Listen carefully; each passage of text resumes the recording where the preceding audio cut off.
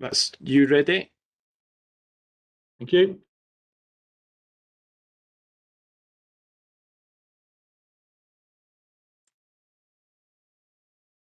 Good morning, everybody. Can you hear me now? Yeah. Yes. Yes. Hooray. Well, sincere apologies for the delay this morning. DPA has moved into a new office. We've had some ongoing problems with our BT line. Obviously, it seemed to be working fine last week, but we've encountered some problems this week.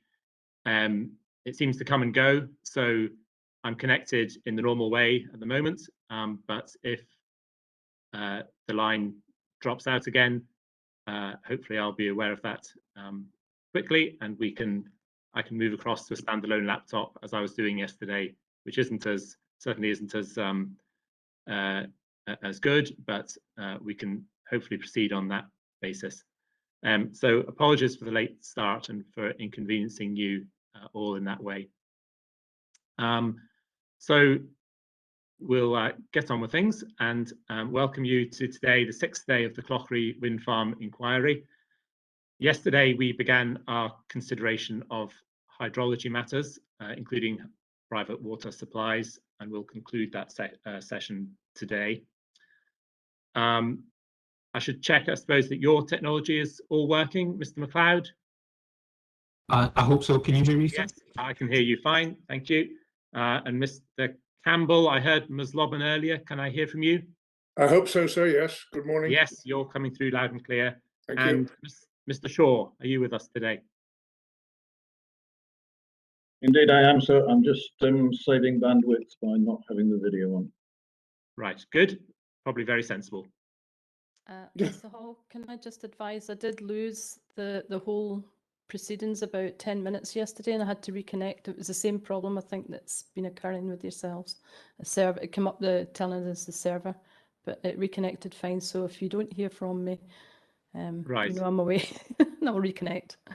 Okay, well that's unfortunate. But you don't think you missed anything crucial for your? Well, you don't know what you heard, but she doesn't know what she missed. It's all there to watch back on the DPA website, webcasting site, if people need to check what was said. But obviously, if you do miss a section that you think was crucial, then we'll need to review that. As Mr. Shaw is doing, if people can turn the videos off when they're not actively participating, then that may help a little bit. But to be honest, I don't think that's really the problem at our end. As usual, I won't repeat the announcements I made at the start of the inquiry regarding the webcasting of proceedings, COVID restrictions, and the inquiry timetable and process, but these can all be viewed on the webcast for the 24th of May, which is available on the DPEA webcasting site. Are there any procedural matters anyone wishes to make at this stage? No, thank you. Good. So we left off yesterday having heard Ms. Lobban's evidence in chief. So if I could now turn to Mr. McLeod to begin his cross-examination. Over to you, Mr. McLeod. Thank you, sir. Now, Ms. Lobban, I just wanted to pick up a few points that came up during your evidence yesterday so I can see if I properly understand your evidence. Do you say that because properties can't be connected to public water supply, that they are of higher sensitivity than other properties? Sensitivity? What do you mean by sensitivity? Well, what do you understand I mean by sensitivity? It could mean 1,000 different things. Maybe you could put the question a different way. Do you understand the basis on which environmental impact assessment is conducted? Environmental impact assessment? Well, yes, as far as I'm aware, yes. Okay. So an environmental impact assessment requires consideration of the sensitivity of a sector. Do you accept that? I accept that as part of the consideration, yes. Okay. So to go back to my question, do you consider that a property that cannot connect to the public water supply is a more sensitive receptor than one that can? If you're looking at it, yes, I would say yes to that. It would be more sensitive. It's be more vulnerable, and the sensitivity would be high. Okay. And yesterday, I think I have you noted as saying that the use of conditions was not appropriate in these circumstances. In other words, one shouldn't be using conditions on a consent where there is any risk of impact to a property that can't connect to the public water supply. No, I think it would be in the context of the conditions should not be solely relied upon towards properties which are on private water supplies. It seems to be, in my opinion, it seems to be that the conditions are put forward with mitigation as the final answer for any problems that should arise.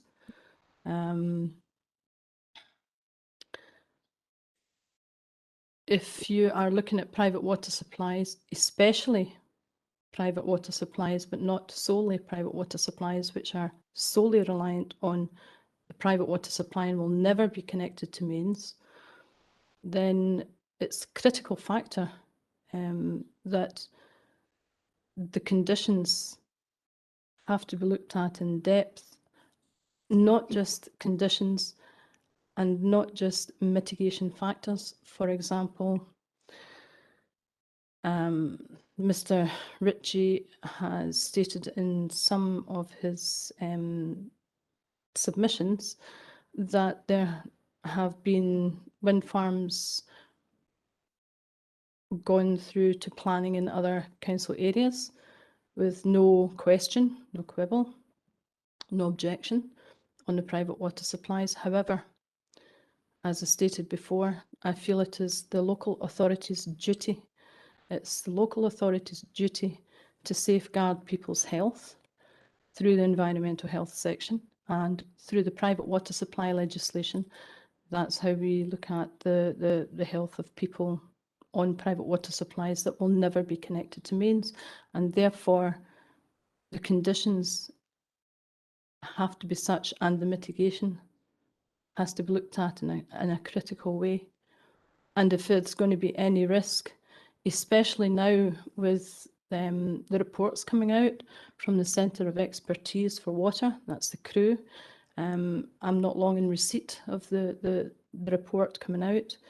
It states that the whole of the UK is going to be Hang on a second, before you start quoting, trend. hang on, before you start quoting from a document that's not before the inquiry, can I just remind you that any evidence that's given to the inquiry is supposed to be disclosed in advance? Okay, right. So never mind the document. It's Could I just ask you to stop for a moment, Ms. Lobban? You were interrupted there in the middle of an answer. I don't think you were quoting from anything that's not been produced, but if you were, Mr. MacLeod, it was in response to a question of yours, not something promoted by the witness. So I don't know if you're objecting to the answer or whether you'll object later to the answer, but I would like to point out that this is a spontaneous utterance from the witness, not something that is, in a sense, premeditated. I'm not suggesting it's premeditated. I'm simply reminding Ms. Lobban and remind you as well, Mr. Campbell, that if documents are to be referred to, then they are documents that must be disclosed in advance. Now, the question I put to Ms. Lobban had nothing to do with any document of the kind that she was referring to, and in fact was quite a specific question. But I'm content that Ms. Lobban proceeds with her answer as long as she doesn't refer to any documents that are not before the inquiry. okay. Do you want me to proceed? Yeah. Yes, please proceed, Ms. Lobban. But perhaps if you express things as your own opinion. Okay. Well, in my opinion, Mr. MacLeod's observation there that what I'm talking about has nothing to do with the question he asked, I disagree. And the reason I disagree is it's accepted now in learned circles of people who have qualifications to do such, that the whole UK is on an increase for a drying trend, and there's going to be a trend of drought and flood and vulnerable properties on private water supplies, vulnerable private water supplies and the properties they serve, such as those that will never have connection to mains, are going to be in extreme areas of concern. And that's why we're coming back to the conditions that you asked about and the EIA reports that are being put forward. They're very general, and it's very much, in my opinion, it's very much that if there's a problem, we'll mitigate it through this, and if there's a problem, we'll mitigate it through that, given as examples throughout. And then the conclusions come to, well, there's no risk, or there's no contention, or there's no whatever. But then when you read and actually read in depth a lot of the EIARs, not all of them, but a lot of them, they're done from extended desk studies. Now, no harm, no disrespect to people who are learned and putting this information together. I acknowledge that.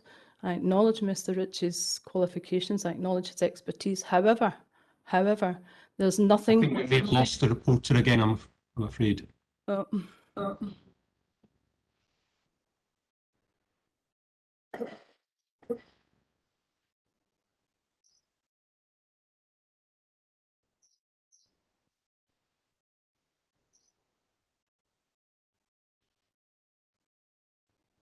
Can you hear me, Ewan? I can hear you, yes. Sir, are you there? I'm just trying to see if he's fallen off, so to speak. Just contacting the office just now.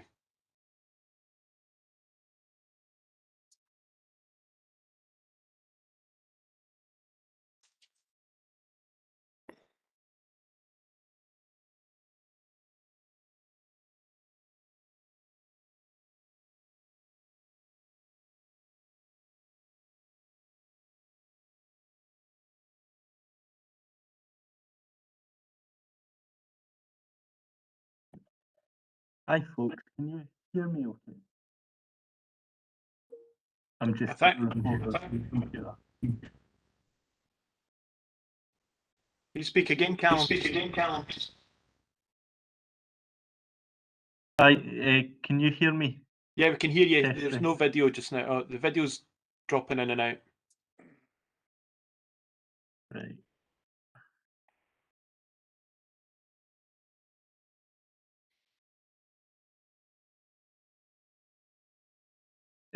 Could you try speaking again there, Graham, because the audio is coming through really Right, yeah, crackly on yeah. this end.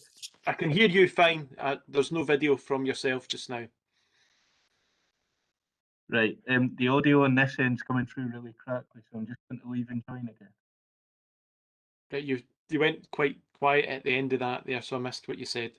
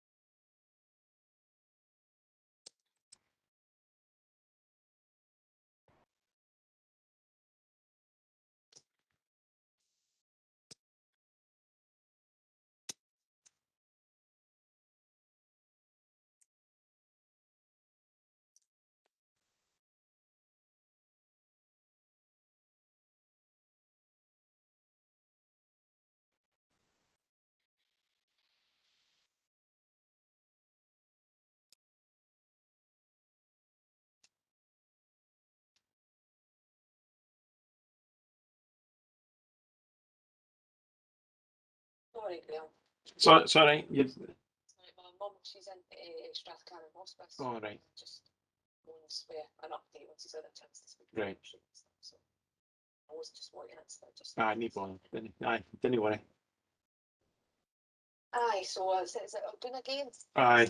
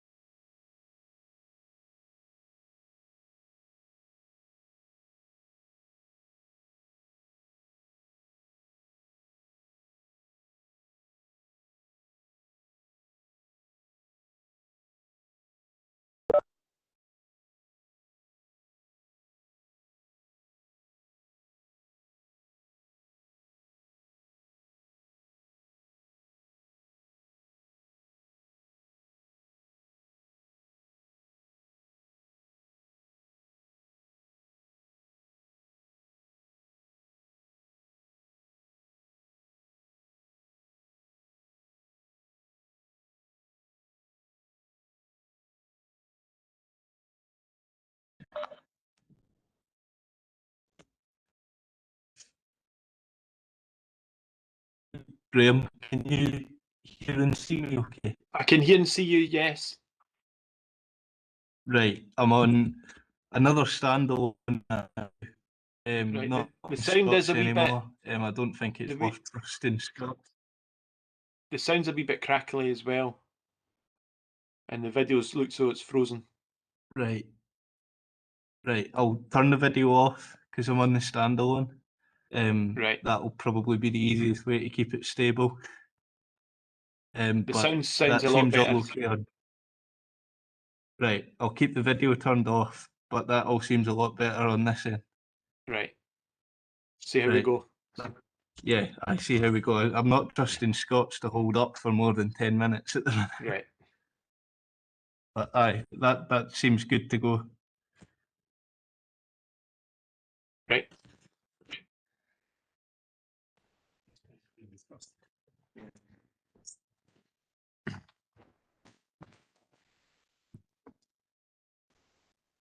Hello, Graham. Can you hear me? Yes, Steve, I can hear you. I think others can hear you as well. Okay. Yep. I'm getting some nods. Well, sorry, that's obviously our lines dropped out again. So I'm on a standalone laptop now, which itself isn't very powerful. So I'm just on audio only, and going to have my video turned off. But we'll try and start again. Again, profuse apologies for the delay today. So the last, I don't know how much longer people went on before realizing that I dropped out, but the last comments from Ms. Lobban I had were talking about the EIA report being quite general in nature and relying on mitigation to demonstrate that there was no risk to properties. So that's the last note I have.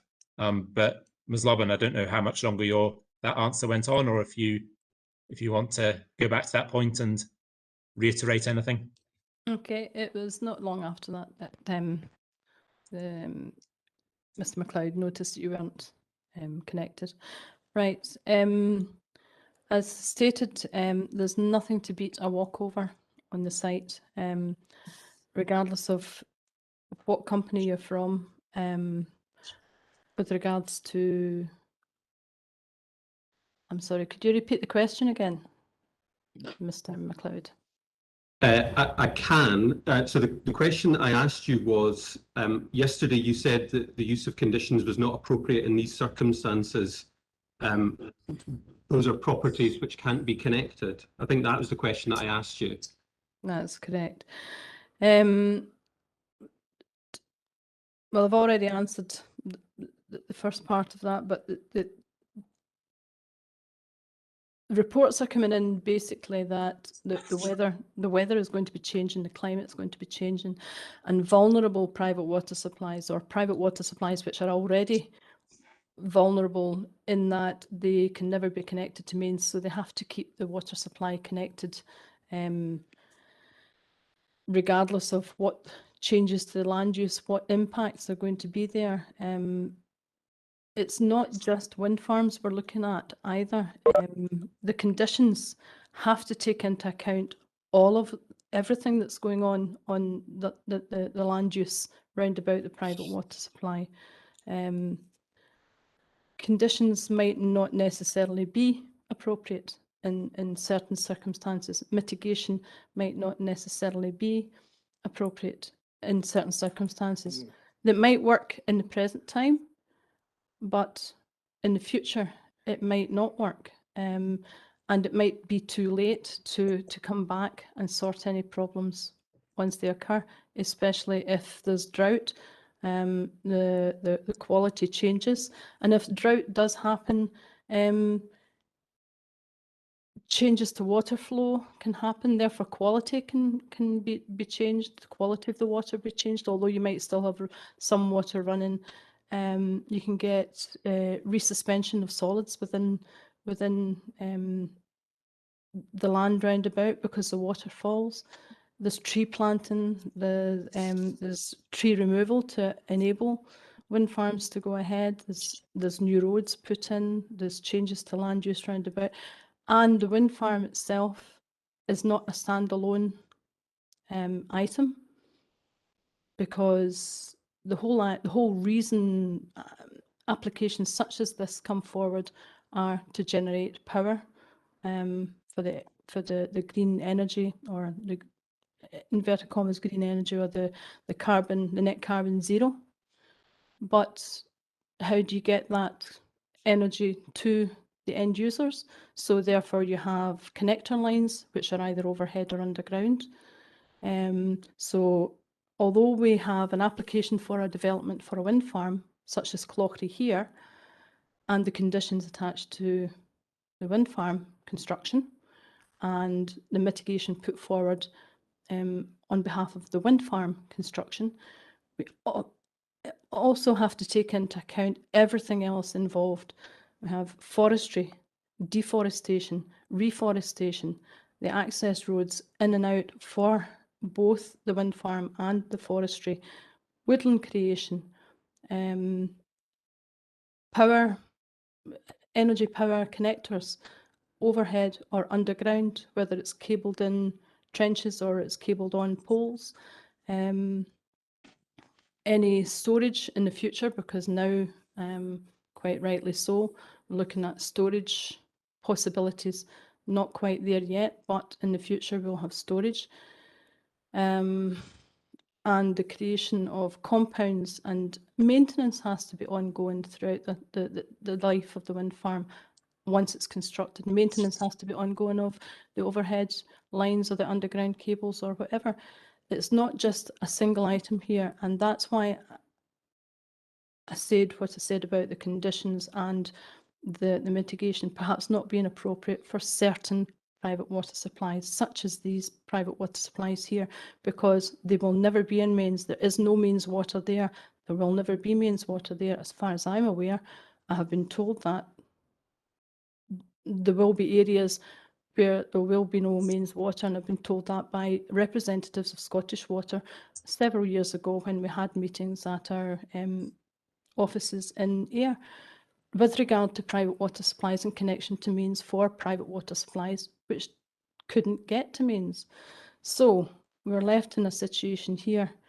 I have an applicant wishing to put forward application for wind farm construction to meet the net zero, but the communities into which the wind farm developers wish to go have to put up with more than just the construction of the wind farm. And if you are in a vulnerable private water supply, or a very sensitive, as you wanted to put it, Mr. MacLeod, a very sensitive water supply, in your words, it's sensitive to changes round about, changes in land use have to be looked at as a whole, not as a singularity. That's my answer. Okay, that's a very comprehensive answer, and we'll come back to some of the points that you've raised as we go through your cross-examination. Can I see if I can just summarise your position? You are concerned about the impact that this wind farm will have, obviously, yes? Yes. And your position is that if there is any risk of impact to the private water supplies we're dealing with here, this development should not be granted consent.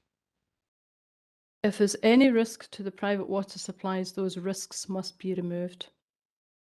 Now, if that means parts of the wind farm have to be removed, then so be it. That has happened. Other applications have gone through successfully, and parts have been removed or changed.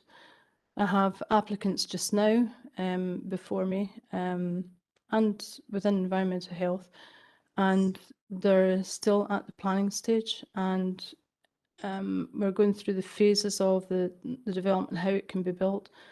But they've contacted me from the beginning, and we're carrying out joint visits and looking at things jointly in a comprehensive and a more organic way, shall we say, for want of a better word for the land, with the private water supplies in mind, especially the very vulnerable ones, which are never going to be connected to mains water. So applicants can look at the risks in a manner which is more meaningful, I would think, than what has been done to date, not necessarily by this particular application. I'm not pinning it on anybody, but the whole picture has to be looked at from the beginning. And what I'm seeing here is private water supplies which will never be connected to the mains, which are probably ancient in age, and I'm talking not 30, 40, 50 years, probably dating back hundreds of years to the area and the place names that they originate in.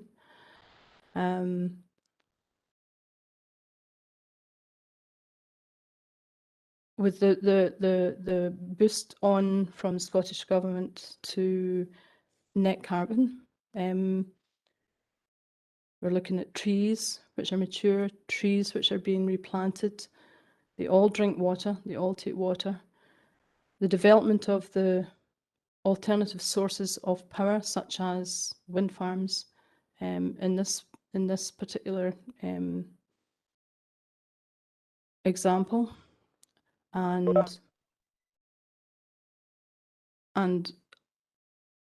all of this has to be looked at with the other changes in the land use roundabout as well, because we're having land management plans and habitat management plans and,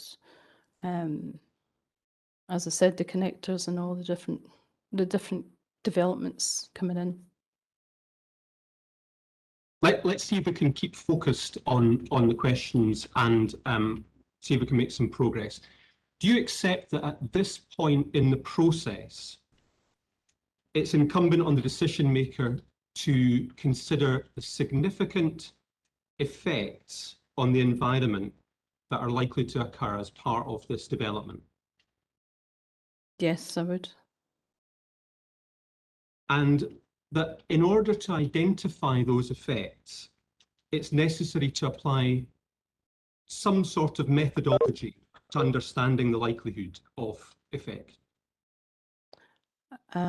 Yes, I would think so. Yeah. And you're presumably happy to accept that in general terms, the source pathway receptor model that Mr. Ritchie has described is an appropriate method. It's one method. It's not. It's one Methods are method. that. Mhm. It's one example of the source pathway receptor, I would say. Yes, sorry, I suppose I'm asking at a general stage at the moment. Mr. Ritchie says that the best way to identify effects is to consider source, pathway, and receptor. We'll come on to the detail of how one quantifies effects in a moment or two. But at a high level, source, pathway, receptor is really the only way to identify effects, isn't it? That's correct.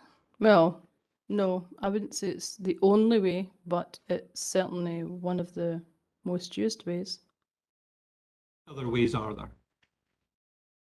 Well, if you're sinking a bore well, for example, source pathway receptor, when you say it's the only way, are you referring to the method used that Mr. Ritchie has used?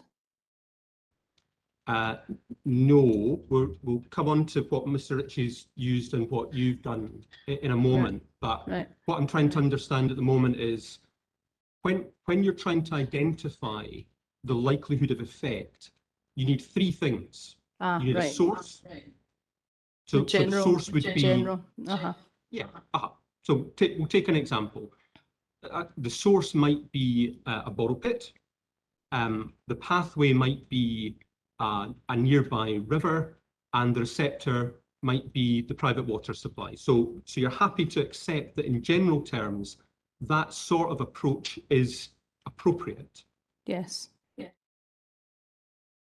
And in order then to take that on to the next level, it's important to understand all of the components. So let's start with the receptors.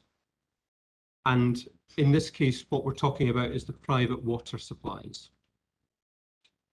Now, Mr. Ritchie's explained in detail the approach that he's taken, which involves site visits, use of the flood estimation handbook, and a digital terrain model. You accept that that's what he has done? Yes. Now, Mr. Campbell asked you about that approach yesterday, and I have you noted as saying you were not qualified to speak on that issue. Is that correct? On which issue? The issue of whether the flood estimation handbook and the digital terrain model were appropriate. Well, I'm not really qualified to go in depth in it. I don't have the qualifications. As I said, I'm not a hydrologist and I'm not a hydrogeologist. Yes. And in your precognition, you don't necessarily need to go to it. I can read you what it says, but it's in section 4 of your evidence. The first paragraph says, I have received instruction and advice where necessary from colleagues.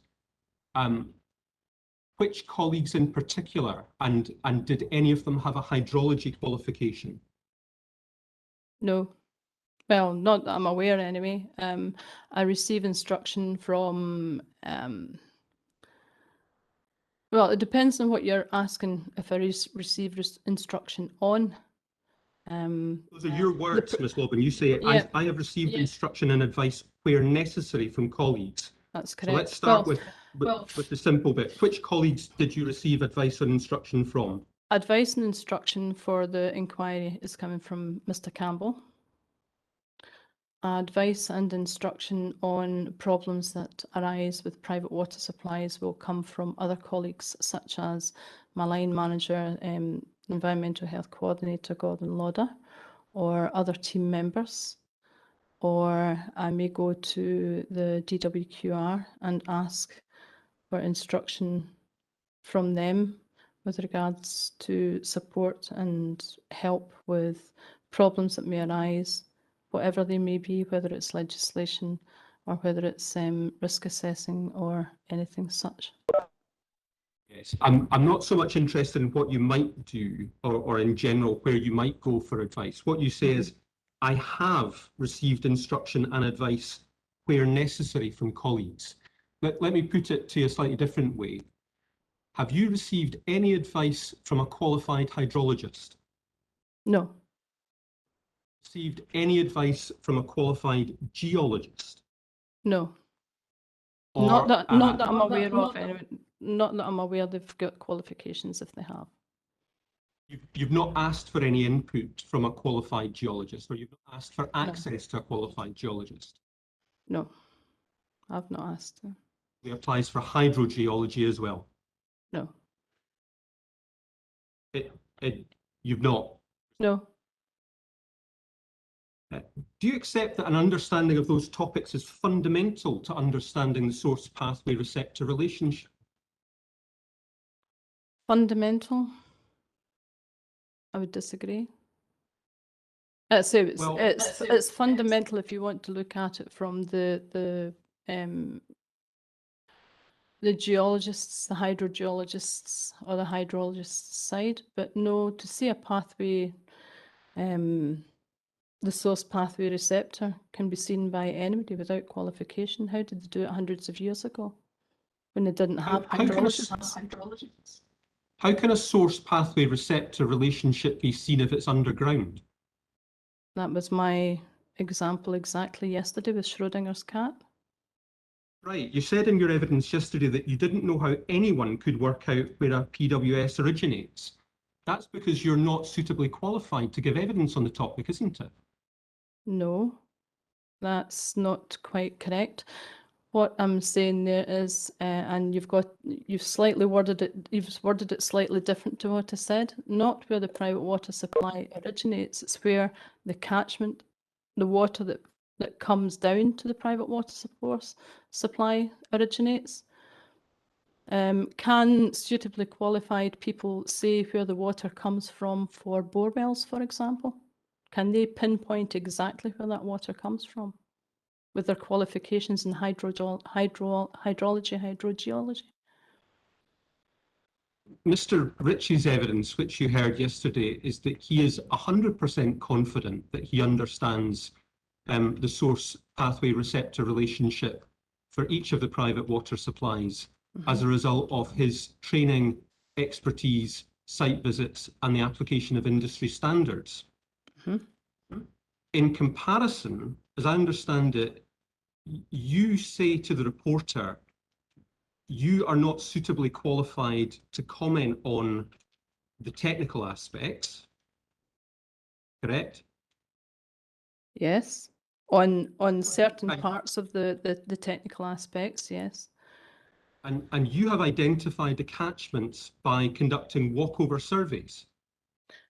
I have put down to you and to others yesterday that I have marked those catchments down because looking at the land, the walkover of the land, and the fact that water does run downhill, and the clear interconnectedness of all of the water on site, and the serious concern for contamination, those areas have to be taken into account as possible catchments. Just to go back a couple of lines there, Mr. MacLeod, when you said that Mr. Ritchie was 100% certain, absolutely 100% certain of the source pathway receptor of all of these private water supplies, I put the question again, will Mr. Ritchie, with his qualifications in hydrology, hydrogeology, be able to say with 100% certainty, absolute certainty that you have just stated he has, where the water comes from to the bore well of Craig and Ray and to the bore well of Mark Farm? I'm not answering questions today. You're doing that, Miss Loban. Mr. Campbell had the opportunity to ask questions of Mr. Ritchie yesterday, and Okay. Mr. Ritchie answered them fully and comprehensively. Okay. Can we just pick up on something that you said in your answer there? You talked about water running downhill. Yes. And I'd like you to please have a look at the comparison document that Mr. Ritchie produced, which I think is APP 2.21 or APP 21. 2.21. 2 seconds. It's 21. Thank you. And I'll maybe just ask the reporter to indicate when he has that, since we can't see him at the moment. Yes, I've got that one up. Okay. The other thing that I wanted to do potentially was to have a look at your interactive map. But if we maybe start with the comparative document, and we can go to the interactive map in a moment. So you've got APP 2.21. Yes. So if we could start by looking at drawing number 11, which relates to the Shallow Well PWS. What number is it, Mr. MacLeod? It's drawing number 11, PWS 05.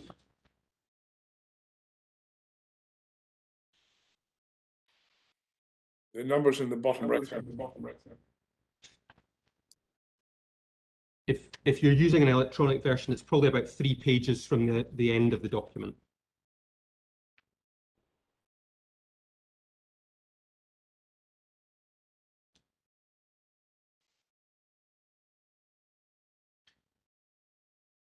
Shallow Well, yes, got it. Yes, okay. Now, in general terms, the catchment area should be the extent of the area that gathers the water and takes it to the private water supply. Is that correct? That's correct. If it's known and it's an obvious area. And you've drawn this, we can see your catchment area outlined in red. How did you identify that boundary?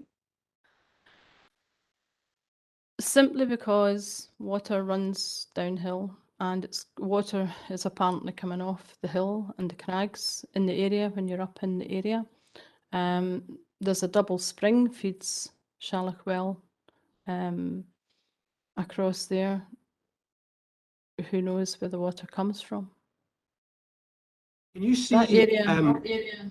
Sorry. Can you see on the drawing? If you look at the legend first of all, at the very bottom of that, pink arrow, SAC catchment extent flow direction. Have you looked at how those arrows appear on this drawing? You understand what that means? Yes. So it shows the direction that water flows. As you put it, water flows downhill. That's correct.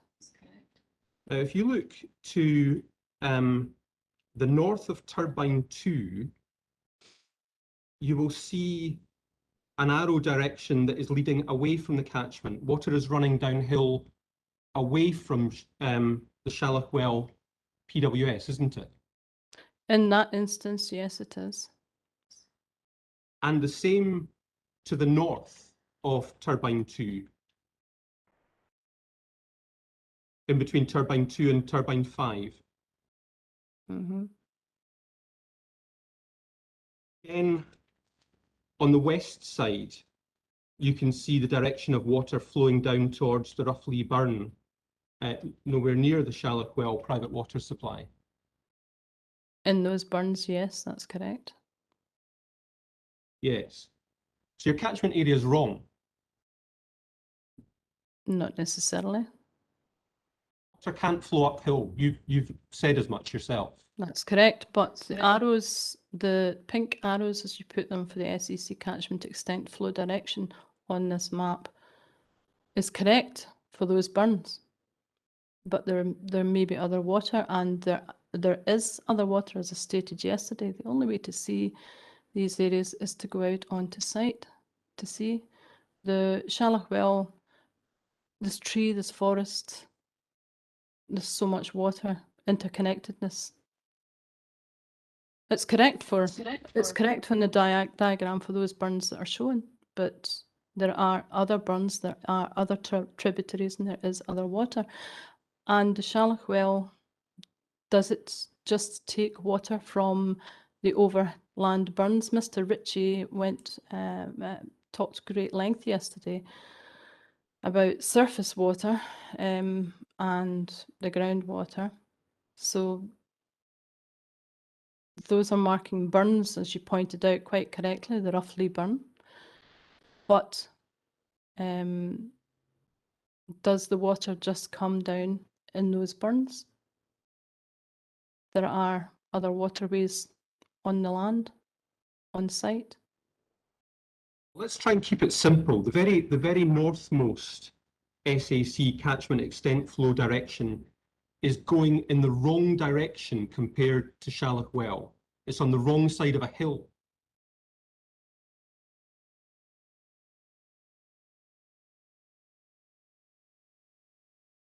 Are you struggling to hear me? That's it now. Sorry, I missed that bit. Yeah. Yeah, okay. What I was saying, Ms. Lobban, is let's try and keep it simple. The catchment flow direction that's shown by Mr. Ritchie on this plan that sits between turbines 1 and 2, you see that one? Yes. Yes. The pink. That flows, that flows in the opposite direction from Shallow Well and is on the wrong side of the hill to ever get to Shallow Well, isn't it? Not necessarily. It is or it isn't. It's not a not necessarily. It's not necessarily. It's not necessarily. Water can be connected in many ways. There's underground manner of connections that can pop up out of the ground. There's water above ground that can be connected in various different ways. Water can move sideways. It doesn't just flow downhill. Water can move sideways, especially under pressure, but not here. But yes, no, I stand by what I say. Well, we have to look at this area as a whole for the water supply. To look at this area carefully using a combination of site visits and science, don't we? Well, maybe some can, yes. Are you advocating that the reporter should ignore science in this case? No, I never said that. You said that. I'm simply asking you to clarify your answer. My question to you is... I'm asking anyone to ignore science. My Science, question to you science does not always give the complete answer. Which is why one would conduct a combination of site visits and scientific methodology. Could be done, yes. No? Sorry? Should be done? Could be done? Could. In what circumstances would you not apply science in a situation like this?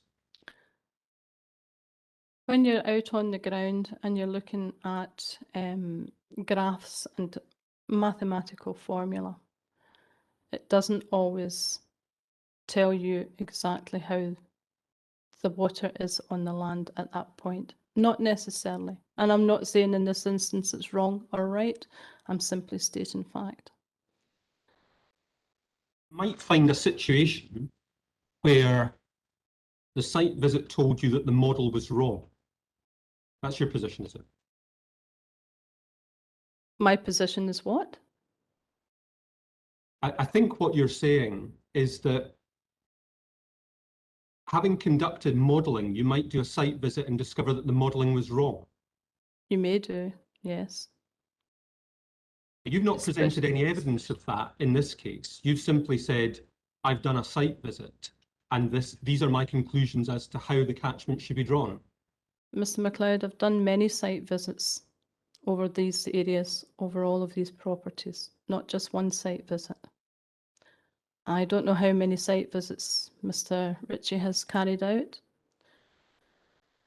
I'm not saying anybody's wrong or anybody's correct. What I am saying with this is the catchment area that I've marked out, and I stand by this, the catchment area that's marked out has to be looked at as a whole area with relation to the proposed changes to land use by the applicant. And I don't just mean the wind farm, I mean all of the proposed changes, because before the wind farm, the forestry have to come in and remove trees and replant. The roads have to be made for access. You're proposing border pits, you're proposing compounds, you're proposing turbines. All of these things which are then put in situ then have the option at a later date, usually of micrositing, which means they can be moved. They can be moved at a later date, left, right or above, and that can then have a knock-on effect on a catchment area. Now, if Mr. Ritchie's catchment area is correct, which you're saying, fair enough, that would be good, but we don't know 100% certain. Even Mr. Ritchie, I'm quite certain, would not be able to say with 100% certainty that the catchment area he has drawn is correct. Not with 100% certainty, nobody can, I don't think. Well, I've heard your evidence on the comprehensive nature of the development and so on from earlier, but I want to come back to your point, or the point about how you identified this catchment area, and I'm afraid to say I'm still none the wiser. Let's focus on the northern boundary of the Shallochwell catchment area. No, I'm sorry, Ms. Loban, I understand you're frustrated, but my clients are equally frustrated that they're being put to the time and expense of this inquiry based on catchment areas that you have designated and are unable to explain. The northern boundary of the Shallochwell catchment area, how did you define it? Which geological or topographical features does it follow? Right, we need to go to the interactive map, which I'm just bringing up.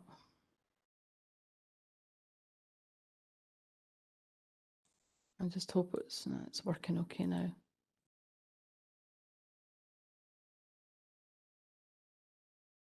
Before we get into that, we'd probably better just check with the reporter again that that he's got access to that when you're ready to give your answer, Ms. Loban. Yes, problem.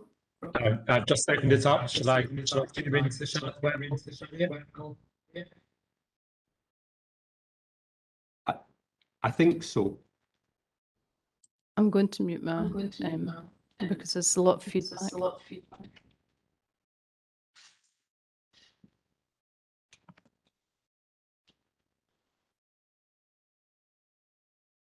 The way, if it helps, the way that I found it easiest to look at it was by removing the groundwater dependent terrestrial ecosystems. Although again, I appreciate you may want to have them up, but just when looking at contours and so on, I found it easiest to take that layer off. But I'll leave it up to you as to how you want to do it. Okay, Mr. MacLeod, I'm going to start with the groundwater terrestrial systems on. So if of the understanding that everyone knows how to work the map, if there's anyone that doesn't, then if they let me know. The groundwater dependent systems are on, that's the dark brown. And as you see, the interconnectedness of the water here. And as Mr. Campbell quite rightly pointed out yesterday, a lot of straight lines, probably due to forestry and other general changes to land use earlier years. That formed part of the reasoning of the catchment area. The fact that I'm sorry to interrupt, but I had a very specific question that I wanted to ask you about, which was the northern boundary. So if you have that, we can see the boundary of your catchment area, which is outlined in blue. Mhm. Yeah. Yeah. That doesn't Above Um, T2. above T2. Yeah, that's probably the easiest way to orientate ourselves. So we go T2 and then go north of that.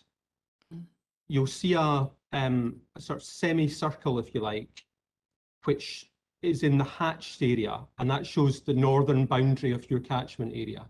You got that? Yes. That doesn't follow any topographical feature, does it? It doesn't follow any topographical feature. That's the top of the hill. That's where the water comes down when it rains. That's where the water will seep through if it's going down into any underground. I know a lot will run off and downhill.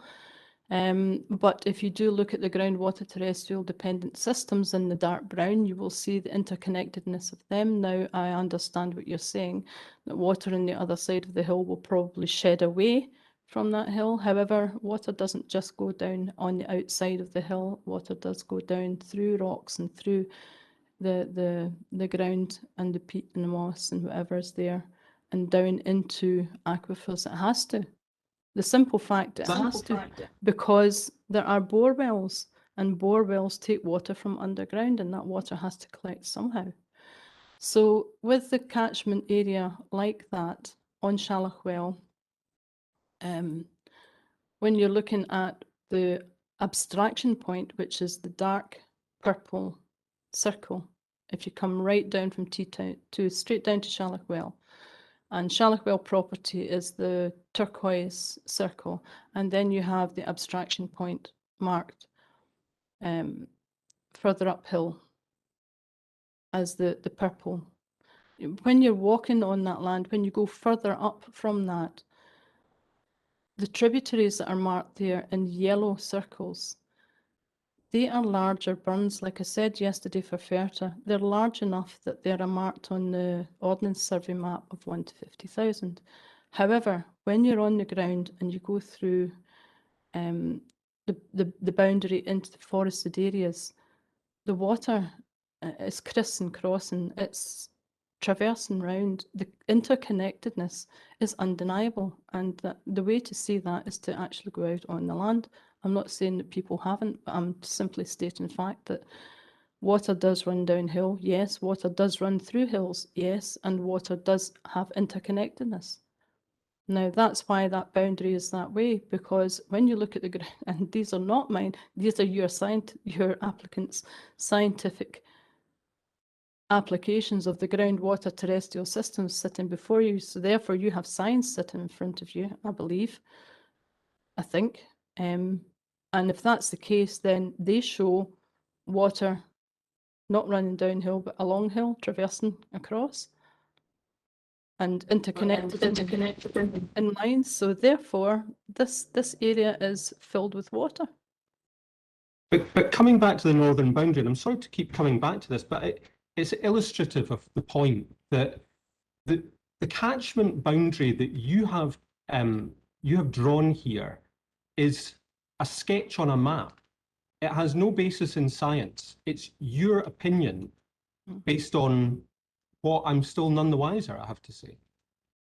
It's a sketch on the map. How did the sketches get on the maps that the applicant produced?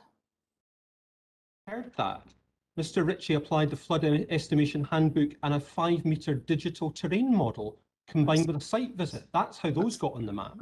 Did you not understand his evidence yesterday? Oh, I understood his evidence yesterday, Mr. MacLeod, but at the end of the day, it's a flat map. It's a flat piece of paper.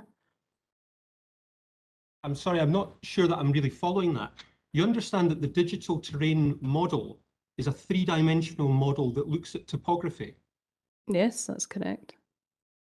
And what he has done is he has taken that model and represented it on a piece of paper. That's the 2-dimensional aspect. Through mathematical calculations, etc., that the model does, that's correct. But at the end of the day, it's a sketch on a map. It's still a sketch on the map. It is a calculated, detailed boundary that's based on topography and geology. Do you accept that? I accept that, yes. It's still a sketch on the map. It's a map, it's a flat piece of paper, or it's a digital version that we've got here.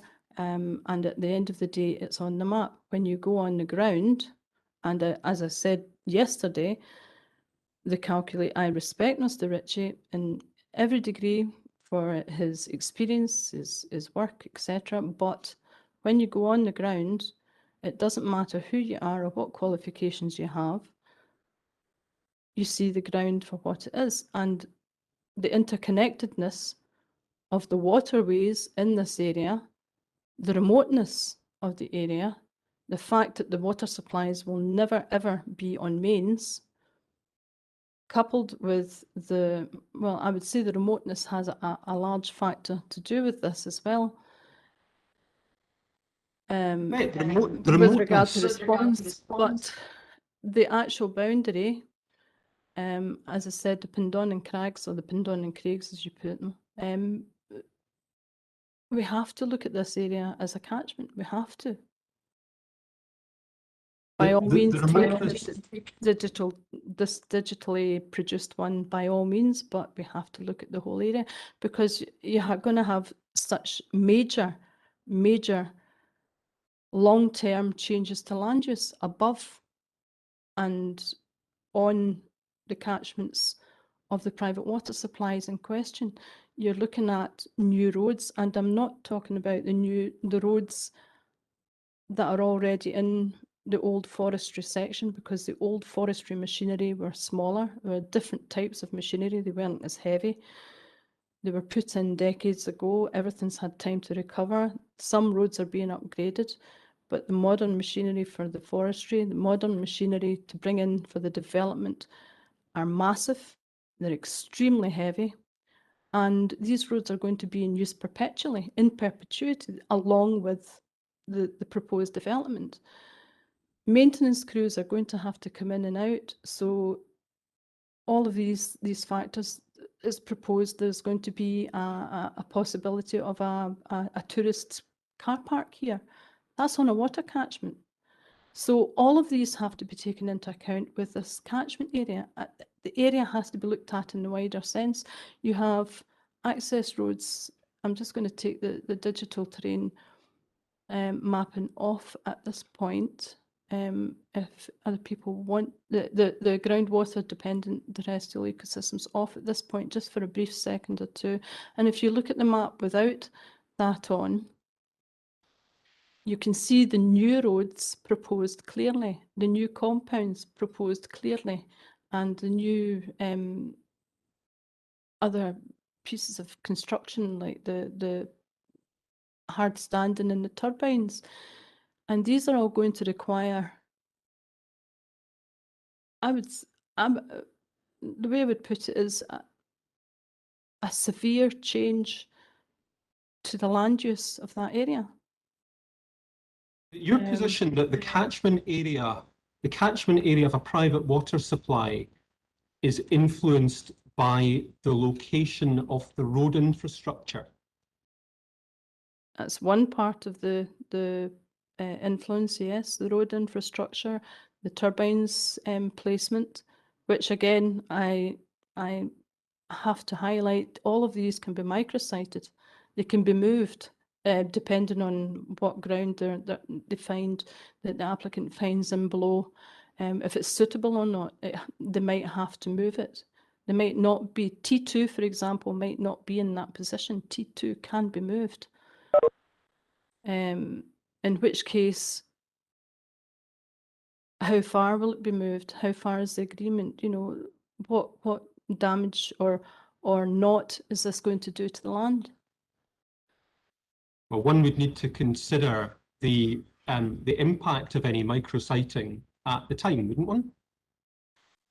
One would, but the EIA is then put forward, and then the risk assessments are put forward with the proposed sightings in mind, and the coordinates are given as definites. These are the coordinates, these are the turbines, and these are where they're going to go.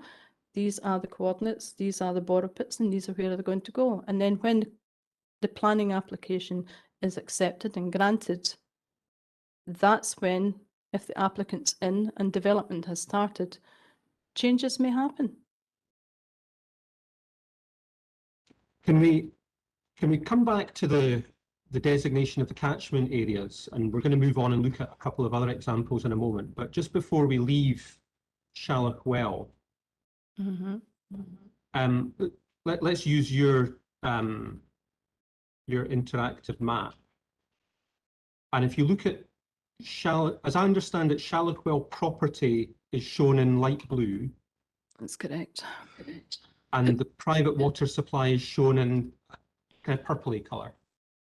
No, that's the abstraction point. The abstraction point, sorry. Yes. Okay. So basically, the purple colour is the abstraction point. That is where the private water supply is drawn from. Correct. For the blue property. Correct. What you've shown in your catchment area is a catchment area that extends below the abstraction point. In other words, it's further downhill than the abstraction point. Is that correct? That's correct. Except that's wrong. No, because it takes into account of the supply line. The whole supply is taken into account there. The supply line, as well. I'm not sure I follow that. You have the abstraction point and you've got the supply line. So all of that area has to be considered, because if there was a break in the supply line in any way, contamination could get through into the water supply. From the abstraction point, sorry, I keep getting feedback. From the abstraction point, the water is piped down to the properties. If there's a break at all in the pipelines in any way, or this particular one has modern pipes, but not all of them have that. Some of them have drains, as I was explaining yesterday, handmade drains with bricks and rock, and made hundreds of years ago, or around 100 years ago. So we have to take that into account, because it can be part of the catchment should there be a problem in the supply line, such as this. If the pipe was to break or have a problem, a crack or whatever, then the water could be contaminated. So we have to take that into account. It could then be surface water. Okay, so the reporter only needs to be concerned with that if two things happened. One, that there was some extreme pollution event that resulted in contamination near the Shallock Well property, and two, that there was some defect in the Shallock Well private water supply itself. Yes, not necessarily near the Shallock Well, but you notice that the burns are flowing down, and if there was a severe pollution event, then it could contaminate the water supplies coming down. The burns that not necessarily, I'm not saying they don't, but they might not necessarily feed the actual supplies that they're going to, but they could contaminate the land round about. Have you given any thought to the likelihood of that happening? The likelihood of it happening, possibility of it happening. Have I given any thought? Obviously I have, yes. Was your conclusion, how likely do you think it is? Perhaps not likely, but we can't rule it out. Okay. Anything's possible. And that's your position, that if anything is possible, that's a significant risk? No. If there is a significant risk, then we have to look at that significant risk in a critical manner, because if that significant risk should occur, then there is a possibility of the water supply not being usable. Which takes us back to significant risk depends on source pathway receptor, which is kind of where we started. You accept that? Okay, yes. Okay, let's next have a look at drawing number 9, which is FERTR.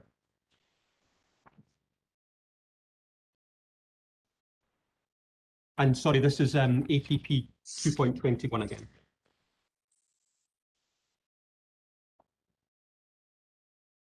Okay. and this one will hopefully be quicker. You see where turbine 13 is? Yes. And sorry, I should have just checked. Sir, you've got a copy of that available? Yes. Yes, I have that. Yes, I have that. Thanks. So we can see turbine 13. To the north of that, there's Cairn Hill. There are 2 pink arrows drawn by Mr. Ritchie on that drawing from the edge of your catchment area. Those again are going in the opposite direction from Ferter. There is no possibility of water from those locations ending up at Ferter, is there? I disagree. And the basis of your disagreement is? When you come down, okay, Cairn Hill and the arrow coming down from Cairn Hill is showing the way the water flows. That's correct. I would agree with that. When you come down past turbine 13, between turbine 13 and turbine 17, the water is definitely connected across to the other about that burns. area. I'm talking about the northern boundary of the catchment area. I'm trying to understand how you've designated. And the I'm trying to boundaries of answer, your Mr. catchment. MacLeod. I'm answering your question. The northern boundary, where the top arrow is coming down above turbine 13 is correct. That's the water flow, and that's the manner in which the water will most likely flow. I agree. But as you come down to between turbine 13 and turbine 17, he has the arrows going down to the right hand burn, shall we say? Are you in agreement there? I'm not the person to seek agreement. No, but I'm asking if you're in agreement. You can see that. You can see the other arrow that you're talking about. You can see the arrows, yes. Yes, Yeah. right. So that's the point at which I disagree on, because I have walked that area up in there. I'm not asking you about that area, Miss Lobban. This is the point. I I'm am asking you about. Well, if you let me answer. I've got to intervene. I'm sorry, sir. I'm sure Mr. MacLeod is doing it in entirely good faith, but 2 or 3 times now he's cut the witness off and not let her finish an answer. It's absolutely critical in the circumstances in which we are using video technique that we have a full answer, because it's otherwise impossible to write it down. So I wonder if I could ask Mr. MacLeod, my learned friend Mr. MacLeod, through you, sir, if he could just take a breath before he interrupts and let Ms. Lobban answer. I certainly agree in this case. I think, as I understood it, Ms. Lobban was describing the water flows from the north of the catchment area, of her catchment area, down to this location between turbines 14 and 17, and then presumably we'll go on to describe what might happen to the water then. So this does all seem to be relevant to your question, Mr. MacLeod. So I think we'll hear Ms. Lobban out. Okay, right. Start again. Cairn Hill, we have the arrow going down. I agree with that, and the water flow there down into the burn. Come down to between turbine 13 and 17, and Mr. Ritchie has the arrows going down in one way and one way only down into the main burn, down into the main, I think it's a Farden burn down there. However, that's the point at which I disagree. I've walked that area, and the reason I went up into that area was to see the interconnectedness of the water or not. And when you are in that area, that then is very clear. It's very, very clear to see, it's undeniable that the water coming from that burn also connects to the other burns and the bog and the area in that part of the catchment. If I were to draw the pink arrows, which I haven't, but if I were asked to draw the direction of flow, just round about the boundary of the proposed habitat management plan area, from the top arrow coming down from Cairn Hill, where the burn starts to split, it doesn't just split into 2, it splits into many. It's a diffuse area. It's just so much water there, and it's connected to the main burn, which runs, excuse me, comes from below turbine 13 down. And if you follow those two burns where Mr. Ritchie's pink arrows go all the way down, past turbine 17 down to the main flow of the burn going away from Ferta. And if you follow the burn coming down from turbine 13 down to the number, the height number 289, in that area, in that region, there are traversing ditches which have been dug. And the connectedness, the interconnectedness of the water regime in that area is such that you could have water coming from the top Cairnhill, Pink Arrow area into that area, and it could be carried quite easily. It might take a while, it might not show immediately, as I stated yesterday, it could take some length of time, but yes, that is connected, and no, I disagree with the water flow of going into one burn and one burn only down. That's my answer. Okay. It may be my fault in the way that I asked the question, but can we just come back to the northern boundary again? Can you see where the number 30 is? Yes. In between Fellhill and Cairnhill. Yes. Yes. Mr. Ritchie pointed out that water, that the boundary of your catchment at that point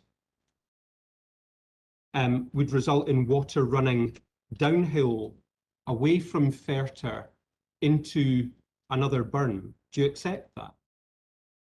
Away from Ferta? No, I would like to refer across to the interactive map if I can to answer your question fully, if possible. I'll just bring it up.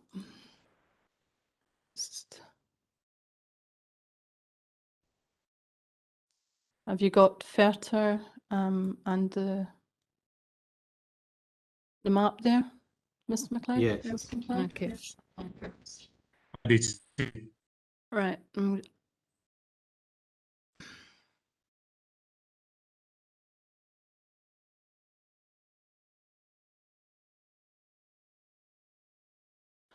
Right.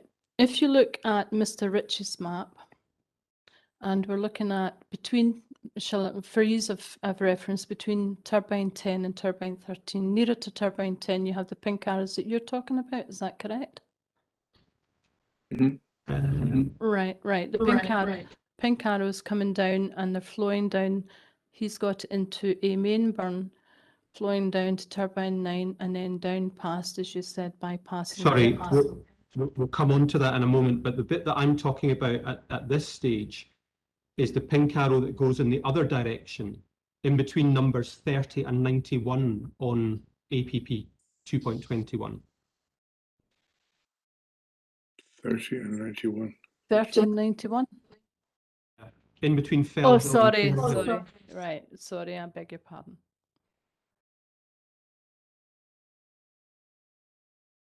That's water running downhill away from Ferta, isn't it? That's shedding away, yes. So your catchment area boundary is wrong there. Not necessarily. As I explained with Shallow Well, it's the top of a hill, and it can seep down through, not just on. And that, in order to reach a view on the likelihood of that happening, one would need to understand the underlying geology of the area, wouldn't they?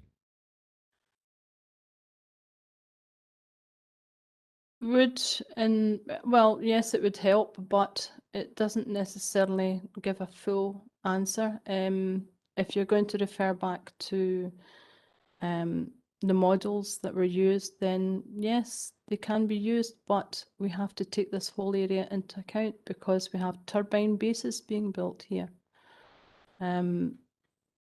And as stated in Shallow, if you have a pollution event or something happening, then there's a very high chance that pollution could come through, could seep through. Yeah. You'll remember Mr. Ritchie's evidence that, generally speaking, the area is pretty well vegetated. Do you remember that? Well vegetated, how do you mean? Well, there is cover. It's not bare rock across No, the site. yeah, that's correct. Other evidence that there's an underlying layer of glacial till, which means that any water permeating below surface level is likely to move within the glacial till level before it gets to the underlying bedrock. That's correct. And Mr. Ritchie's evidence as well was that topography plays a large part in that. So in other words, water lands on the surface. Let me put a description to you and see if you'll agree with it. Water lands on the surface and it runs downhill. Yes? Correct. Any water that doesn't land on the surface and permeates below is also likely to run downhill with the topography of the land in the glacial till level. Correct. And that given the characteristics of the site, it's highly unlikely that water would permeate to the bedrock level. Disagree on that. And On the basis reason I disagree in that is glacial till is basically well, my understanding of glacial till is like a mixture of gravel, sand, and crud, basically, as we used to put it in our outdoor terms when we were trying to explain to groups of the areas. If water does indeed get through to that, then yes, it can filter through, and it can filter through to the bedrock. However, as I explained, the report that's come out through that I was sent through by the report that I shall refer to and not name because I'm not allowed to name, states that the climate change is happening and that we are looking at periods of drought and periods of heavy rainfall. Now, this is almost a perfect example of what I was talking about when I was trying to explain how the private water supplies are vulnerable, extremely vulnerable, but if they're never going to be connected to mains, then they're in a critical situation now. Scotland, UK, but Scotland is facing climate change in such a way that it's not been known before, as far as I'm aware. We're looking at periods of severe drought, and it doesn't necessarily mean the drought's going to be warm. It can be drought we're finding the droughts happening in the winter months, not necessarily the summer months, followed by flooding and extremely heavy rainfall. And if this is indeed that type of ground up there, then the potential for suspended solids when the ground dries, so anything that's contaminants or anything that comes down through into that ground will be held and locked in through the dry weather. And then when the flash floods happen or heavy rainfall, prolonged heavy rainfall happens, that will then move down through, has the potential to move down through into the ecosystems and into the water systems down below, because you quite rightly said, water does run downhill. You're talking about there is surface water runoff, isn't it? Well, yes, surface water runoff, but not necessarily surface water runoff. But yes, in this point, I understood you to be talking about surface water runoff, because you started by saying the rain falls on the top, it goes through the vegetation, it hits the glacial till, and it won't reach the bedrock, which I disagree. Yeah, but that's the point. I was asking you about the likelihood of pollution, in essence, reaching the bedrock given the characteristics of the site. What you've described there is a situation where we may have suspended solids that end up collecting on the surface of the site, which may ultimately... They have the potential to collect in the glacial till as well, Okay. because it's acting as a filter. And if it acts as a filter, it will compact. It can, put simply, like the cartridge filters, for example, in the properties, the private water supply properties, and other properties that use them. And certain types of filters are sand or other mediums of grainy substance or material, and they have to be changed. And the reason they have to be changed or cleaned is because of the build-up of the contaminants that they're catching, so that the water supply that people, humans, are drinking on the other side is clean and free of all the contaminants that they're catching. And it's the same here. It is a simple way of putting it. It's a simple filter. What we're talking about there is water that's running at surface level or glacial till level. We're not talking about water that has permeated into the bedrock, and that was really my question. The question was likelihood of water, fine or polluted water, finding its way into the bedrock. You've given an answer that's related to climate change, the possibility of suspended solids, etc. But as I understand it, what you're saying is that we may have suspended solids at the surface or in the glacial till. It's got nothing to do with the bedrock. Okay. And you're saying? Saying just what I've said to you, and I think you've agreed. So we can move on. No, I'm asking you to recap your question there, if you would, Mr. MacLeod, because I think I've maybe picked it up slightly wrong. So you were saying? My question to you was, what is the likelihood of pollution finding its way into the bedrock, given the topography and characteristics of the application site?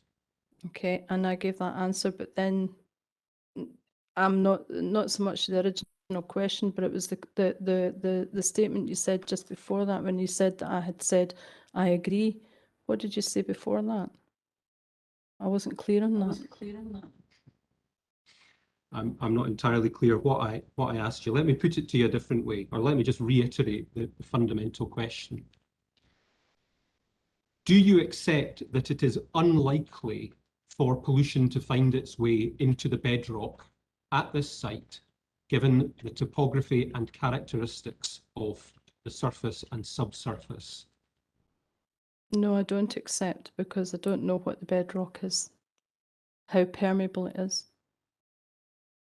Well, let's leave it at that for that question.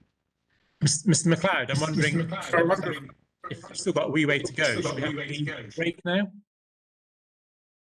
That's fine, sir. I do still have quite a way to go, I'm afraid to say. All right then. Well, let's stop for 5 or 10 minutes and come back at 5 minutes to 12, please. Okay. Thank you.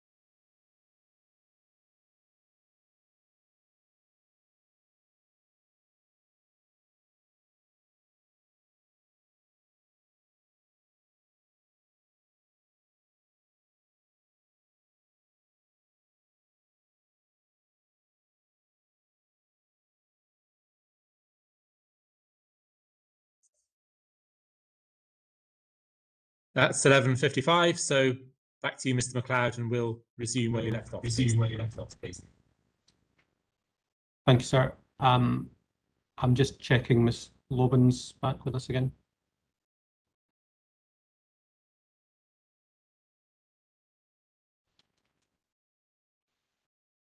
Maybe not. We'll give her a minute. I think you scared her off, Mr. McLeod. There she is.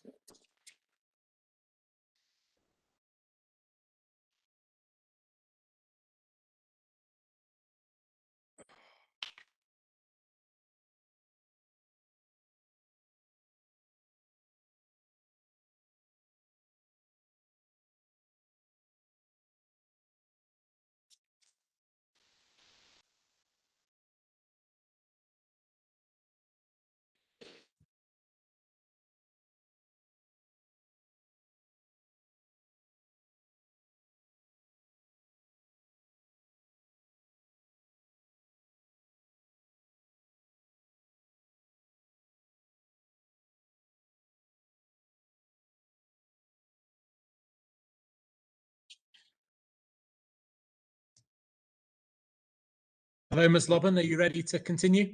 Yes. Okay, Thank thank you. you. Over to you then, Mr. McLeod. Thanks, sir. The next area that I wanted to look at, Ms. Lobban, was to do with Creeside. Excuse me. And Creeside, you will find in APP 2.21 at drawing number 14. I think it's the second last of the drawings.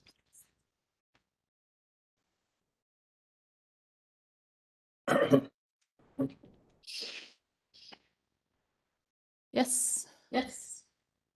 Got it there. Great. I was particularly interested. You see where the big number 82 is, about the middle of the page? Yes. I was interested in that portion of your catchment, which we can see is to the east of the River Cree. Now, you say that that forms part of the catchment for Creeside. I would say it's along the lines of what I've already talked about with regard to Shalachwell and to Ferter, in that the potential is there for interconnectedness and cross-contamination, so the whole area has to be considered. The water in that portion from the River Cree to the eastern boundary of your catchment area, the water surely flows into the River Cree and down the River Cree rather than flowing across to Creeside, no? Well, it may, yes, but what's going on under the ground? Nobody knows unless we open the ground up and see. I'm not sure I follow. So are you saying that what the water in that section we're talking about, that water might flow under the river? No. What I'm saying is the underground, there can be channels, there can be fissures, as has been observed and seen, not just by myself, but by other applications, other development applications in the earth and in the ground, that water can run through in channels. I mean, at the end of the day, what is a spring? A spring is water that pops out the ground, but where does that water come from? It has to come through some sort of channel or somewhere along the line. That can be near the surface, it can be deep down below. We have to take these areas into consideration for now and for the future. For now and in the future, for the quantity and quality of the water and the water supplies, private water supplies. Again, Creeside will never be in means water, same as the others. So that position, or your position on that eastern part, really depends on a sound understanding of the geology of the area. A sound understanding of the geology of the area. The potential's there, I think. When you have lochs such as we see at the top there, and the water, An example of that can be seen across the other side of the A714 on another water supply that we discussed in a previous application. The water, when you look at the indicator species and the land they're in, you have to take these areas into account. Have to take them into account. Can't not. Okay, I don't think we'll take up any more of the inquiry's time with that. I did, however, want to ask you about Creeside and Arnameen. And Mr. Campbell asked you some questions yesterday about why these were identified later in the process than other properties were by the council. Mm-hmm. And I have you noted as making a number of points about the location of the properties relative to the access and also the potential significance if there was an impact on those properties. Can I just check? And actually, I wonder if, yeah, we could probably use the maps that we've just been looking at, drawing number 14, if you've still got that. Yes. So you can see on the far eastern side of those drawings, you see where the letters and number CC1 are. Yes. So just below that, that's the access point to the wind farm application site, isn't it? That's correct. Has that changed since the environmental statement was produced? Not as far as I'm aware. Have any aspects of the infrastructure that might be relevant to Creeside or Arnameen changed since the environmental statement was produced? With regard to Clauchrie? Yes. Would you mind speaking up a bit, Miss Lobban? I'm not getting every word you say. Sorry, yeah, not as far as I'm aware. For the entrance here, no. So the potential, well, the likelihood of effects won't have changed either in that case.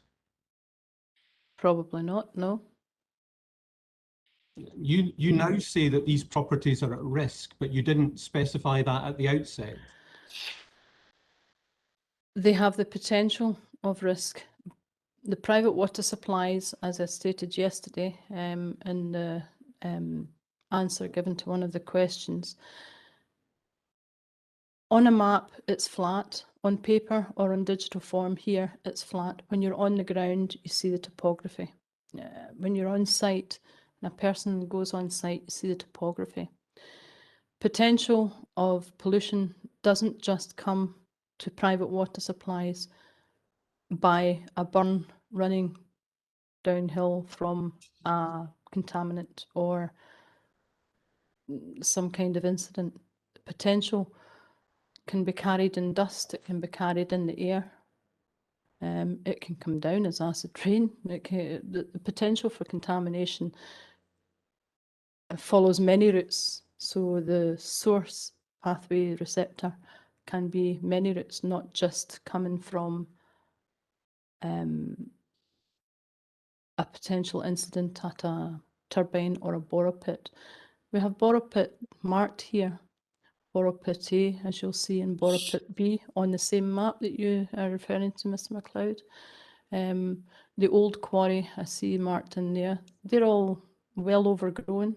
The area is forested at present. That will need, the road will need upgrading. The construction vehicles will need to come up and down to use that entranceway. They will be cumulative to the vehicles, the proposed access route next to Arnameen, up to the Araclow extension, should that be granted, and to Chirmery, should they decide to use that. So we have cumulative effect there. The potential in weather like this that we are experiencing in South West Scotland at the present time, temperatures up into the 20s degrees Celsius, dry weather, and construction vehicles and other works going ahead, the potential for contaminants to carry is not just through the water source, the water courses. No, I understand all your evidence on that, and you've made similar points for other receptors. What I'm really trying to understand is, if those are your concerns now, they were presumably your concerns at the time you first saw this application. At when we were talking here, right at the very beginning. Yes.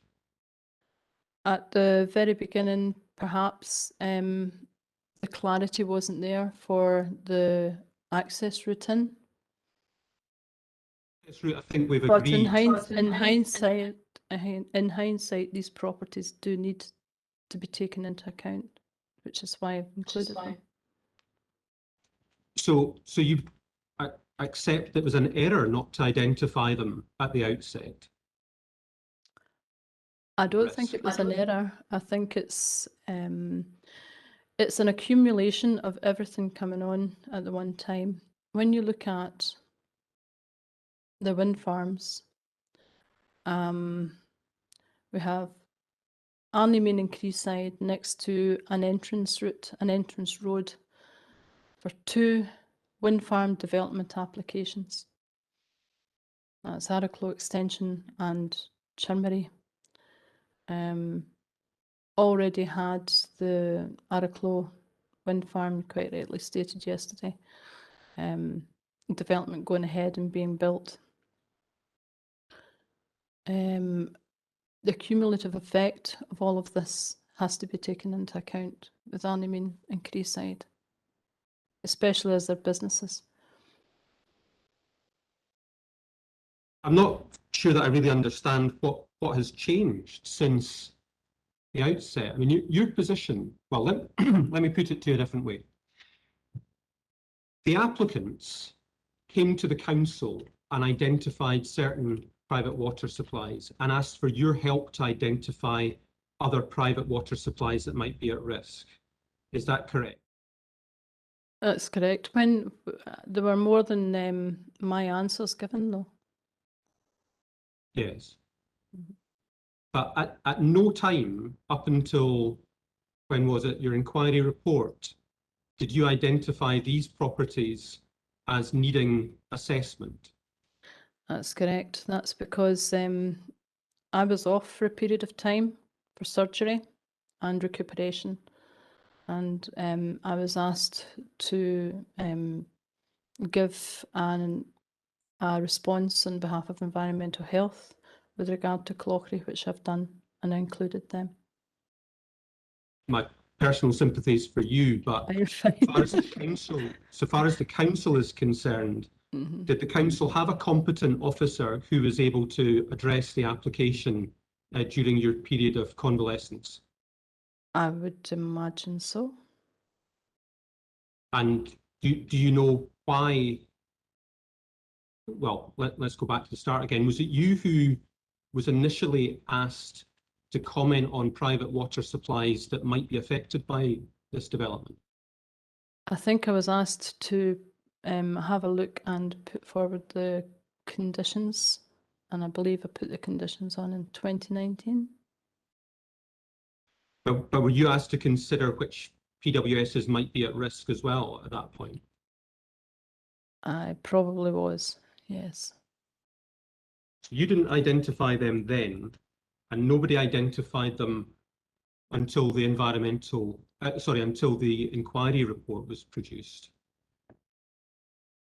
That's quite surprising, given the emotive answer that you gave yesterday about the possibility of people being kicked out of their houses and losing their businesses, isn't it?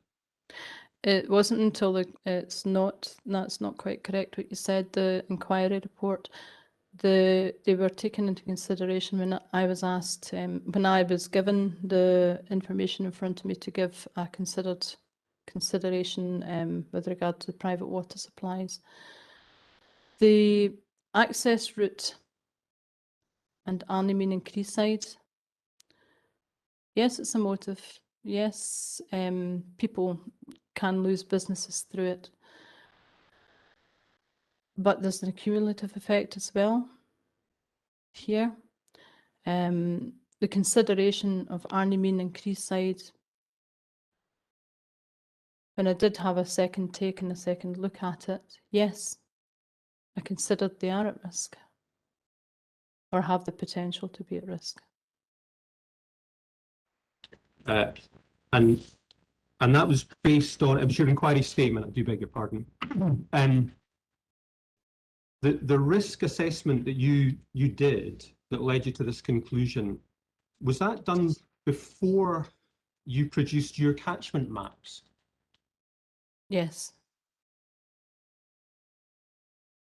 So at that stage, you did you have any information as to what the catchment of these properties might be? Yes. What Because, information was well, that? it's the information we use for the Clauchrie inquiry. The information that I was looking at for Chimmery, and the information that we're looking at for well, the Clauchrie inquiry was one of the in-depth ones. Well, when was the environmental statement for the Clauchrie inquiry produced? Oh gosh, I couldn't give you an answer for that one. It's a long time ago. I mean, we're talking what, summer of last year.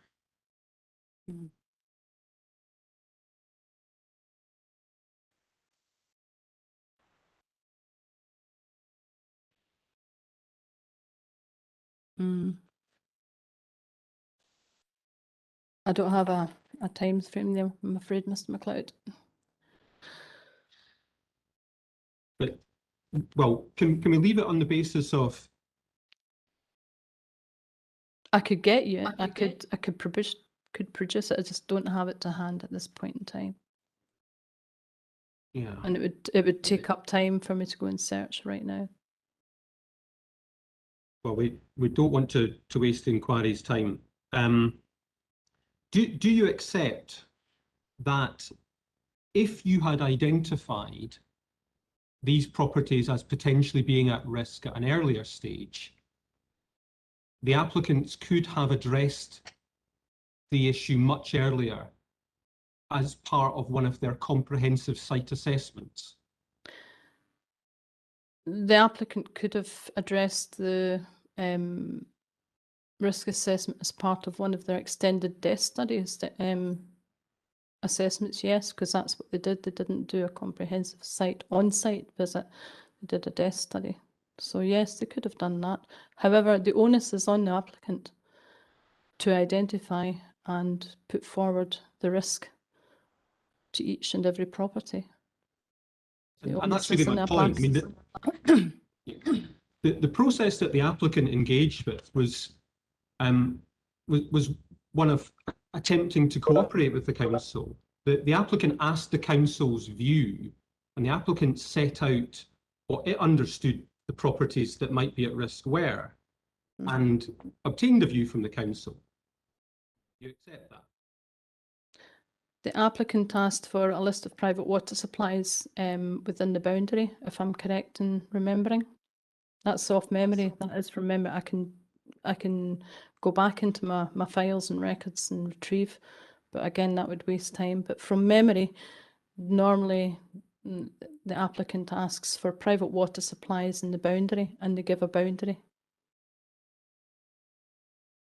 Well, we'll come on to look at the environmental statement in due course. But do you accept that if you had identified these properties as being of concern to the council at an early stage, the applicant is likely to have undertaken site inspections, etc., at the same time as it did some of its earlier site inspections and studies? If there's a boundary line given and they're asking for private water supplies within the boundary line, I believe if they ask for specific private water supplies, then certainly give that information over. But I believe that the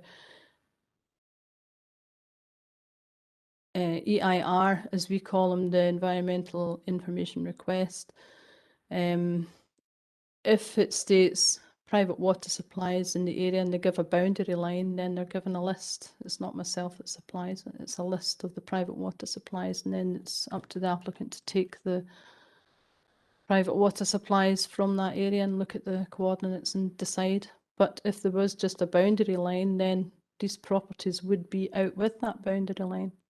They wouldn't be inside that boundary line, as you can see from the map. From Mr. Rich's map, it's quite clear there, the boundary line, they're out with it. Yeah. Let me put it to you a slightly different way then. Having read the environmental impact assessment report,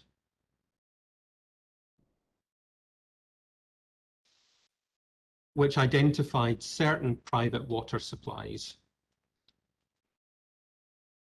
if you had serious concerns about these properties, you should have identified them at that stage when objecting to the application. When was the environmental EIA report sent into the council? Because that has a factor. Well,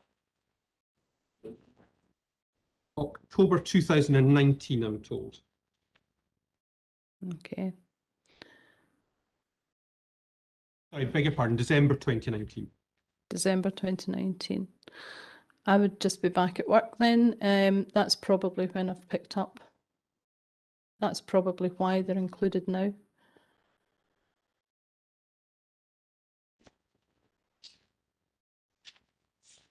But as I say, I can find all the files, I can find all the different written communication, but it would take me time to do so, and I'm quite happy to do that. Well, let's leave it at this then. I returned to work in October 2019. So in December 2019, the EIA report was produced.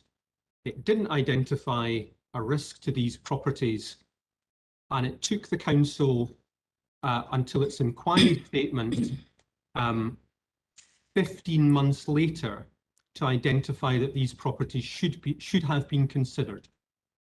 Right, I'm just going to check that right now because I don't think that's quite correct.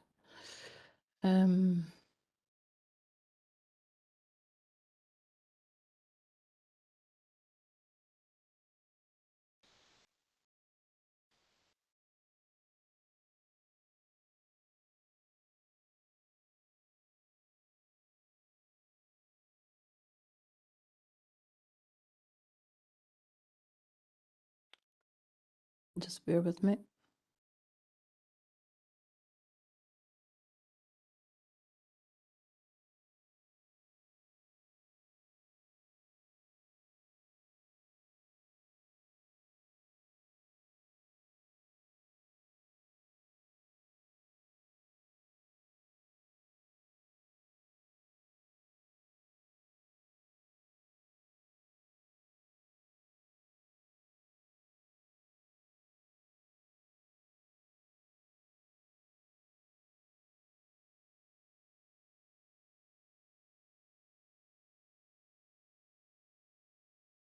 Okay, so I have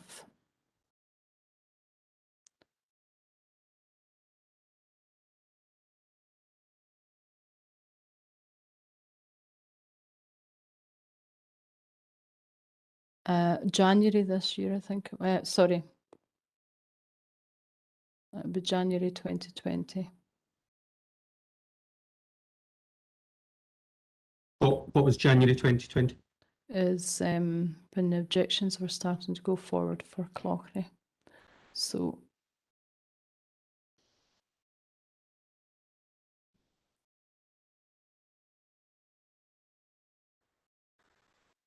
bear with me. Sir, I wonder if Mr. MacLeod, if we undertook to look this out during the lunch break, and that would let him get on for a while. Yeah, that is helpful. Yes, I was going to suggest Frank, that you could perhaps come back to this in your re-examination, Mr. Campbell, and clear up these dates. But Mr. MacLeod can perhaps proceed on the basis of his line of questioning. Thank you. Fine. Thank Okay. you. I wanted to look very briefly at the document APP 2.3, which is the additional private water supply field survey that Mr.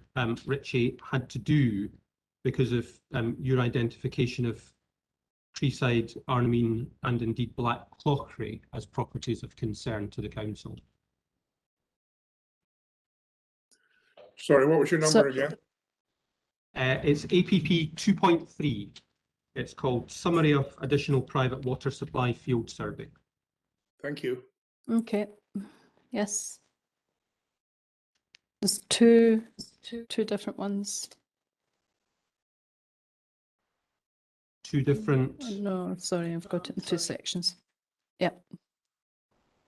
Excuse me. And in fact, we can see there just in paragraph 1, if you've got that, Mr. Ritchie confirms that he had undertaken the site survey of additional PWS raised by South Ayrshire Council in their inquiry statement dated 15th March. So that's 15th March this year. So that's one of the dates that we were looking for. That's not the one I've got then. The summary of additional private water supply field survey. Yeah. And I've got Friday the 16th of April by Mr. Zach Ritchie. Uh,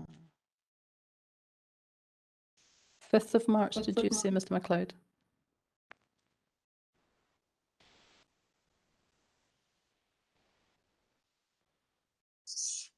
I think Mr. MacLeod was referring to the first paragraph of Act 3.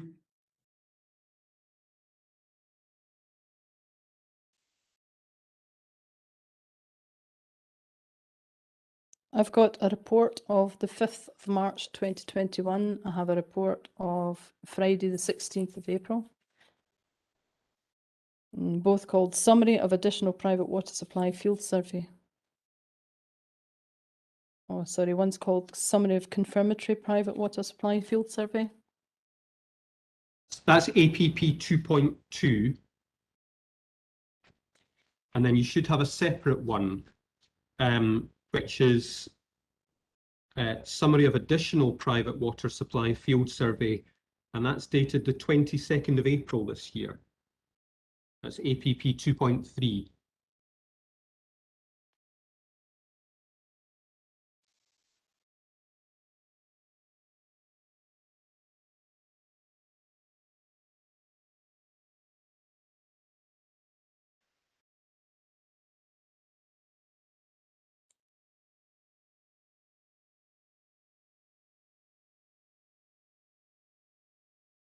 I don't appear to have that. You've seen it before? Just bring it up. I probably have seen it, yes, I will have seen it before, but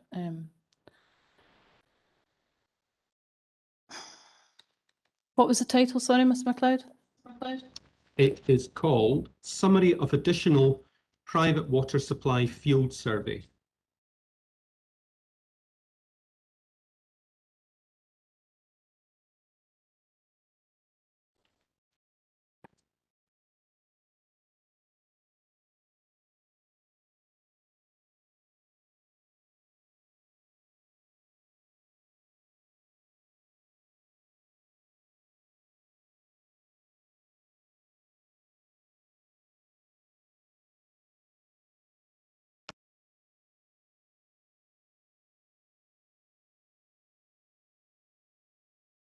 Mr. MacLeod, does Yep. Robin need to have this in front of her, or can you just put to her what it says, and then she can tell you if she agrees with it or not? Possibly, sir, but I'd quite like to understand whether Miss Lobban has seen this document before. Perhaps I can send her a clean copy. You could come back to the questions later. That'd be helpful. Yeah, we could do it that way. I can give you my undertaking that my copy's not marked, Evie, John. and I'll send it just now by an email.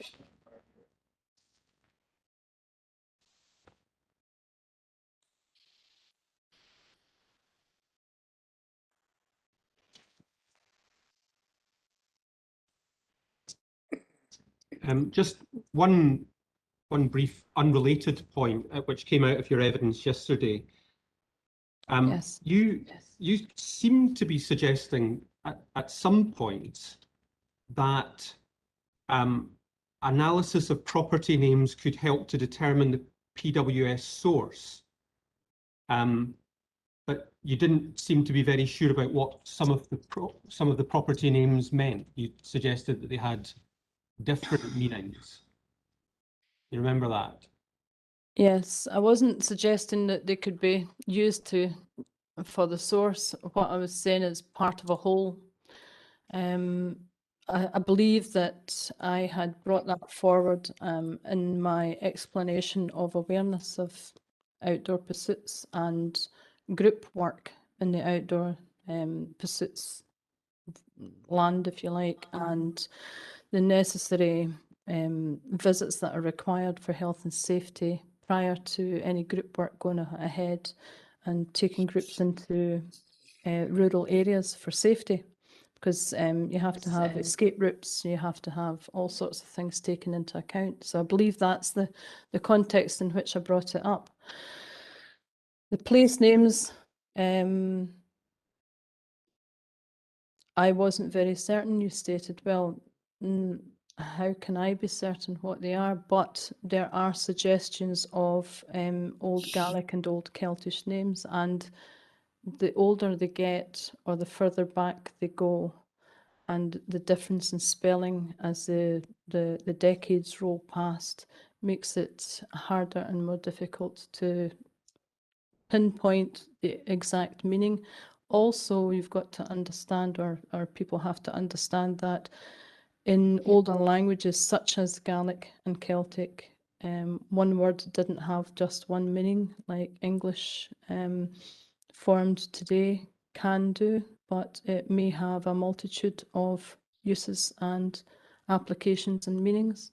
For example, when I was talking about Ferter, it could mean a shrine, it could mean a holy well. Yeah, there's a multitude of meanings behind the names. But I don't see where you're going with that question.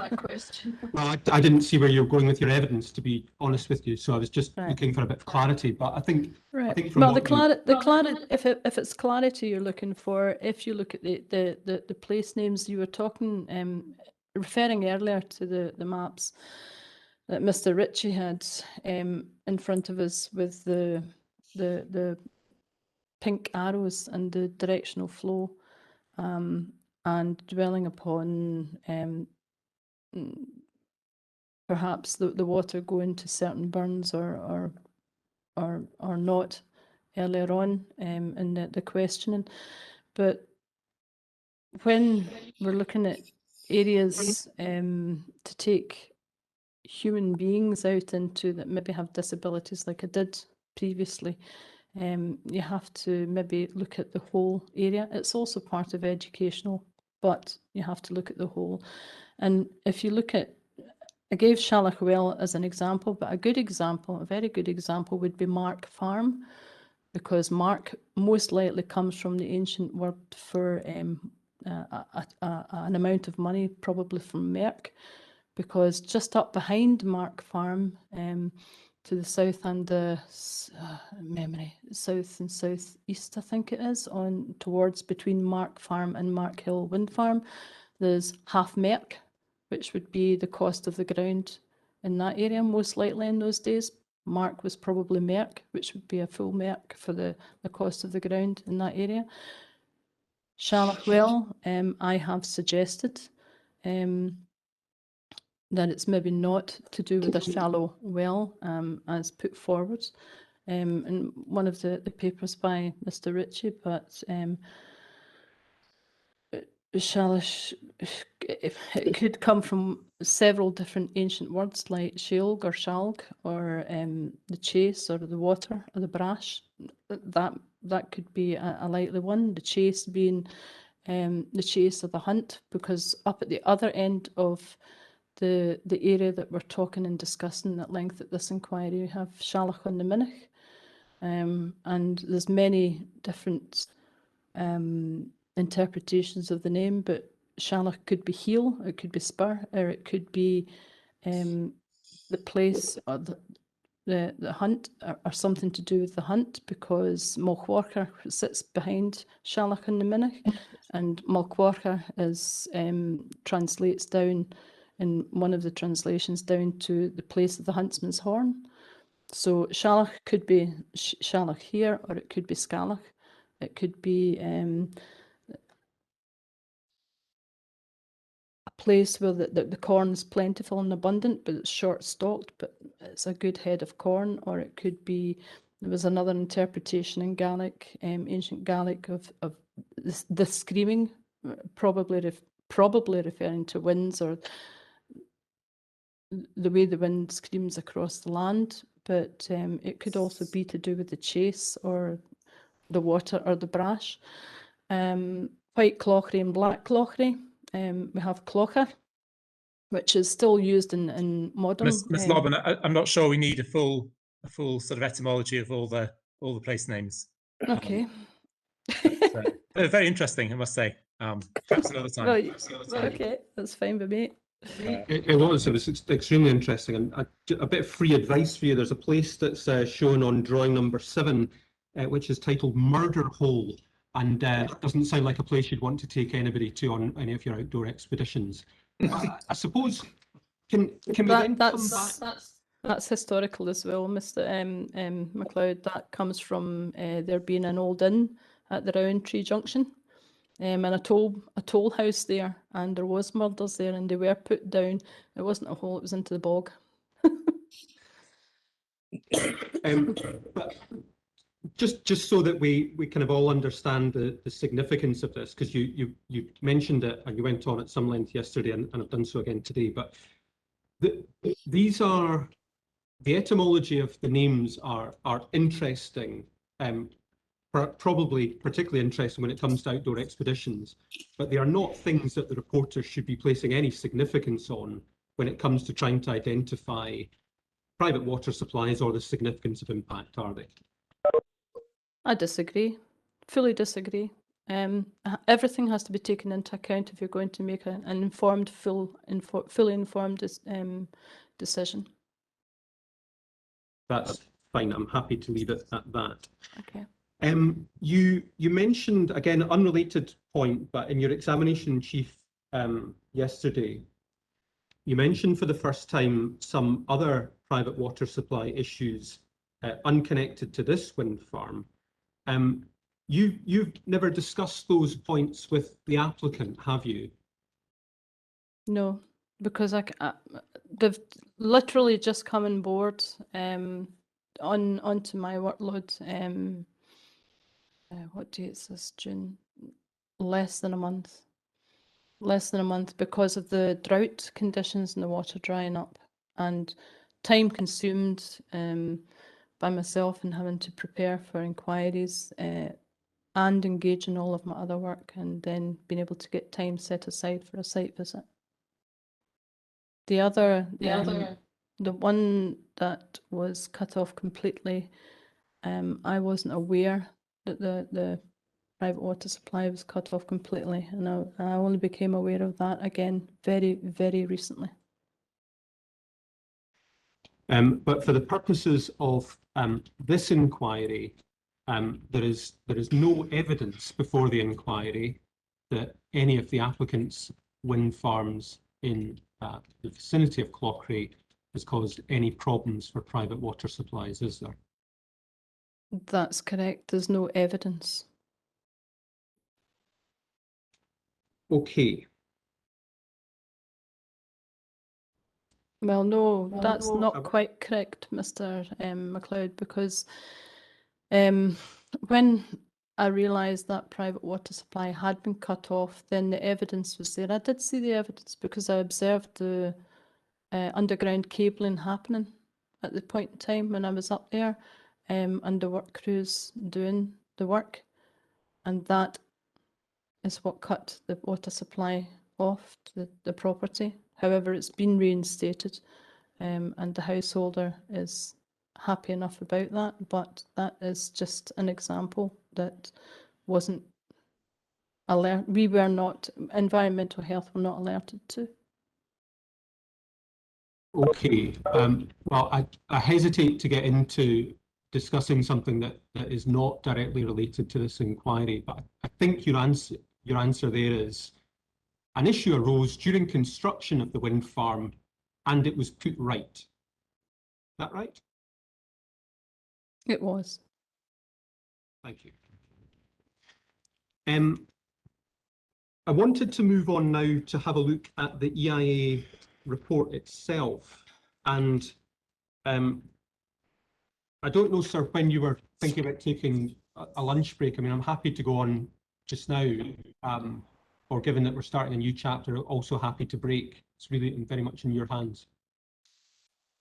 Well, I wouldn't want to go on after 1 o'clock. So if you feel you can complete by 1 o'clock or complete a section by 1 o'clock, then we'll yeah. Why don't, beg your pardon? Why don't we have a look at the EIA report then? I'll stop around 1. Mr. Campbell, you want to say something? Only to suggest that it would be helpful if we had a bit of a note of the documents my learned friend wishes to refer to, so that A, Miss Lobban can get them out, and B, less importantly, I can get them out so that I can see what the documents are saying.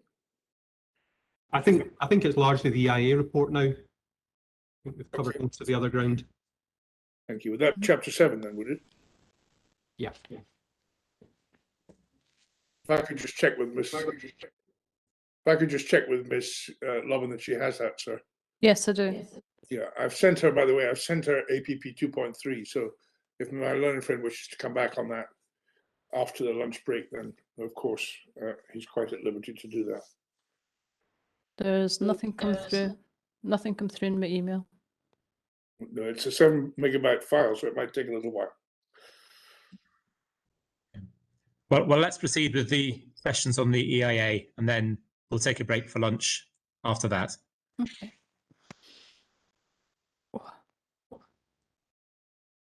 Okay. And some of the points I wanted to pick up with you have already been covered with Mr. Ritchie in his examination in chief, but I just wanted to look at, sorry, his cross-examination, but I just wanted to look at the EIA report and how it relates to your recognition in particular. So the first section that I wanted to look at was page 6. And this deals with assessment methodology and significance criteria.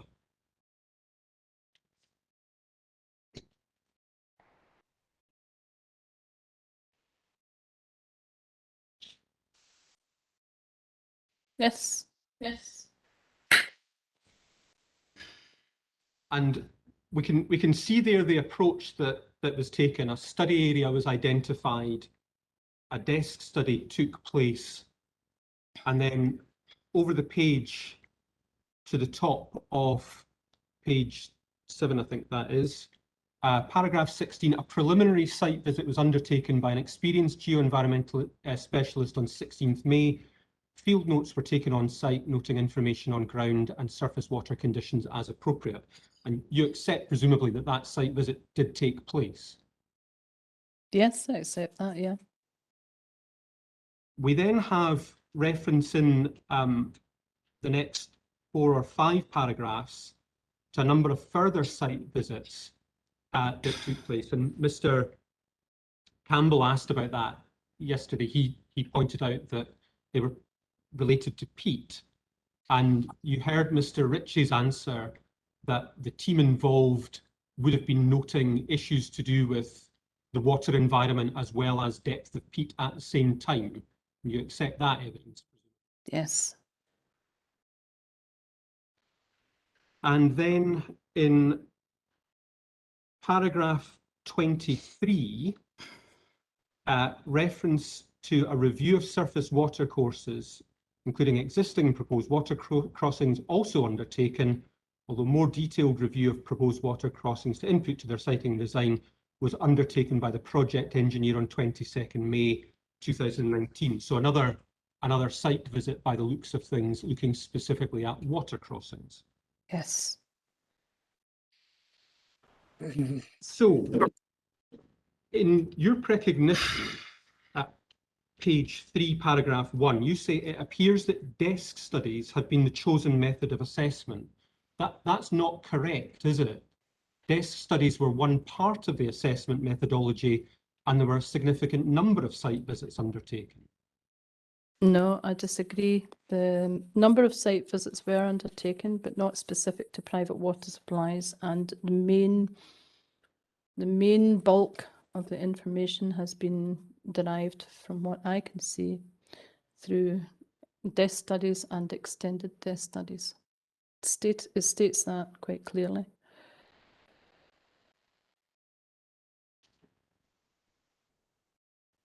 It's not me that states that, it's the applicants. Well, just take that reference.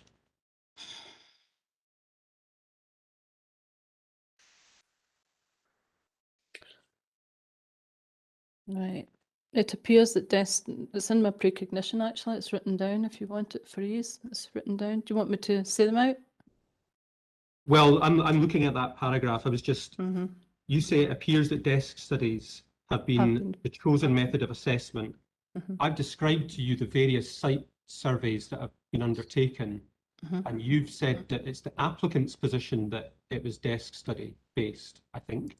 And then in response to South Asia Council's request for more information, the applicant submitted a further risk assessment, which was an extended desk study. It states that quite clearly. And I'm quite certain if I was to go through Mr. Ritchie's submissions, he also states that although he's done site visits this year, with regard specifically to the private water supplies, that information is gathered through desk studies as well, and other methodology done at a desk. I don't think anyone's disputing the fact that desk studies form part of the process, but you say in your recognition, desk studies were the chosen medium until a week before the closing date for statements for this public inquiry.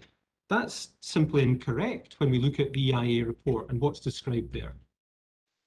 Well, it appears, well, to take that out of context, as you're doing, you have to put it back into context and read the paragraph prior to that, and the two paragraphs prior to that. But the paragraph prior to that is, I consider that the applicant's inquiry report, APP 2.1, has not demonstrated that the private water supplies, catchments, sources and supplies will be safe in the future, both during construction and during the wind farm's operational phases, because it appears that desk studies have been the chosen method of assessment, as opposed, the rest of the sentence, as opposed to my request in planning conditions suggested in 2019 for on-site field studies risk assessment specific to the private water supplies. And that's the critical part, specific to the private water supplies and catchments. And then the desk studies were the chosen medium for the private water supplies until a week before the closing date for the statements, or whenever they come in. So it's specific to the private water supplies. It shouldn't be taken out of context. I agree. There have been site visits, and they have looked at water, and they've looked at various different things, and they talk about SEPA in your field surveys and in paragraph 17, and the site visits on the 3rd and the 5th of June. But specific to the private water supplies. Well, could you look please at table 7.5.1 in the EIA report?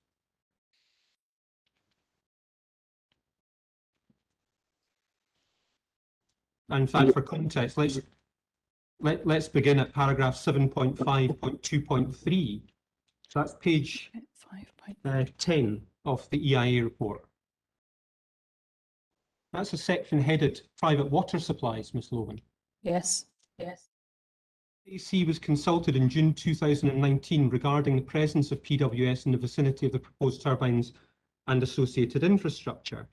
SAC highlighted 2 properties were within 500 metres of the application boundary at that time, plus an additional 2 properties which are located further from the boundary, but the residents of which had raised concerns. We then see that an additional potential PWS was identified by Forestry Land Scotland, and for completeness, the potential for a PWS source from groundwater or surface water had been considered. And we then see a table and an assessment of the potential impact on private water supplies following on. What is it that you wanted? Well, I wasn't at work in June 2019, so I can't answer for that. Okay, and again, you know, my sympathies in terms of your personal situation, but so far as the council is concerned, the application was submitted to the council. The environmental impact assessment report spelt out the assessment that had been undertaken involving site visits. It assessed the significance of impact on private water supplies, specifically the ones that you'd identified, your council had identified. What more is it you wanted the applicant to do?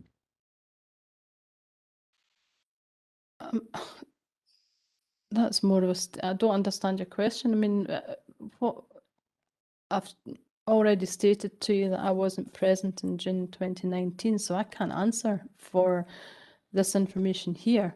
And you're referring to the table at 7.5.1, which from my viewing of this, the 2019, the catchments are unknown because it states that in the table in the applicant's own words, source based on SE information and the catchment and based unknown. So have they or have they not been out on site? It's you're stating that they've been out on site, they've done site visits, they've done multiple site visits, which I agree they have. They've written down, they've been out and doing X, Y, and Z, but to write something like that, I'm sorry, but I can't answer on because that's not my work. But the table doesn't seem to show any reference to the applicant's representatives going out on site to do a private water supply risk assessment. So well, I don't really understand your question. I think we've already identified the process of site assessment that the applicant had undertaken. Can we just look, so far as Laglani is concerned, we just look at the paragraphs that follow on from the table. And have you read those paragraphs before? Yes, I have, yeah. In summary, what the paragraphs say is, regardless of the source of the water supply, whether it's, excuse me, groundwater or surface water, there is effectively no risk and there's no further assessment required. Based on? Well, based on the analysis that was undertaken, pathway receptor analysis. Right, so based on the receptor analysis from a desk or on site? That's not the requested information we put through in conditions is that private water supplies are assessed specifically and through on-site visits in person as well, not just desk. I understand that desk studies will make up part of it. Everyone has to do some desk work at some point, but how? Okay, Laglani is at the other side of the proposed development. At this point, it probably is going to be out with the hydrological connection. However, I did state yesterday that I have read in the applicant's own submission of the transport and access section, I think it was, that the area, the roads and the site will be scoped out for larger turbines, for bringing in different equipment at future years. It will not discount the applicant then going forward for an extension such as Clauchrie, which could then, I know what you're going to say, but it doesn't discount the fact there could be extensions in the future for Laglani, Craigenray, and the others would be taken into account. But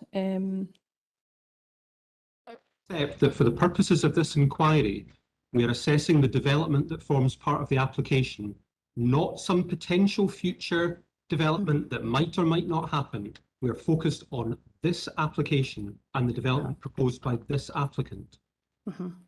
I fully understand that, and I fully agree with that, Mr. MacLeod. But as I said earlier, and I'll keep saying, and you won't stop me from saying, is it has to be taken as a whole. We cannot piecemeal, take information out. We have an applicant putting in application for a very serious long-term development.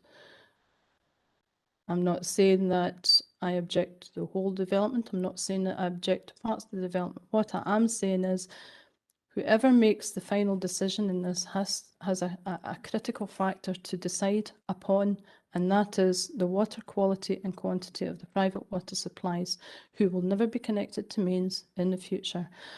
This cannot be taken as a singularity, as we are seeing now. The applicant has other wind farms in the Bar Hill area, for example. You said it yourself. The applicant's representative, Mr. Ritchie, has said it himself.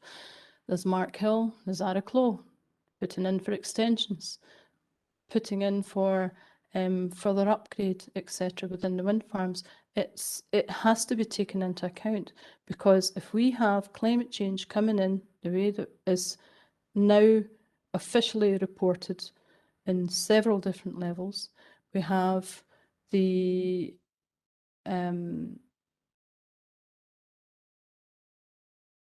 other sides of the Scottish Government having to meet the zero carbon levels in the very near future in different manners, different means. We have the public and general people like yourselves and I all consuming this, the utilities, the electricity, the gas, etc.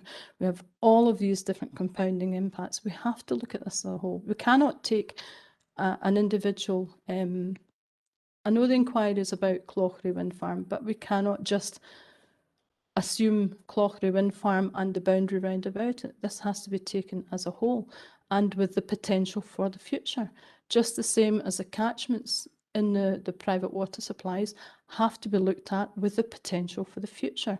Just the same as we discussed, you questioned me and I answered you earlier on, with discussions arose and the question and answers came about the private water supply catchment areas of Mr. Riches and myself. We have to look at this as a whole, because there is more than just a wind farm development coming in here. There are other developments, other construction, other disturbances to the land, other serious changes to the land use going to happen, and the potential for it to happen in the future. The EIA process involves involves an opportunity for the applicant to scope the extent of the environmental impact assessment. Do you understand that? Yes, I do, and perhaps maybe that ought to be taken into account for the EIAs in the future. Well, it's something to be considered. Do you accept that the applicant sought a scoping opinion in this case? Yes, I do. Of that scoping exercise would have looked at cumulative impact on a whole range of fronts. On a whole range of fronts, yes. And you have not raised, the council has not raised any concerns with the scope of the EIA report relative to the scoping exercise that it participated in.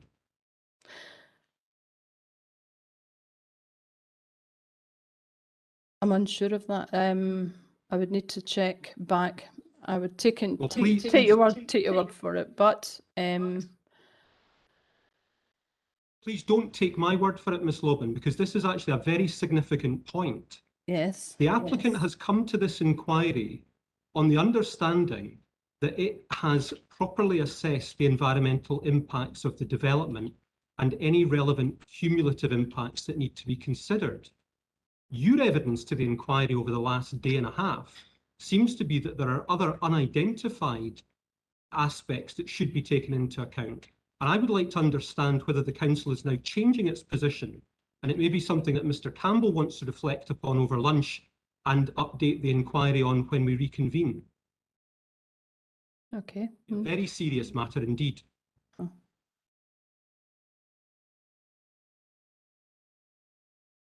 This is probably an appropriate point at which to break for lunch. And I will have, I'm afraid to say, a number of further questions when we come back. Very well then, we'll stop there. I'm quite conscious of time, so can we come back at 10 minutes to 2? Okay. So 1:50, please. I'll see you then. Thank Okay. you.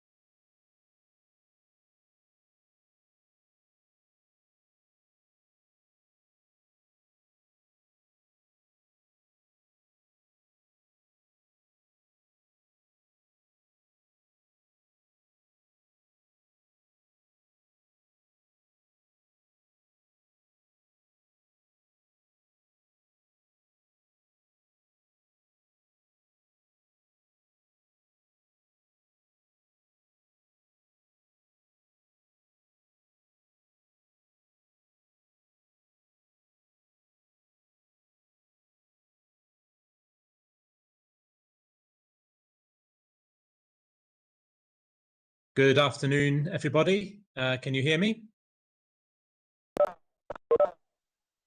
Yes, thank you. Very clearly. Good. Then we shall get back to it. I think Mr. McLeod still has a few more questions for Ms. Lobban. Hopefully not too many, Mr. McLeod. Yes, sir. I've reflected over lunch on what I need to ask in light of the evidence that you've heard already, and I'll try and keep it as brief as possible. Can we just begin where we left off, Ms. Lobban? And again, if Mr. Campbell needs to intervene to clarify the council's position, then please feel free to do so.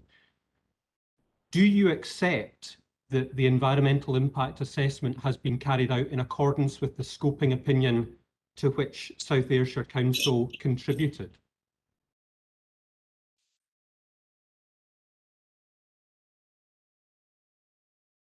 You may be on mute at the moment, Ms. Lobban. You need to unmute.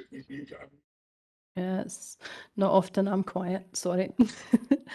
The scoping opinion I have brought up, there were specifics asked in the scoping opinion. And I'll just bring that up just now. Just reformat my question in terms of the scope of the development in particular that we're talking about.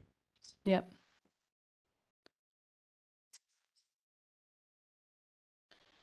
The scope and response, I've got the date. The scope and response was sent on the 15th of April 2019.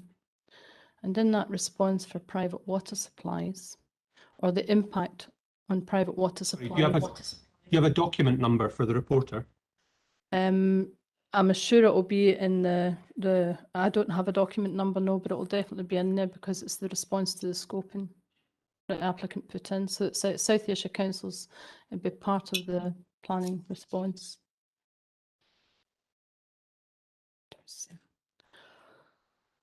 Well, perhaps we should invoke the spirit of Patterson and Kit Coffey and have this document put into the inquiry in response to my learned friend's questions. That would be quite legitimate, I think, and if I may say so, and would help us all understand what the witness is talking about. Yes, I think so. If we haven't got it, I can't recall seeing it, but at the same time, I would have expected us to have it. Mr. McLeod, are you aware if this is a document for us? I'm not sure exactly which document it is Ms. Lobban's referring to. So a response dated, which date was it, Ms. Lobban? The response was sent on the 15th of March. April. 15th of April, sorry, 2019. Beg your pardon, Mr. McLeod, I just assumed this would be part of the documents in the inquiry. Well, I think it would be useful to hear what it says, Ms. Lobban. So if you go on and tell us what it says, and then we can lodge the document at a later date if we haven't got it. I'll take care of that, sir, as quickly as I can.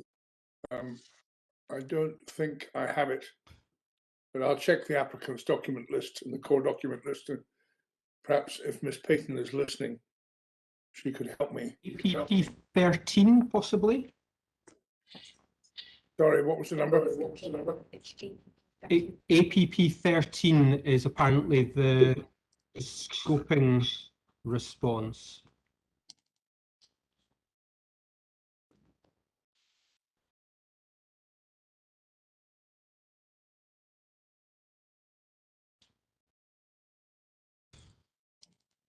That 13.1 is the EIA scoping report.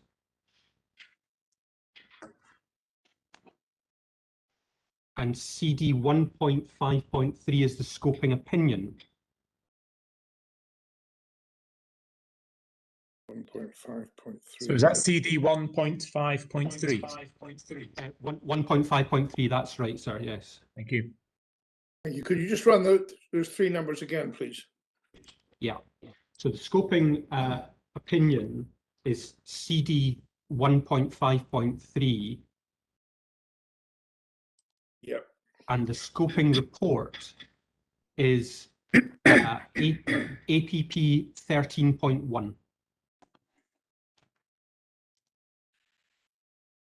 I suppose the only thing missing from that sequence is the request for scoping opinion, which according to my information was sent on the 2nd of April, but that may not be part of the inquiry papers. Well, let's see how we do. As I say, Ms. Lobban, my specific question, and this comes from the evidence that you've given yesterday and today. Does the council say that the applicant has assessed the development that it was asked to as part of the scoping exercise?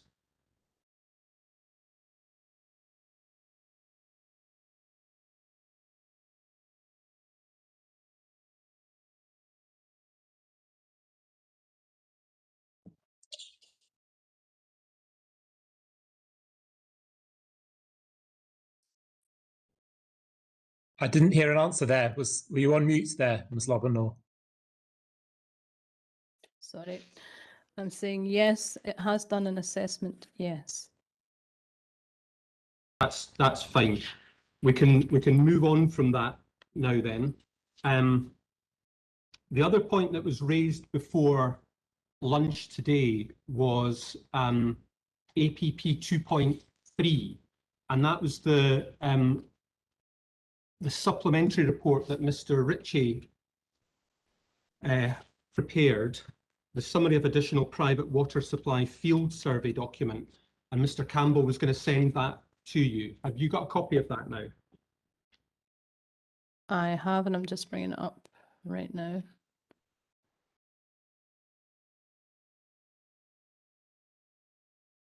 Summary additional private water supply field survey. Yep, got it.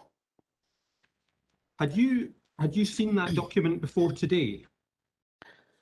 I'm wondering if that's the same document I've got here. Let me double check.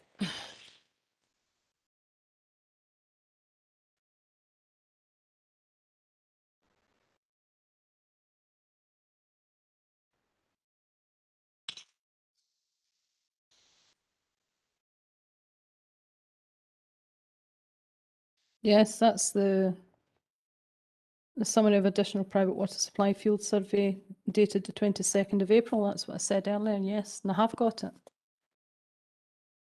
Great. Okay. Uh-huh. You'll have seen then that Mr. Ritchie visited the 3 properties that the council effectively asked him to visit via its inquiry statement, and that he spoke to the owners of both Arnameen and Creeside. Yes, uh-huh. Neither of them has any concerns whatsoever about this development. Yes, uh-huh. In the document, yes, uh-huh. And so far as Black Clauchrie is concerned, I don't want to interrupt cross-examination unnecessarily, Mr. MacLeod, but I do so on this occasion because I do not think the last question comes out of this document. No,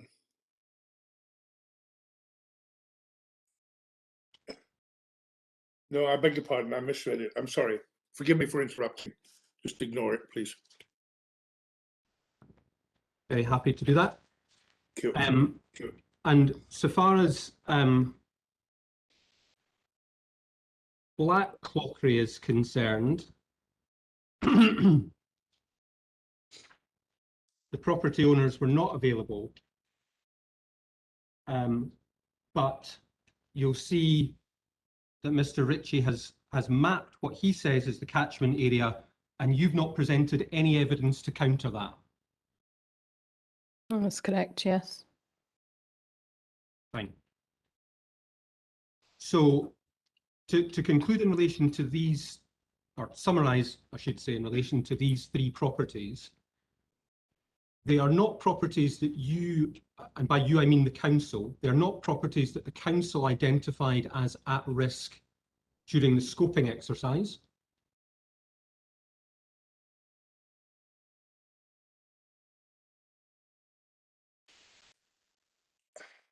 Sorry, I've lost sound. What was that? I was just saying, Ms. Lobban, and just to summarise the position in relation to these three properties. The council did not identify them as at risk or of concern during the scoping exercise.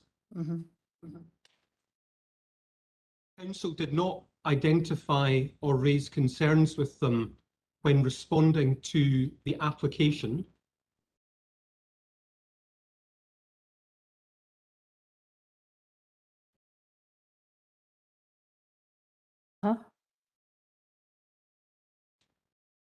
The first time that they were identified was in your inquiry statement. Are you looking for me to give an answer here, or to agree, or as you go along, or what? Sorry, I thought I'd been clear on that. The first time they were identified as being of potential concern was by you in your inquiry statement. Is that correct? That's correct, yes.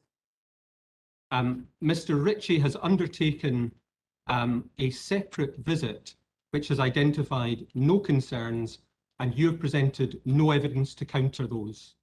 That's positions. correct. That's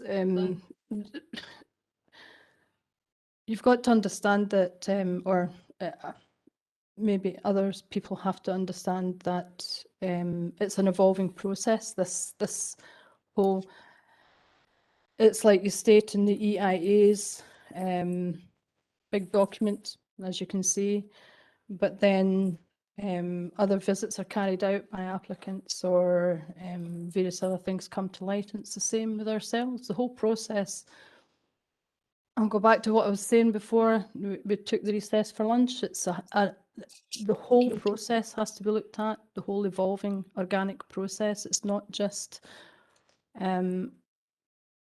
pigeonholing points in time and pigeonholing certain issues arising, or the whole thing has to be looked at as a complete, shall we say.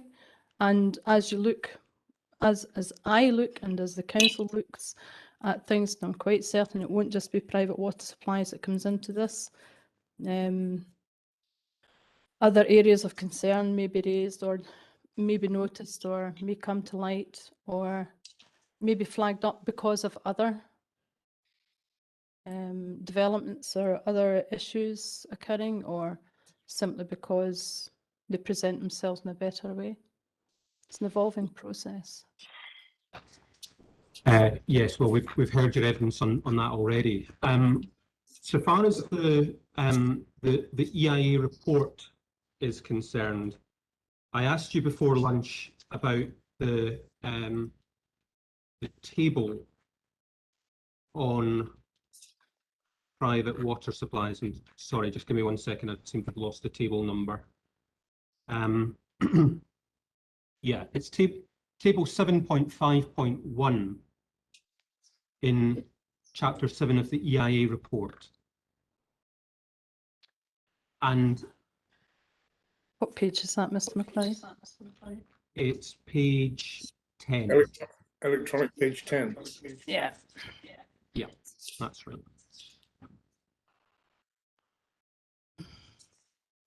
So your position was that the applicant hadn't done enough. I put it to you that the applicant had done site visits, desk studies, had produced an EIA report that identified likely significant effects on private water supplies. And I asked you, what more would you expect the applicant to do? And I don't think I got an answer to that. So just to put the question again, what more is it that you expected the applicant to do beyond what was in the EIA report? Well, specific to the private water supplies, although they've given these things and nothings in the EIA in figure 7.5.1, they've given the Eastings and Nothings and based the report on the information there. You state the applicant, people, representatives for the applicant have been out on site. Exactly where were they on site? How many days on site? Specific to private water supply. I would ask, specific to the catchments and specific to the supplies down to the properties and the end users. So you would have liked to, just so we can keep track as we go along. I'm not trying to deliberately interrupt you, but just so we keep track. No. So the first thing that you would have wanted was a list of the number of days that the applicant's representatives had been out on site. No, I didn't say that. What I am asking is, well, what I am saying is, you have put it to me, you, Mr. MacLeod, have put it to me that the applicant has done everything within their power, within reasonable power, that they have spent days on site visits, that they have been out on site taking samples, looking at water and desk studies as well. I agree they have been out on site, and I agree that they have done sampling. You can see that from the information they give over. However, I put it to you, or I put it to the applicant, with regard to the conditions put down, specific to the private water supplies, we would be looking for risk assessments for the actual properties, not just within the boundaries, because it's when the site application came in, and the site application was received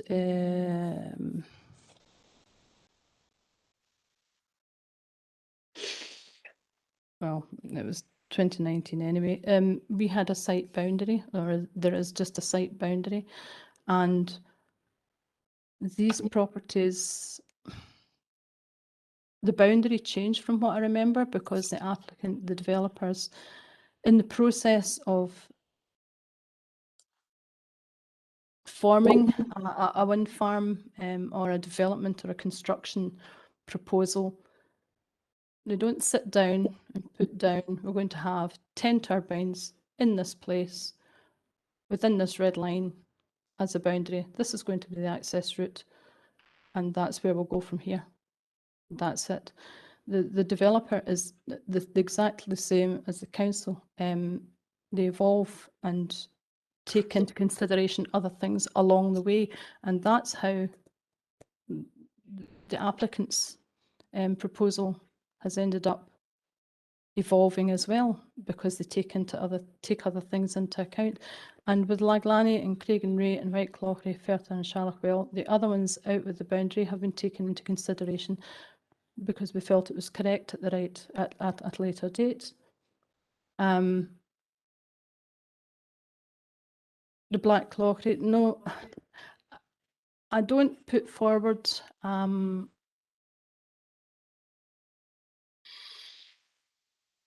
that I see problems with regard to them, but they have to be taken into account.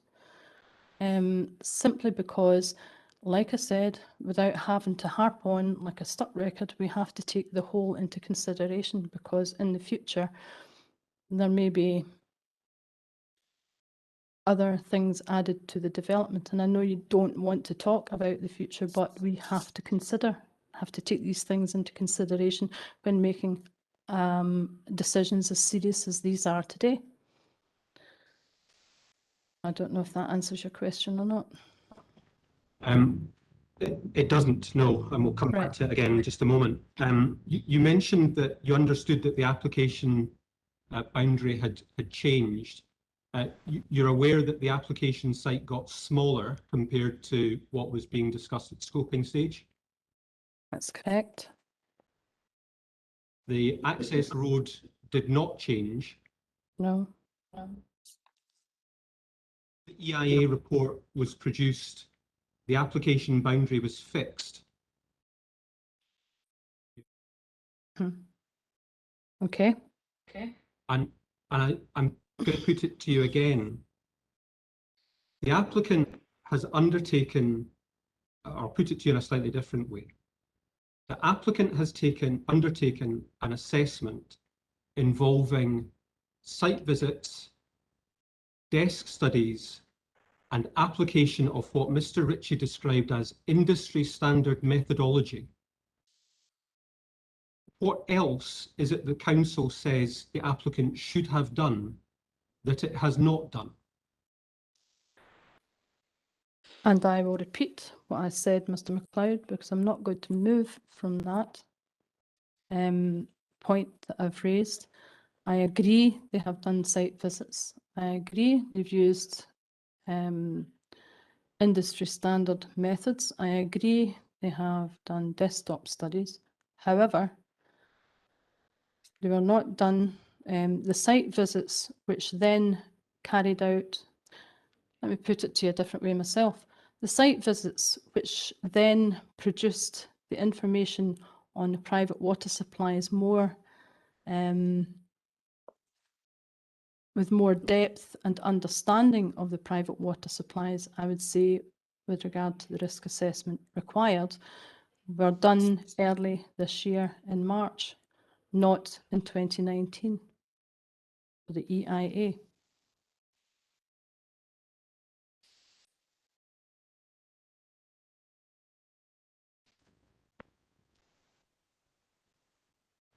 So your position then is that there should have been more site visits. Is that it?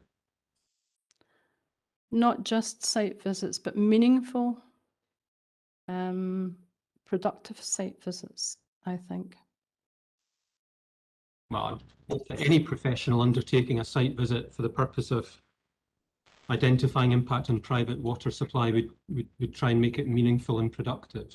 What do you mean by meaningful or productive? Well, you said more site visits, full stop. No, not just site visits. Site visits to try and ascertain and identify the private water supply, the supply line, any collection tanks, etc. on the way, as shown in some of the photographs, the abstraction points and the catchment areas or the possible catchment areas, the possible interconnectedness of these catchment areas, which are ultimately going to feed the water to the humans at the end user result, the interconnectedness of anything that is proposed on site to the supplies. And Mr. Ritchie's evidence is that he has done that. And your evidence is that, well, your evidence is what? That a different catchment area should be considered. I wouldn't say a different catchment area. I would say we have to look at the catchment areas in a wider perspective, not just the narrow perspective of where a mathematical equation states it probably is, because they are not 100% accurate every time either. There are flaws in machines and computers and calculus, just the same as humans. But I think the private water supply catchments have to be considered as a whole. Wider areas, because of the potential for harm, for pollution, for contamination. Okay, well, for problems arising. I don't want to revisit old ground, but could we maybe sort of sum up this chapter of evidence in the following way?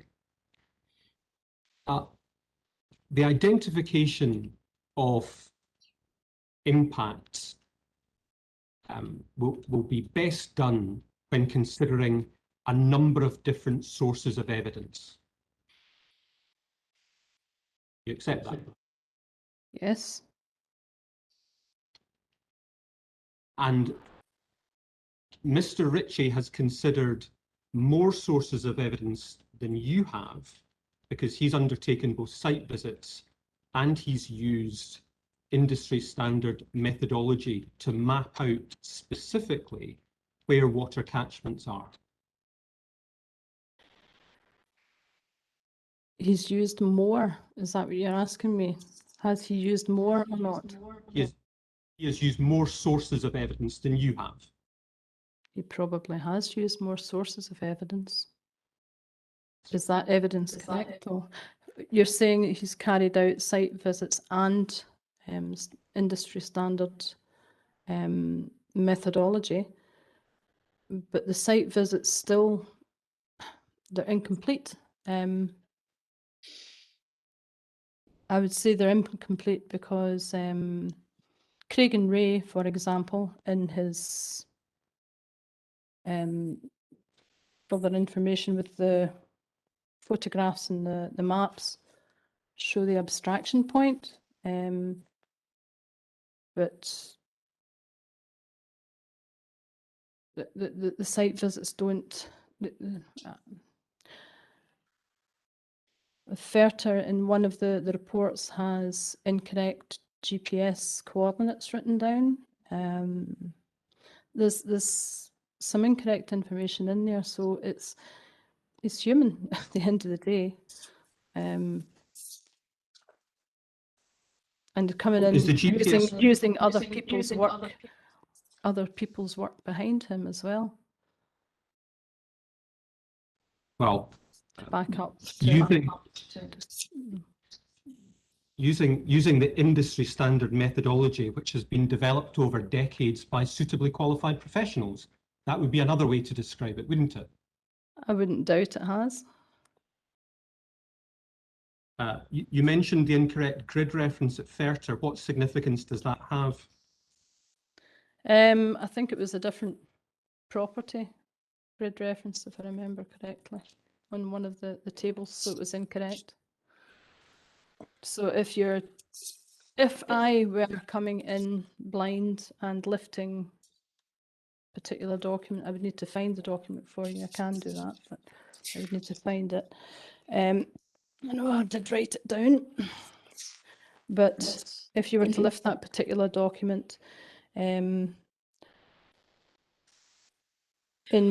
one of the site visits that were done and the risk assessment by Mr. Ritchie, he has 02A as Craig and Ray as a surface, but didn't have the bore marked in. So that then changed or evolved, as I said, the same as South Ayrshire Council's does. And Ferter, 03 as Ferter, wasn't correct in the description of the water, and the 06 as Mark. And one of the documents he does have Ferter down. I think it's like Clauchries. I think he's probably just duplicated the figures. But my point is, well, I'm not going to dwell on that. My point is, if I were to come in blind and I was given that document as 100% concrete evidence to base my decision upon, for whatever decision that was, then would that decision be correct at the end? And that is the underpinning of what I'm saying. You need the whole to make a decision in something as critical as this. Yeah. Just so far as Ferter is concerned, you're correct. Your assumption's correct about the grid reference being copied over from somewhere else. But you've presumably looked at drawing number 09 in document APP 2.1. That's the inquiry report.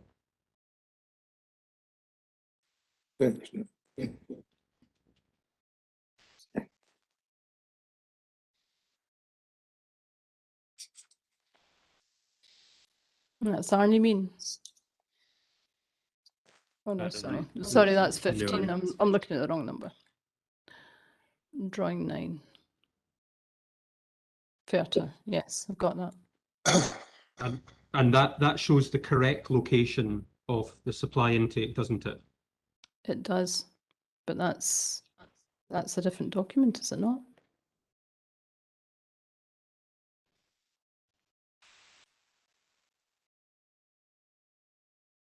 Document to what? to which I was referring to. Not entirely sure. But the simple point is Mr. Ritchie has correctly identified the private water supply as for FERTA. In that document, yes, he has, that's correct. However, what I was stating was, if I was given the other document with the incorrect GPS figures, then if I were left to make a decision based on the information presented to me as being 100% accurate, my decision would not be wholly informed. And that is why the whole process evolves and becomes bigger through time, as we can see with Mr. Ritchie's APP 2.21, and with my evidence then coming in and saying, I think we need to look at Creeside and Arnheim and take them into account along with Black Clauchrie. It's the same process we're using. It's the same evolutionary process, if you like. It's not a done and dusted document and then we sit with that document in front of us and look at it. And Mr. Ritchie has picked up on this and put this into the later document. But if I were presented, as you were saying, with the industry standard in that document and the site visits, etc., with the incorrect GPS coordinates, if I were to then refer to likes of turbines on the ground with their coordinates of where they propose to put them in the first instance, I could make some big decisions incorrectly. That's what I'm saying. The benefit, to be clear, no one's suggesting that the environmental impact assessment report is the end of the process. It's the start of the process. But what I was trying to understand is, you seem to be saying that there was more work that needed to be done. Are you still saying today, having been through all of this, that there is more work to be done before the reporter can identify the significant environmental effects of this development? Yes. And that work involves what? Well, as I stated yesterday, I think it would be beneficial to the reporter and to all concerned in this inquiry if we were to do ground walkover from FERTA up to the supposed top of the habitat management plan, on the ground, not by road, on the grounds, and see what the land is like. Shalachwell the same. I know in the reports that states Mark Farm is not at risk because the water supply comes from a different part of the terrain, shall we say, across the other side of the burn. However, as I said, the whole has to be looked at. We're not just looking at a wind farm here, we're looking at the spend that the Scottish Power Energy Network connectors. They're not going to be within the boundary site. They're going to be out with the boundary site. The very nature of them, they're going to carry the produced energy from one to another, to Mark Hill. So Mark Farm does have to be included in this decision making, as along with Shalachwell and White Clauchrie and FERTA, and perhaps to maybe, I don't like saying lesser degree because it sounds as if I'm making less of it, but perhaps to a degree Craigenray and Laglany and Roundtree as well, because it has to be looked at as a whole because of all the different types of construction and works and disruption to the land use that's going to be required to enable a large development such as this. If I could just say, to the reporter, I will be considering accompanied site visits at the end of the inquiry on the I think the 23rd of June. So if it is the council's position that I should look at particular places, then we can discuss that then. And I mean, certainly there's no suggestion that I should make any recommendation in this case without bolstering what I see in written evidence with what I see on the ground for my site inspections. So I will be carrying out. I have already carried out site inspections, and I will be carrying out more. But sorry, back to you, Mr. McLeod. Okay. In No, not at all, sir. response to the reporter, thank you for that. And to you, Mr. McLeod, as well. I respect the reporter's decision at the end, whatever that might be. So. Great. That's encouraging to hear. I wanted to move on to another area now. We've talked a lot about the receptor aspect of the source pathway receptor relationship.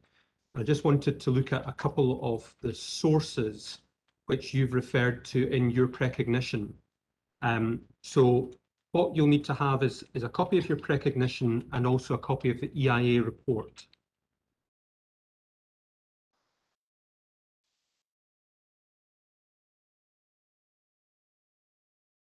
Would that only be chapter 7? Yes. Chapter 7, yeah. Okay.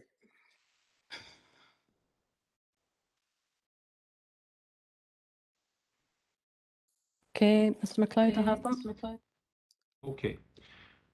So in your precognition, top of page 4, first paragraph, you say that in the EIA report, paragraph 106, the applicant states that forestry removal would increase the risk of erosion.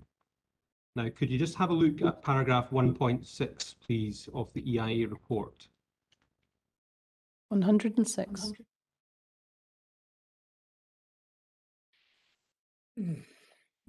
It's in small 106. It's in part the part reference 7.6.2.4. Yeah. So where in that paragraph does it say that forestry removal would increase the risk of erosion?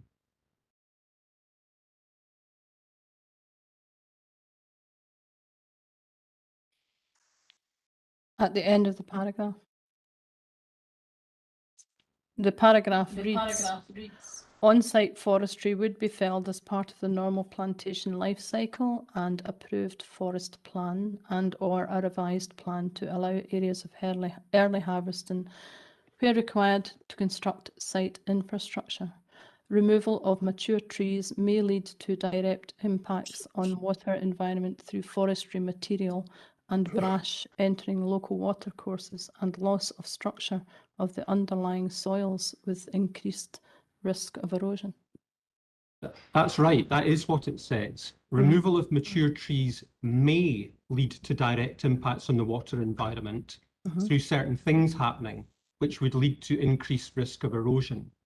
It does not say that forestry removal would increase the risk of erosion. It's conditional.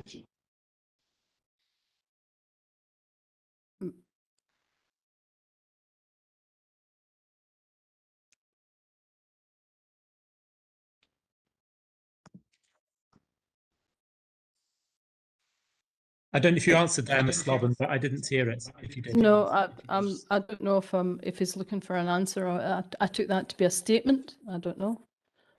Well, sorry, I finished off the statement with, do you accept that, which traditionally means it's a question. Oh, sorry, I never heard that either. Okay. Do I accept it?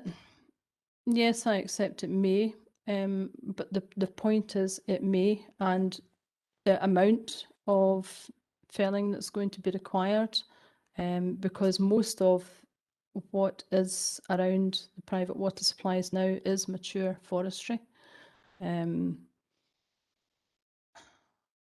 But the issue is that what you... There's going to be a big disruption to the land and the land use. Well, big is not a properly understood term in environmental impact assessment. What we tend to do with EIA is we assess by reference to level of significance.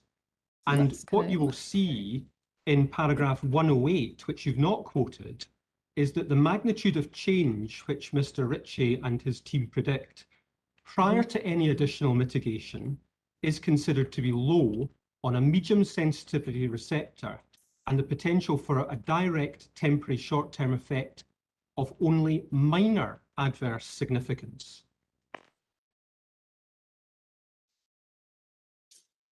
Do you Yeah. accept that?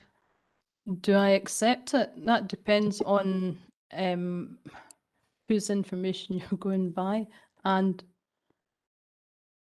I know the answer. If I give an answer here, you're going to take me straight back to the standard industry standards, etc., etc. However,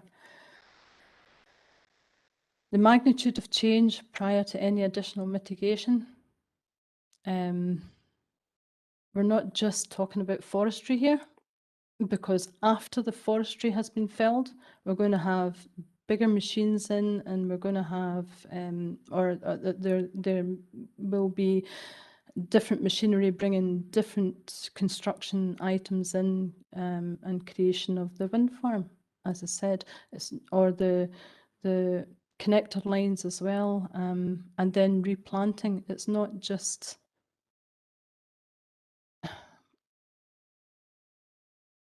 That's the point of the EIA chapter. yes, I understand that, but the point I was making, increase the risk of erosion and lead to direct impacts in the water environment. You've pointed out that I have omitted to include paragraph 108, but you omitted to read the rest of the paragraph that I had as well as posing a risk associated with peat at turbine 14 crane hard standing and at the access road. Now, if there was a risk associated with peat, yes, mitigation could be written down within a risk assessment. I could write a risk assessment and put down mitigation of sorts of nature, maybe not to the standard that Mr. Ritchie does, but I could do it. Does that mean that the private water supply is going to be protected? It's the local authority's duty. I personally do believe local authorities have a duty to protect the private water supply users within their areas.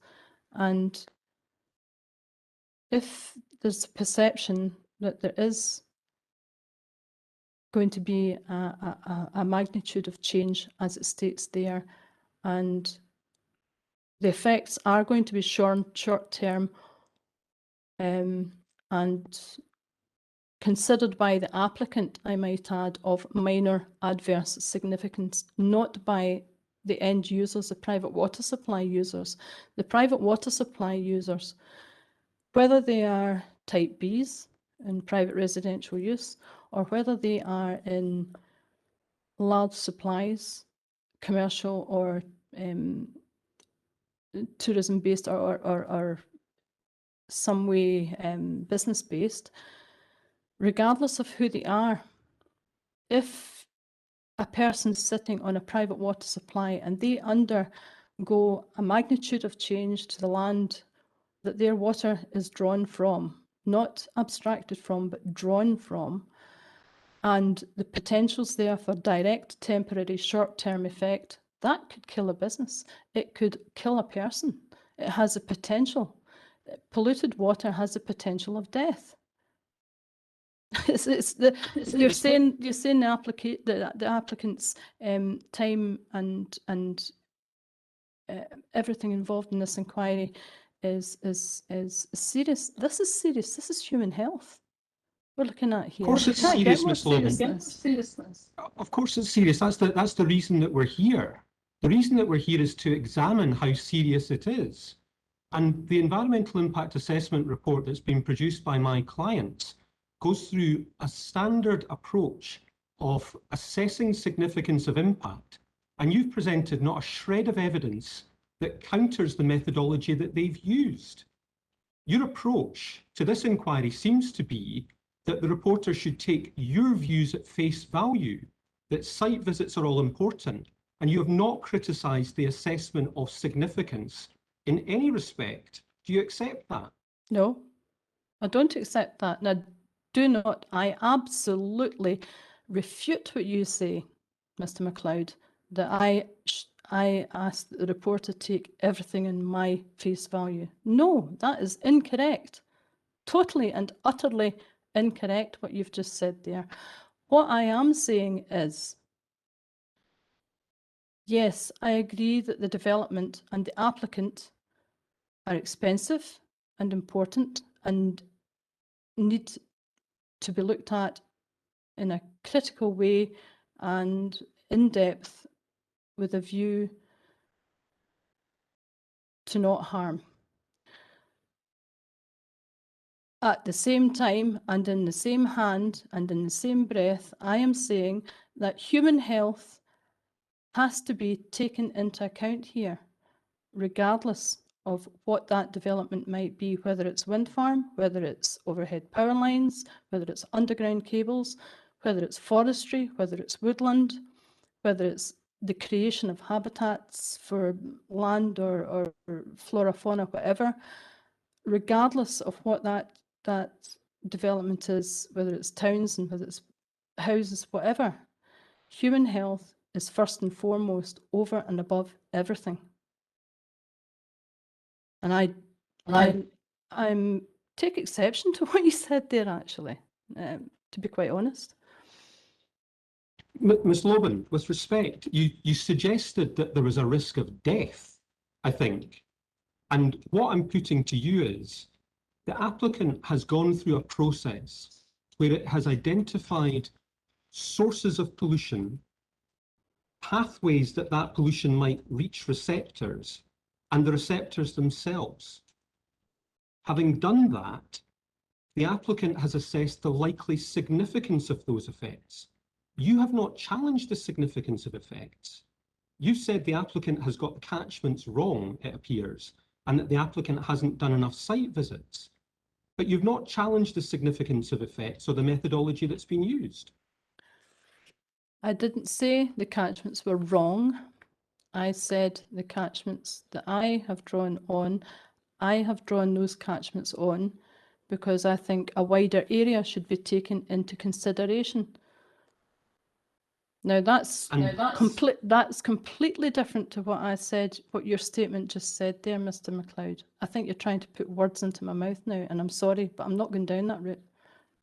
Well, that's the last thing that I would want to do, Ms. Loban. It's important that the inquiry has your evidence.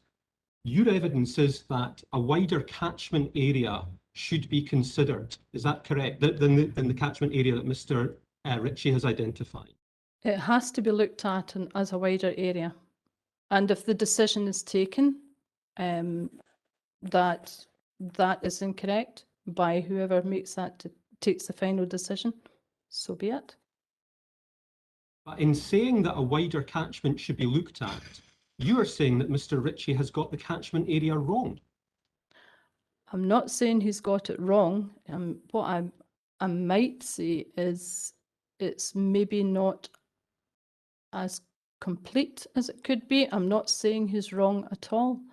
What I am saying is nobody, not me, not Mr. Ritchie, not mathematical calculus, graphs, stuff done by experts over decades can be 100% certain of what is going on under that ground. And I come back to what I said yesterday about what is going on under the ground or within that ground in the area. We cannot be 100% certain. These private water supplies that we are discussing over these 2 days, perhaps maybe more, will never have the opportunity to be connected to mains water. There are humans drinking the water at the end user. Now, I'm not saying he's got the catchments wrong, but what I am saying is the wider area has to be considered. They have to look at, it has to be considered if you value human life. And with that consideration, not just the points that I've brought up over and over and over again, it seems to me, within the past day and a half, of the development being the wind farm, the connector lines, whether it's overhead or underground, the forestry, the woodland, all the associated traffic, vehicular traffic, human traffic, micrositing that's possible, all of that by and by. But we have to also take into account the extremely serious, imminent climate change. And I am witnessing that. I and my colleagues in environmental health are witnessing that on the ground, running now. Water supplies are drying up. They're drying up across the country. They're drying up across the nation of the UK. In certain areas in Scotland, they are drying up. In South Ayrshire, they are drying up. People have no water. Now, these supplies at present, at this point in time, are sitting within mature forest land in a very remote rural area with private water supplies that have run for probably a long time. The developer is proposing serious changes to land use in perpetuity.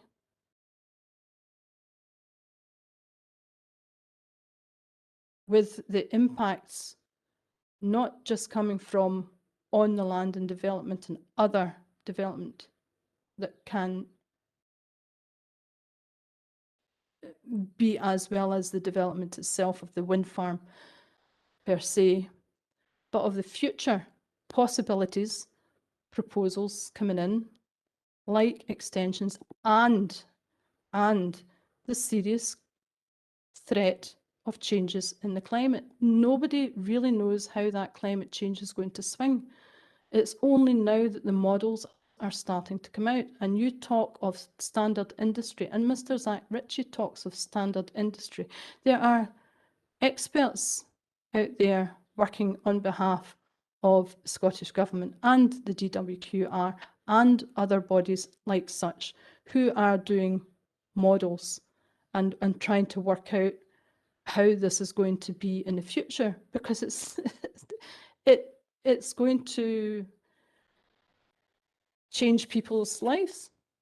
And if it does go the way that is assumed at present into the severe drought, severe flood swing, then we have very vulnerable private water supplies here that must be looked at with the developments and the future as a whole, not simply as part of section 7.6.2 point whatever of an EIA, or standalone one visit to the private water supply, and this is where the abstraction point is, and this is the model of the standard industry model showing it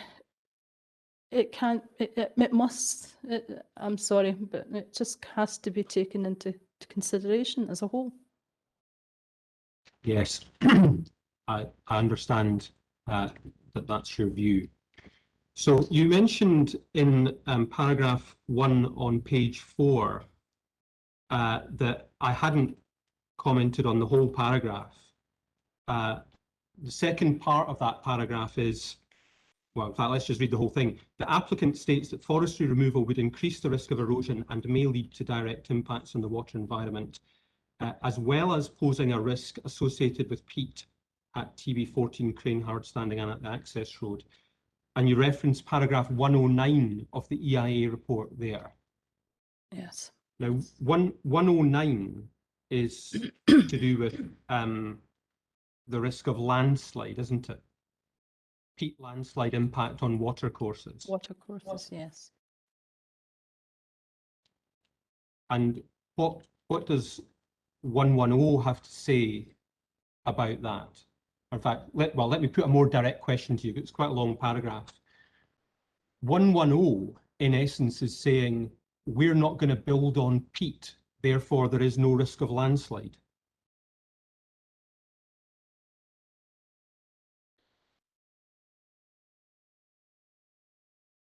Reading of it. Okay. At the end of the paragraph, it states additionally, it should be noted that proposed turbines and hard standings would not be constructed on peat, as you said, comma.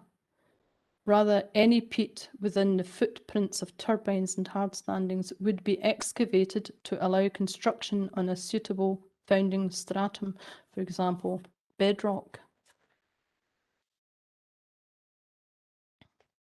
But the point that you made in bedrock peatland habitat.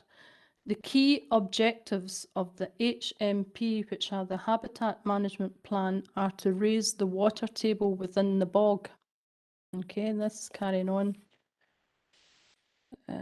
Sorry, that's not it. 14, sorry.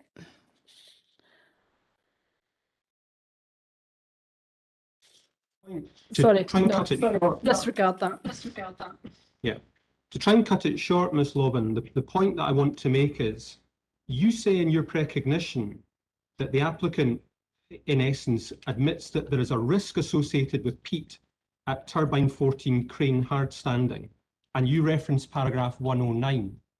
What I'm putting to you is that paragraph 109 says there is a risk if you build on peat, but paragraph 110 says we're not doing that.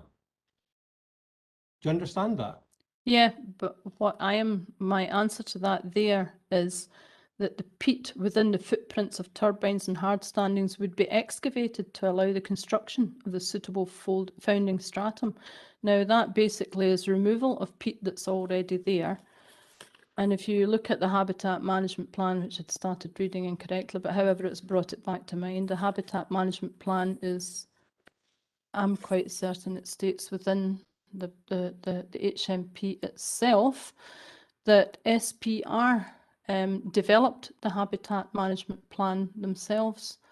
They came up with the Habitat Management Plan. Where's my documents? Anyway, as a mitigation for peat that was drying out or having to be removed and moved somewhere else to create the bog again.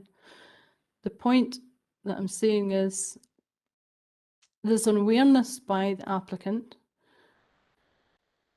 of peat landslide. There's an awareness of the applicant by the applicant of the possible destruction of peat, but to realise the net carbon capture, they're going to remove peat out of off the land and place it back somewhere else, because it can't go back where the hard standing is going to be. The hard standing is going to have drainage around about it.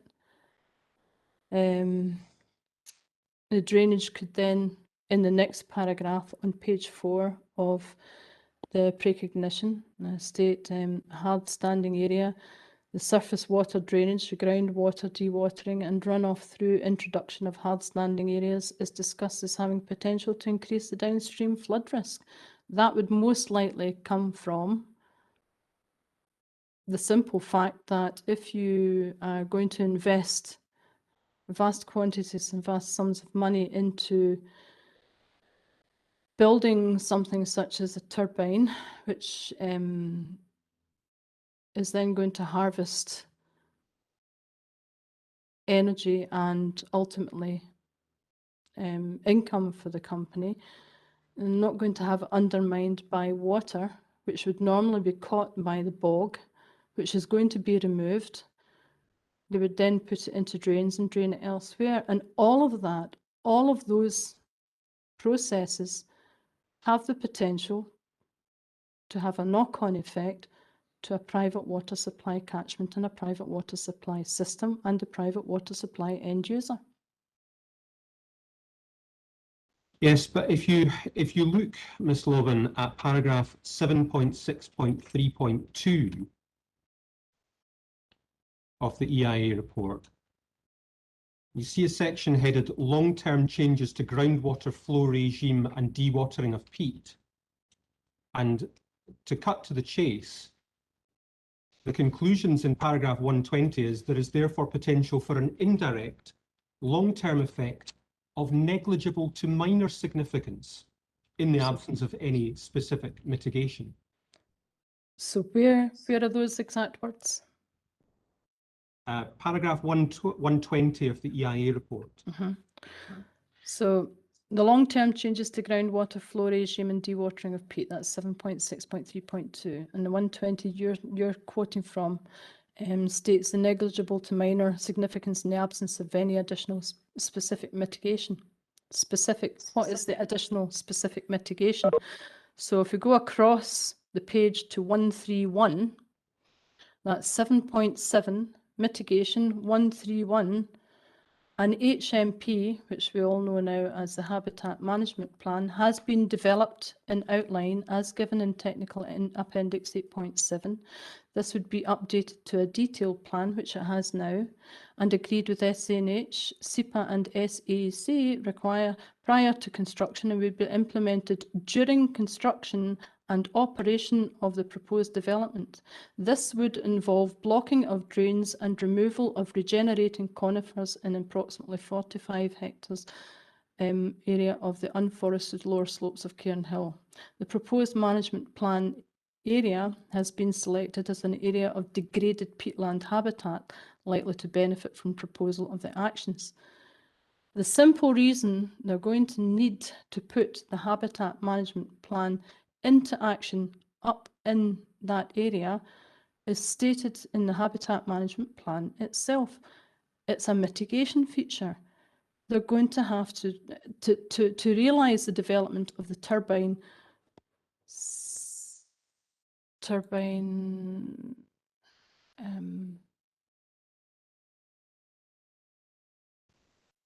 bear with me.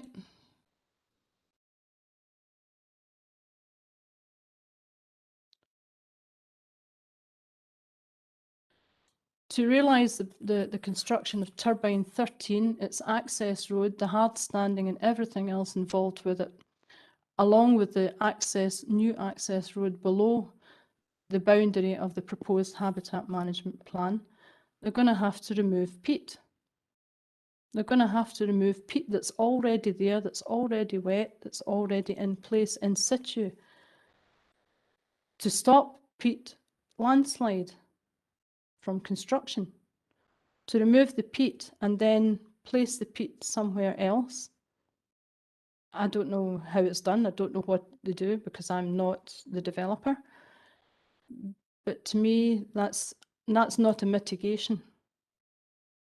That's not something that should be considered as a mitigation because it has the potential to damage the private water supply. And the habitat management plan, as stated by the applicants themselves, Scottish Power Renewables, created the whole theory and idea and put into action the wave damming or the drain blocking process as mitigation factors in other wind farms. That's in the habitat management plan itself in writing. We may be talking at cross purposes. It certainly seems to me that we are. But to return to 7632 and paragraph 120, what that is saying is that the long-term changes to the groundwater flow regime and dewatering of peat as a result of this development will result in a negligible to minor significance in the absence of any additional specific mitigation. You have identified mitigation generally in the form of the habitat management plan. That habitat management plan will need to be approved by South Ayrshire Council before it's implemented, will it not? It would, yes. And SEPA And and SNH others. will be And involved in others. that process. Yes. Yes. You beat me to it. Yes. So can we leave it at this, that if there was any concern that that habitat management plan might impact on private water supplies, it would be addressed before it was approved? I would hope so. I can't answer that, but I would hope so. And that's a theoretical question at this point. Fine. But to come back to what you were saying about 120, before we leave that, and you, Mr. MacLeod, are stating there is therefore potential for indirect long-term effect of negligible to minor significance in the absence of any additional specific mitigation. The opening of that paragraph states, taking account of embedded mitigation measures set out in. So that's recognising that they do need to take mitigation measures. That's recognising, the applicant's recognising the requirement that they do need to take mitigation measures themselves. So that standalone sentence cannot stand alone. That sentence has to be read in conjunction with the first sentence, because then you get the whole answer. The negligible to minor significance in the absence of additional, they don't need specific, because the applicant is stating there, in their opinion, the mitigation's enough that they're already proposing. So mitigation's required. Let's look at 761, please.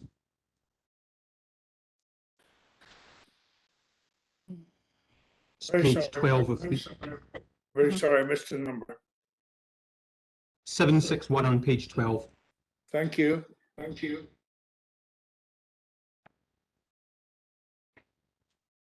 So 761, mitigation by design and embedded mitigation. The following considerations have been taken into account in the iterative design of the proposed development, considered as embedded mitigation by design. You'll see that everything that's set out in 96, in essence, is the development as it stands. So these are design aspects that have been taken into consideration. You accept that?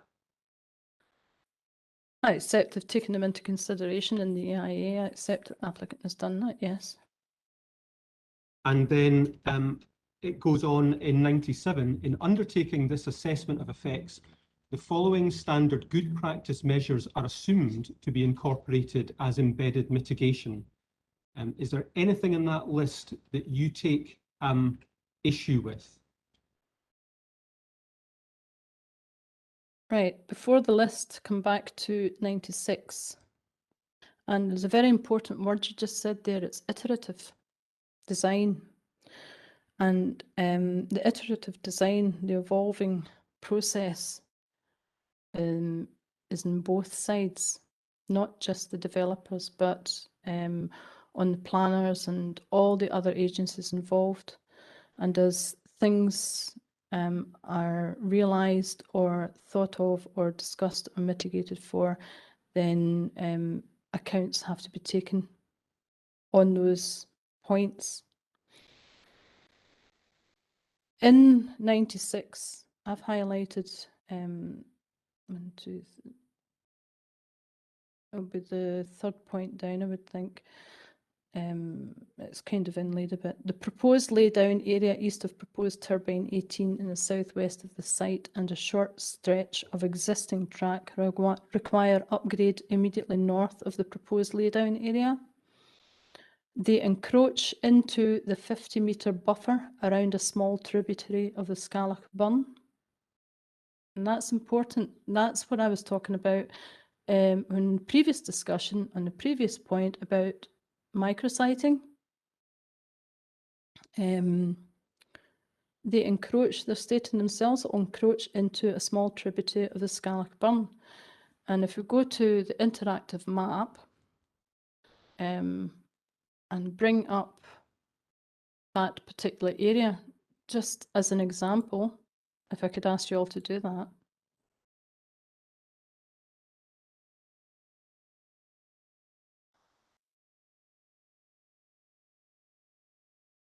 Find turbine 18.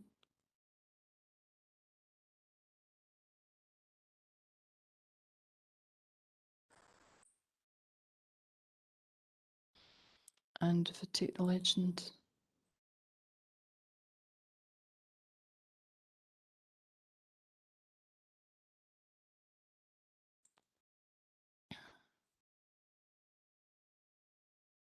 So the 50-metre buffer, they're going to have to encroach into the 50-metre buffer around a small tributary of the Scalach Burn. That's not the only mention I've seen in the EIA where they're going to encroach into the buffer zones.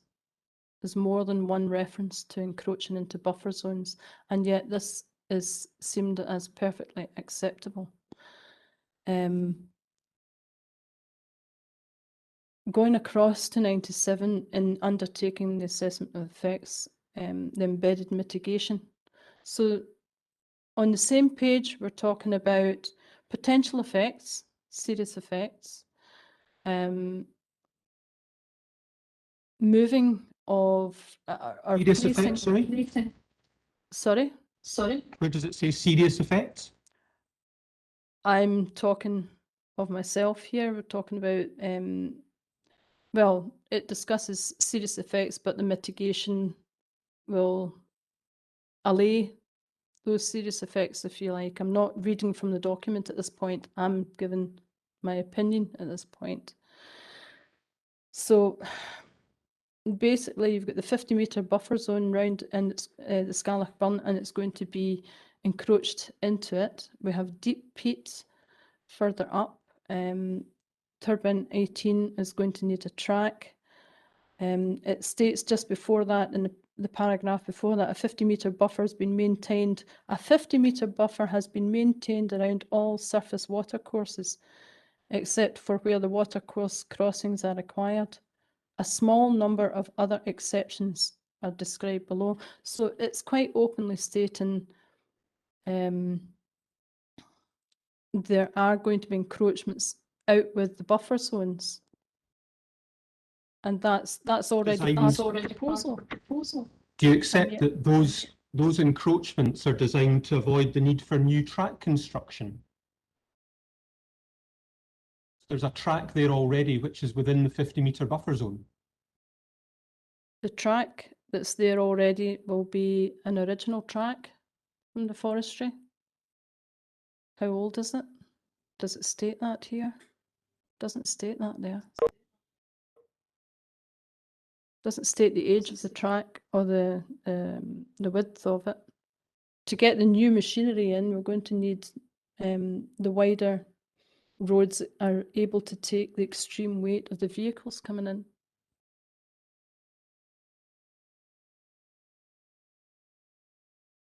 Lost a bit of focus here, Ms. Lobban. The reason that we're in this section of the EIA report is I put it to you that the impact of development on groundwater, etc., groundwater flow. I'm sorry, I'll just get back to the paragraph that we were looking at.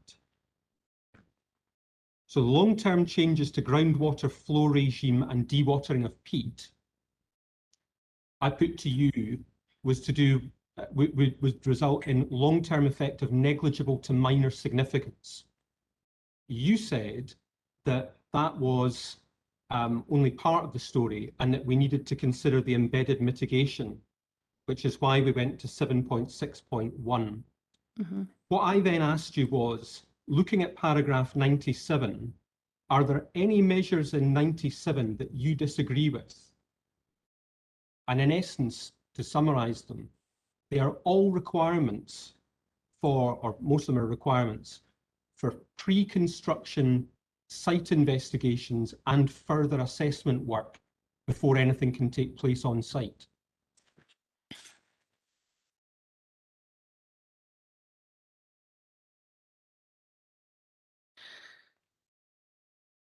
In that chapter on page 13, under chapter 14, other issues, it's carrying on from 97.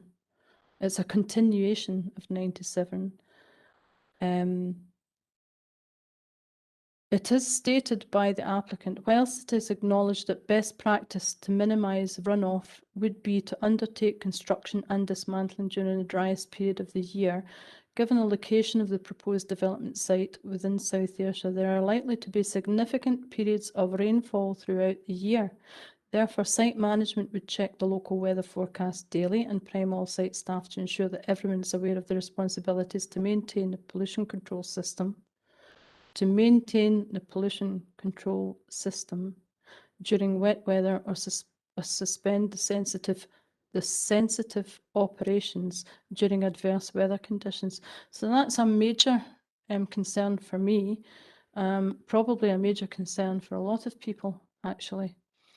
With regard to the mitigation, the rest that's on the list on page 12 and page 13 under 97.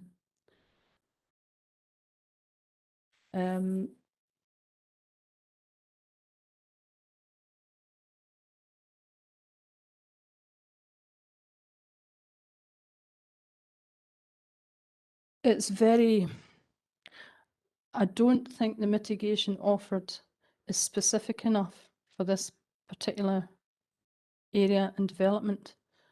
Although I know what you're saying, Mr. MacLeod, that the applicant has proposed the normal mitigation measures. When we're looking at an area that's very remote rural, as this is, the properties being the distance and sensitivity, I'll use your own words, sensitivity and vulnerability as they are. The development being proposed in perpetuity, that is not a finite time. The development being as large and with, not with the potential, it will change the landscape where the construction happens and with the machines. With all of the other proposed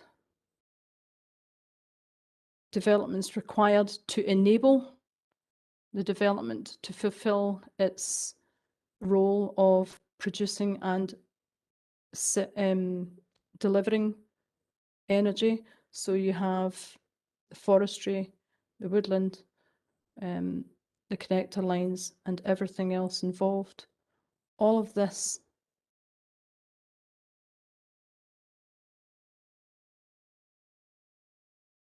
I won't say it's been dismissed with standard statements of mitigation, but I think the area, because of its sensitivity, does need more in-depth decision and more in-depth consideration, shall we say. If I could just butt in, I do feel we've got slightly stuck on this point. We probably also need a break now, and I'm conscious that we should be hearing from Mr. Shaw as well today. And I have some questions for Ms. Lobban as well. So okay. I certainly think we should probably take a break now, unless Mr. MacLeod, you think you're very close to finishing. I've got very few questions left, but no disrespect to the witness, my questions have taken longer to get through given the answers that I've received, so it may be as well to take a break. It might assist if I was to just indicate just now that so far as Mr. Shaw's concerned, I'm not intending to ask him any questions. I think you, sir, have Mr. Ritchie's position so far as the detailed impact on private water supplies is concerned. And whilst I understand Mr. Shaw's general concerns with relation to the wind farm, I don't think that any questions I ask of him are likely to assist you in your decision making. And from that perspective, I'm content to rely on Mr. Ritchie's evidence as the challenge to Mr. Shaw's. So that may help in terms of timetabling issues. And as I say, I've only got a few questions left from Ms. Lobban. Thank you. That is helpful. I've just I think one or two questions for Mr. Shaw, so hopefully that won't take us too long. But I'm conscious that Ms. Lobban's been answering questions for a while now, so I think we shall take a break. But I would also, yes, encourage Ms. Lobban to be as succinct as she feels able to be in her answers. That would be helpful to the inquiry as well. But if we can take just a short 5-minute break for us to get a glass of water now, and just come back at 3:15. and we'll hear the rest of Mr. McLeod's questions then. Thank you.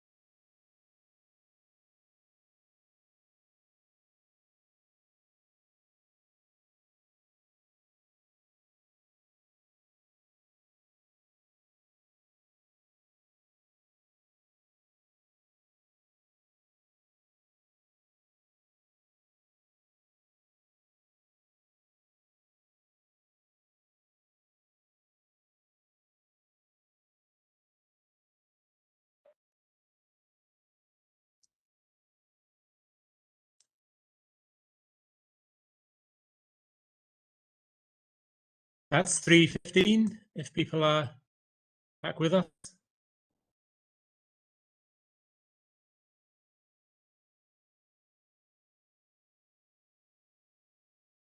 Mr. MacLeod, are you with us? With you, sir, yes. Can you hear me okay? I can hear you now, yes. If you'd like to go ahead with your last questions, our last Yes. succinct answers then, please. Absolutely. Let's try and keep it fairly brief then. Related to that point that we were just discussing about mitigation, Ms. Loban,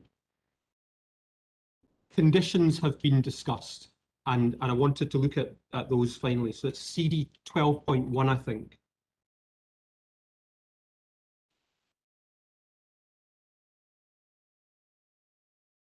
I don't think I have that particular document. 12.1. So I've chosen not to involve.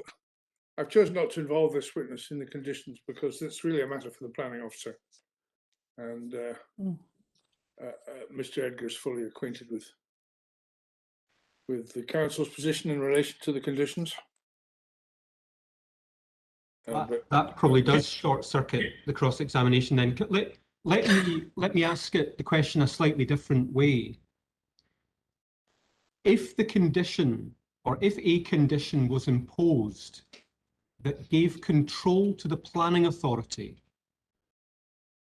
in a way that no development could take place until a water management plan was approved by the council, so that's looking at impact of runoff and so on. If a suspensive condition of that kind was put in place, you shouldn't have any concerns, Ms. Loban. Do you accept that?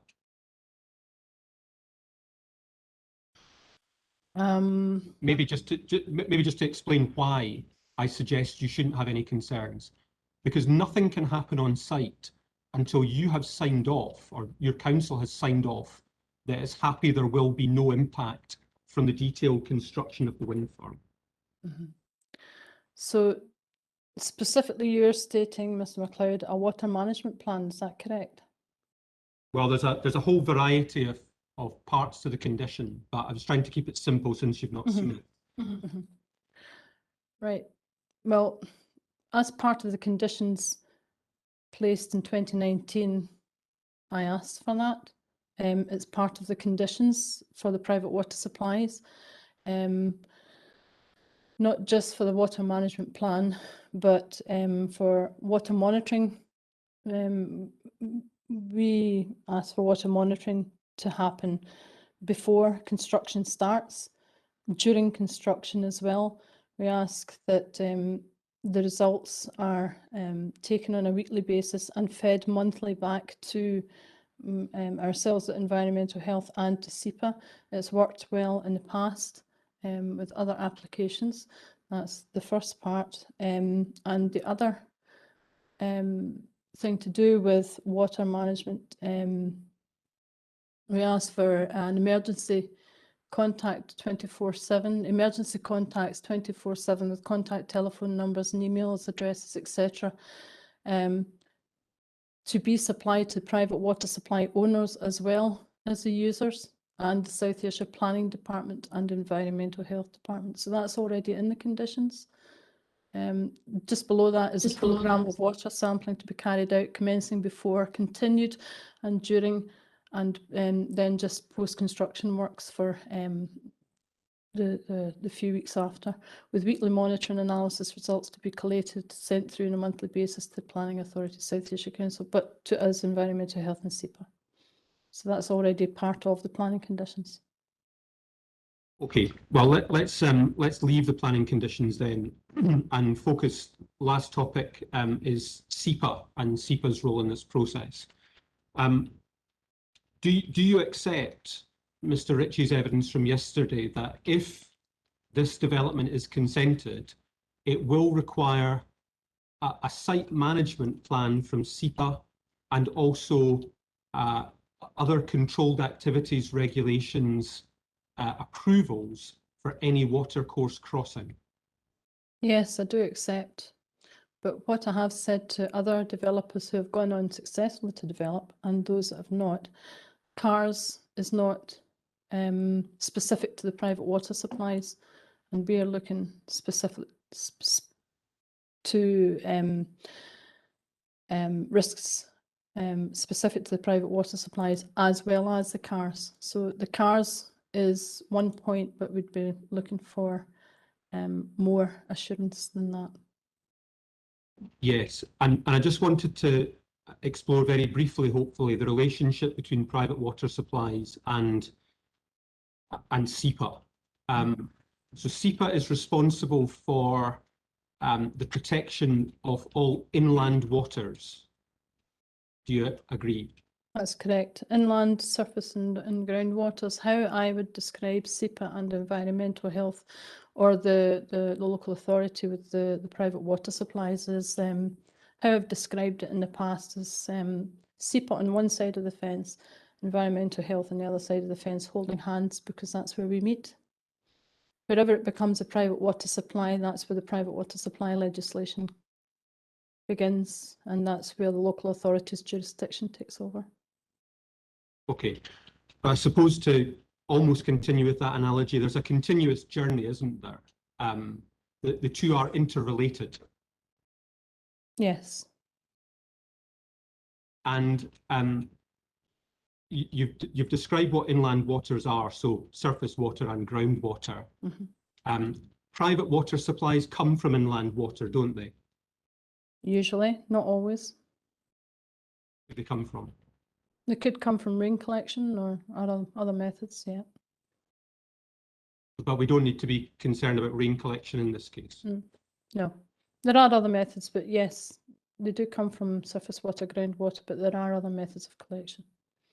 Right, so far as this inquiry is concerned, all private water supplies will come from inland waters that SEPA is responsible for monitoring. Yes. And if SEPA is satisfied that there is not going to be pollution of inland waters, that's an additional level of protection, because if the inland waters are not polluted, the private water supplies can't be polluted. That's an additional, yes, an additional assurance, shall we say. Fine. I think, if you just give me 1 second, Ms. Logan. Mm-hmm.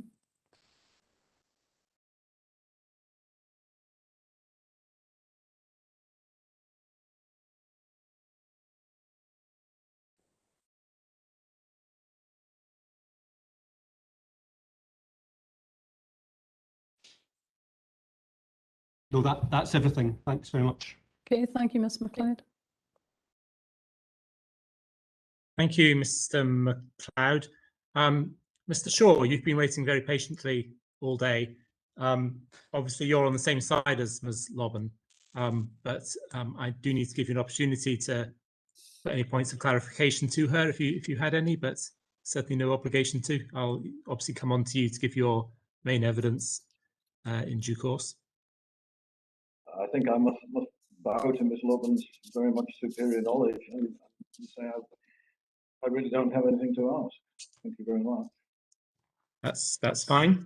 I just had a few questions for you, Ms. Lobban. I'm Just getting to, a wee bit of feedback here. if other people can make sure they're on mute. Just to make sure that I'm totally clear on exactly what your concerns are, could I take you back to the applicant's document app 2.21, the one where they compare your the way you've drawn the catchments with the way that Mr. Ritchie has drawn the catchments? Yes, I've got it here. And if we could just run through very quickly the maps of the different properties. So starting at drawing number 6, which is for Laglani. Yes.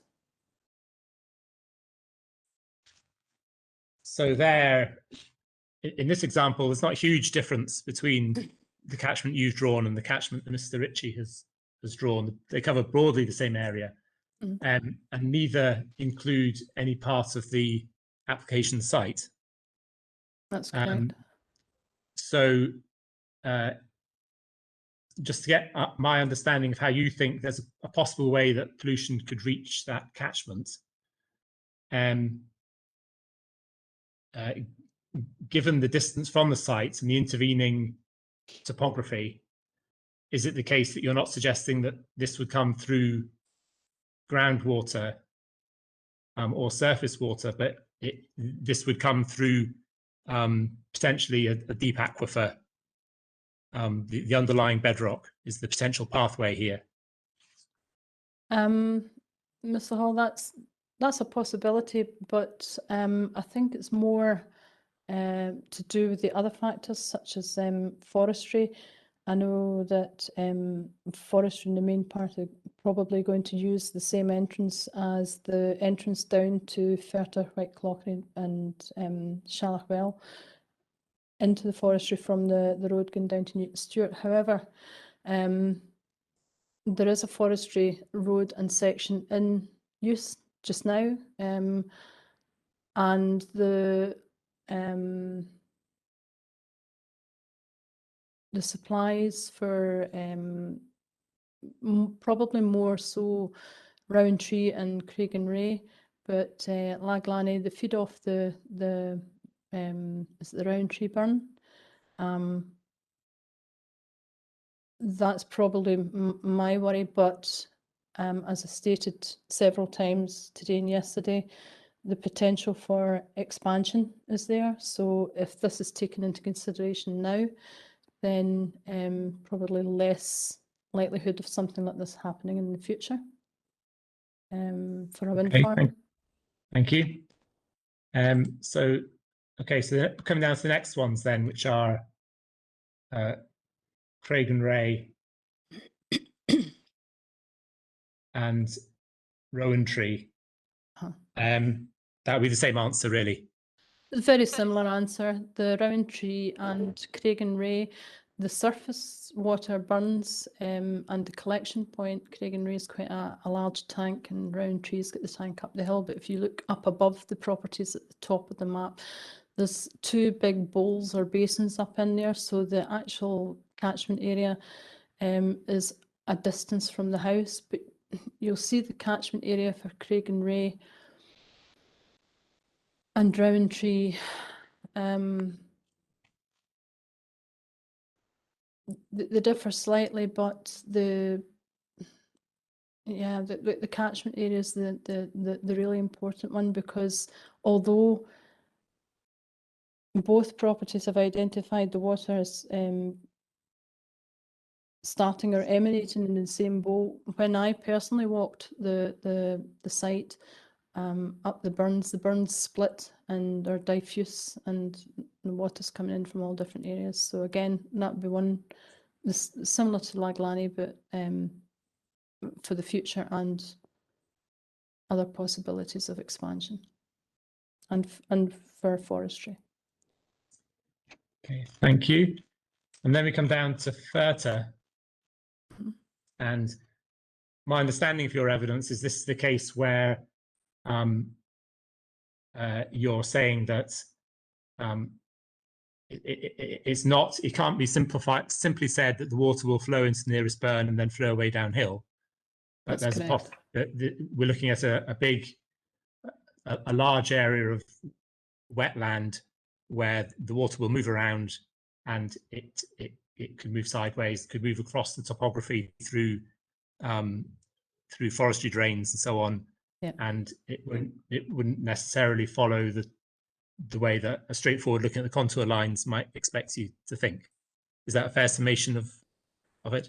That's a fair estimation, yes. The ditches and drains and topography of the land, but also if you refer over to the South Ayrshire Council interactive map, just quickly, very, very quickly, and you lay on again the groundwater dependent terrestrial ecosystems, and then pull up Ferter, which can be identified by, if you look at the pink of the habitat management plans, the pink lines, and then look straight down, you'll see Ferter as the turquoise dot and the 2 purple pentagons. And you see the interconnectedness in there of the water. And it's right across the site. It's not just, I know that I fully hear and understand topography and terrain and the hills and the bailiffs in between them, the steepness of the ground, and water sheds one way and will shed another. Sometimes water does shed 2 ways, but it's very rare. Rowan-tree, etc., are going to be distanced, but as the crow flies, as the saying goes, as the crow flies, that's not a great distance away. And should expansion happen in the future, then you have Rowan-tree, etc., still connected to this area. But Ferter, to dwell in Ferter, just looking at the map shows you the height of the terrain, the downward flow, the way it all gathers. If you look at the different points on the ridge from coming round from the Craigroe to Palmady, to Pinbreck, Cairn Hill and Fell Hill. If you look at them, I know they're not one continuous ridge, but the Palmady, Pinbreck and the Cairn Roe, they are continuous, but they come down and they collect into like a basin area, if you want to, for want of a better word. In that big basin, it's not very unlike the basin area that Ayr sits in relation to the hills and the terrain that I would think the developers are looking to develop on. It's very, very similar. It's like a collection point, and that's why Environmental Health and SEPA and Scottish Water were involved in looking at the water flowing down through farmlands, etc., for pollution just in the past few years because of the nature of the bowl of the gathering. And it's a very similar shape and type of gathering there. So yes, the interconnectedness of the water is critical, I think, in that section. The water origins, the origins of the water are unknown in a lot of the cases. Thank you. Maybe a general point on this and the other maps. You said these are only the major watercourses that are shown here, and there are other more minor watercourses. Yes. So looking at Ferter, for instance, there's a watercourse running, a burn running on the west side of your, just inside the west side of your catchment that you've drawn. And that's presumably quite a major burn there. And you've included land on the western side of it. Yes. So is the suggestion there that potentially pollution could go into that burn at a higher point coming from the western side, and then further down, that pollution could somehow get out of the burn on the eastern side and migrate towards Ferter? It might not necessarily flow into that area. It's not necessarily the burns that I've encapsulated in the area that I've drawn the circle around, Mr. Hall, but the actual area itself, the pollution could come in from above and down and spread out. There is that potential, and it might not necessarily come in from the western side and then spread over to the eastern side. It could well, if you see the drainage ditches and the way the land is wet, I'm sure Mr. Shaw would be able to give you maybe a better description than I'm given here, because he lives there. But it's the nature of the ground and the land and the bowl and the collection point, and as is shown by the dark brown, the GWTs here, it won't necessarily be coming in from the west to the east. It could be coming in from any direction there, and we wouldn't know. Nobody might know. But once the pollution or the silt is in the burn, how does it get out of it? It would need to be through flow, and it might not get out of it. It might be something that's suspended so that could be poisonous to the water. They've already noted, well, I've already noted that the area is considered, there's no salmon, etc. in these burns because of the acidification of the land, because of the length of time that the crops of trees have been grown in the land, the acidification is happening. So that's one potential, but you have other things like suspended solids, etc. If you have, I'm trying to think, borrow pits, I'm not saying there's a borrow pit there, but just for example, a borrow pit, or blasting of a turbine base, blasting of ground to create a suitable, secure tether point for the turbine base could potentially, I'm not saying it will, but it could potentially release something like non-soluble aluminium, for example, into the waterways, in which case that would knock a water supply out because it would be poisonous to humans and to other live things that might ingest it. So in the case of, I mean, so say some of these nasties got into that burn that's running up the western side there, are you saying that could then feed in somehow into the Furta water supply? There's a potential for that, I think. How would that happen? But, well, if it comes down one of the smaller tributaries or comes into the waterways in some other way, it might not necessarily come down that burn. That's what I'm saying. The area has to be looked at as a whole. Okay. I'm perhaps maybe not describing this the best way that I can, but I'm trying. I'm just trying to work out how, if I have a droplet of polluted water on the western side of the burn there, how, if you could just describe to me how that droplet of water could find its way into the Furta water supply. It may well depend on where that pollution was entering the system. Perhaps that's what you're looking at. The boundary line is a line drawn on a map there. That's the boundary line, and that's the buffer zone that the developers talk about, the applicant talks about. But a buffer zone on a map is just that. It's a drawing on a map. Okay. Buffer zones in reality, to stop something flowing, you'll probably be aware of that yourself, Mr. Hall, that water is extremely difficult to stop flowing. But we're totally reliant on other things to filter out as you put the nasties in water, just the same as we use the filters in houses. And if ground was disturbed for any reason, whether it's forestry, whether it's woodland replanting or management of some habitats or areas or whatever, then that has the potential to release into waterways. If you're moving earth or moving peat or moving soils or things which have contaminated land, for example, environmental health deal with contaminated land. Not myself personally, but in other environmental health officers do deal with that and have dealt with that in years. And if you move that contaminated land to another area and put it, that then contaminates the other land. So there's a whole host of different potential ways of contamination. It's not just running down a burn. Okay, I understand. And the lines you draw are not intended to be accurate to the nearest centimetre. I understand that. So coming on to White Clauchrie, which is the next one, this is a similar situation to Furta, where, again, it's the mixing of the waters and further up the catchment. And you're saying it wouldn't necessarily flow straight into the nearest burn and away. It could. Yeah, the waters can move around in the same way that you described for Furta. That's correct. The occupant of White Clauchrie has stated quite clearly, and will happily state to whoever wants to listen, that they'd have experienced problems when there was felling further up and at certain areas. So that indicates a distance from the house.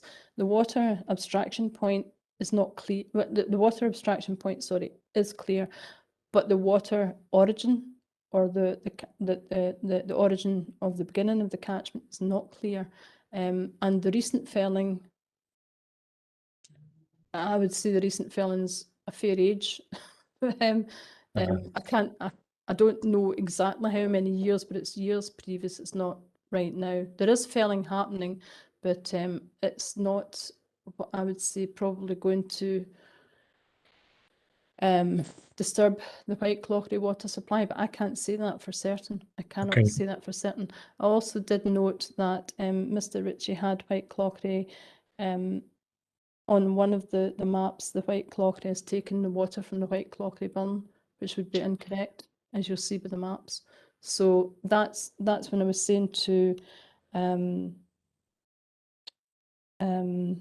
MacLeod that the process is iterative and evolving. This is a morphing and growing process. But the White Clauchrie, if you visit it, you know exactly where the private water supply is. You know exactly where the abstraction point is anyway.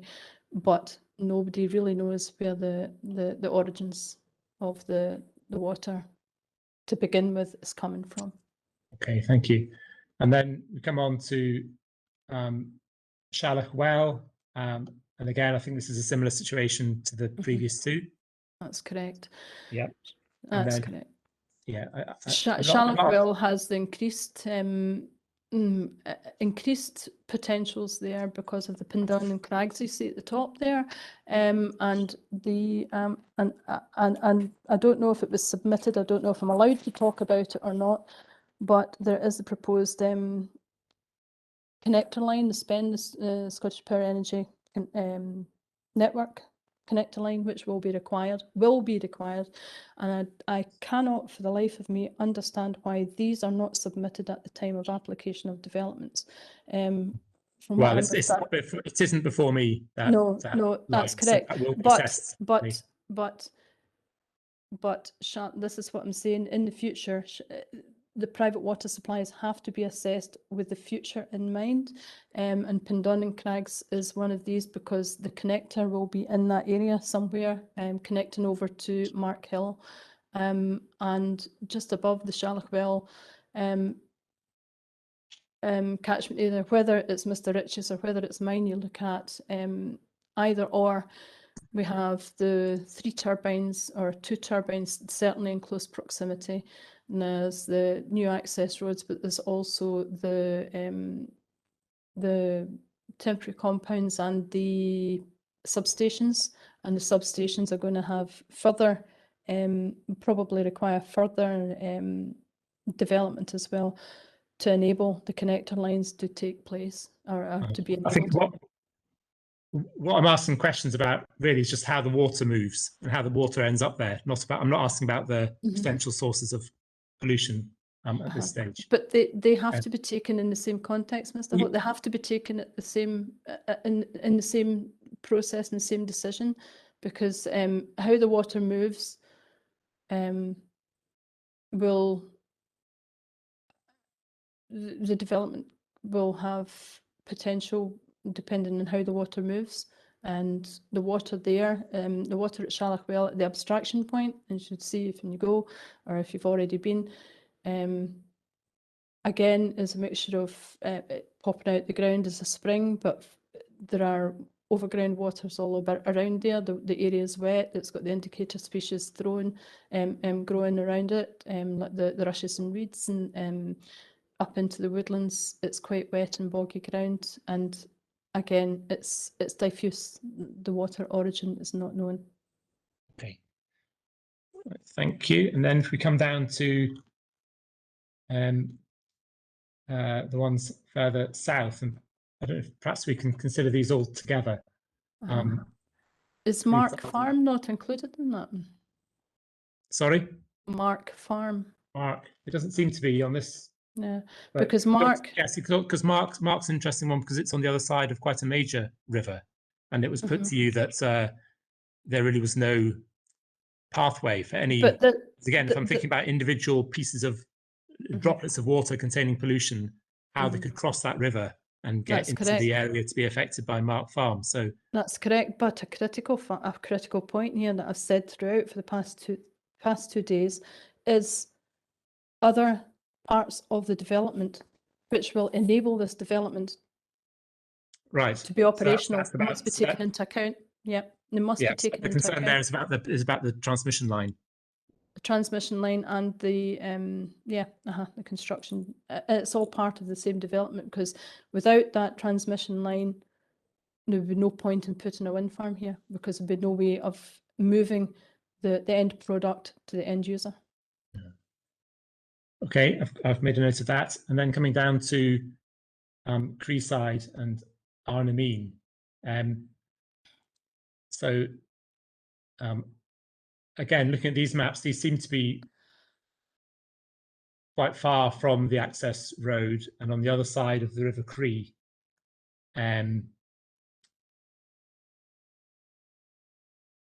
Again, if you could just briefly describe to me how you think. So the suggestion here is that potentially there might be work done on that access road or new borrow pits adjacent to that access road that could, or there might be diesel spilled on the access road that could give rise to pollution or to silt from the borrow pits, and that could somehow come down the hill there and cross the River Cree and affect these properties' water supplies.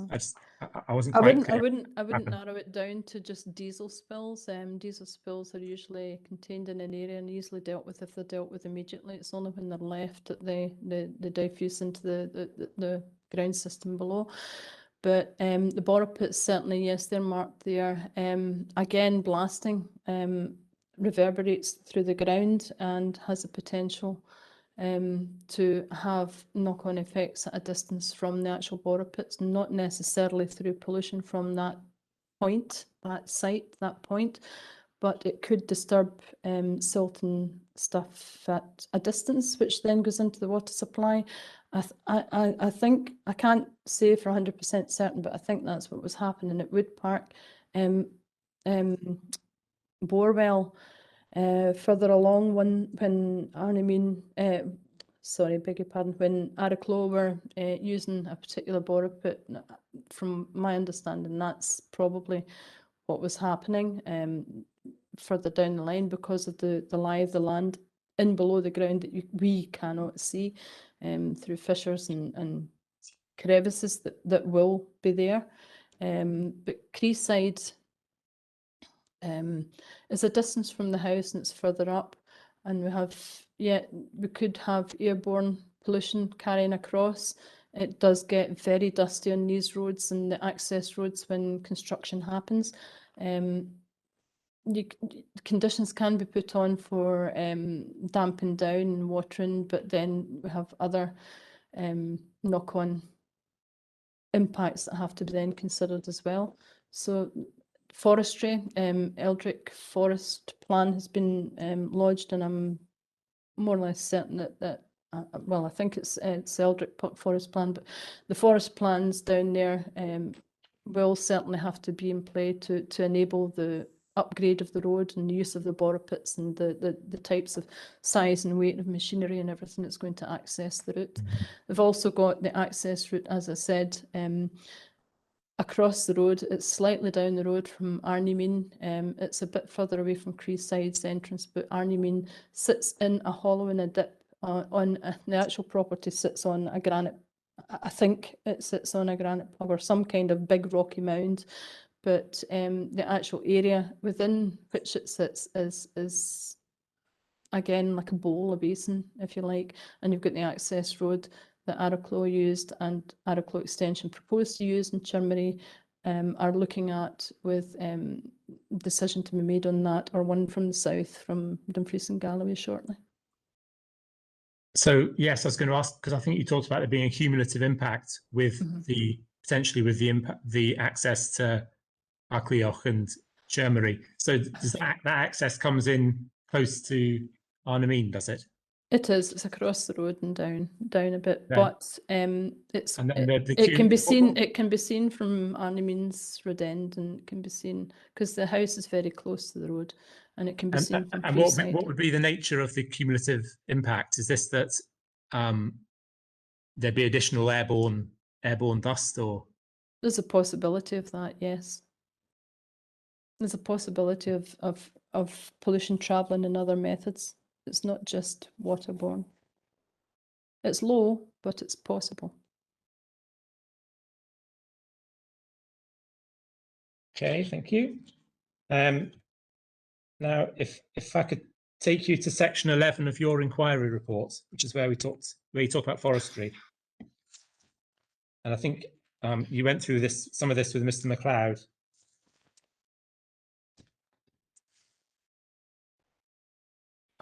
I just wasn't. If you could just very briefly tell me what you're arguing here about forestry. Is your point I'll that need to bring this up. Sorry. Hold on, sorry.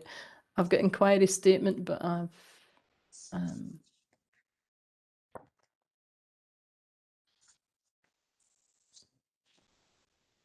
inquiry report, yes, sorry. Yeah, That's so me. section 11 deals with forestry structuring. And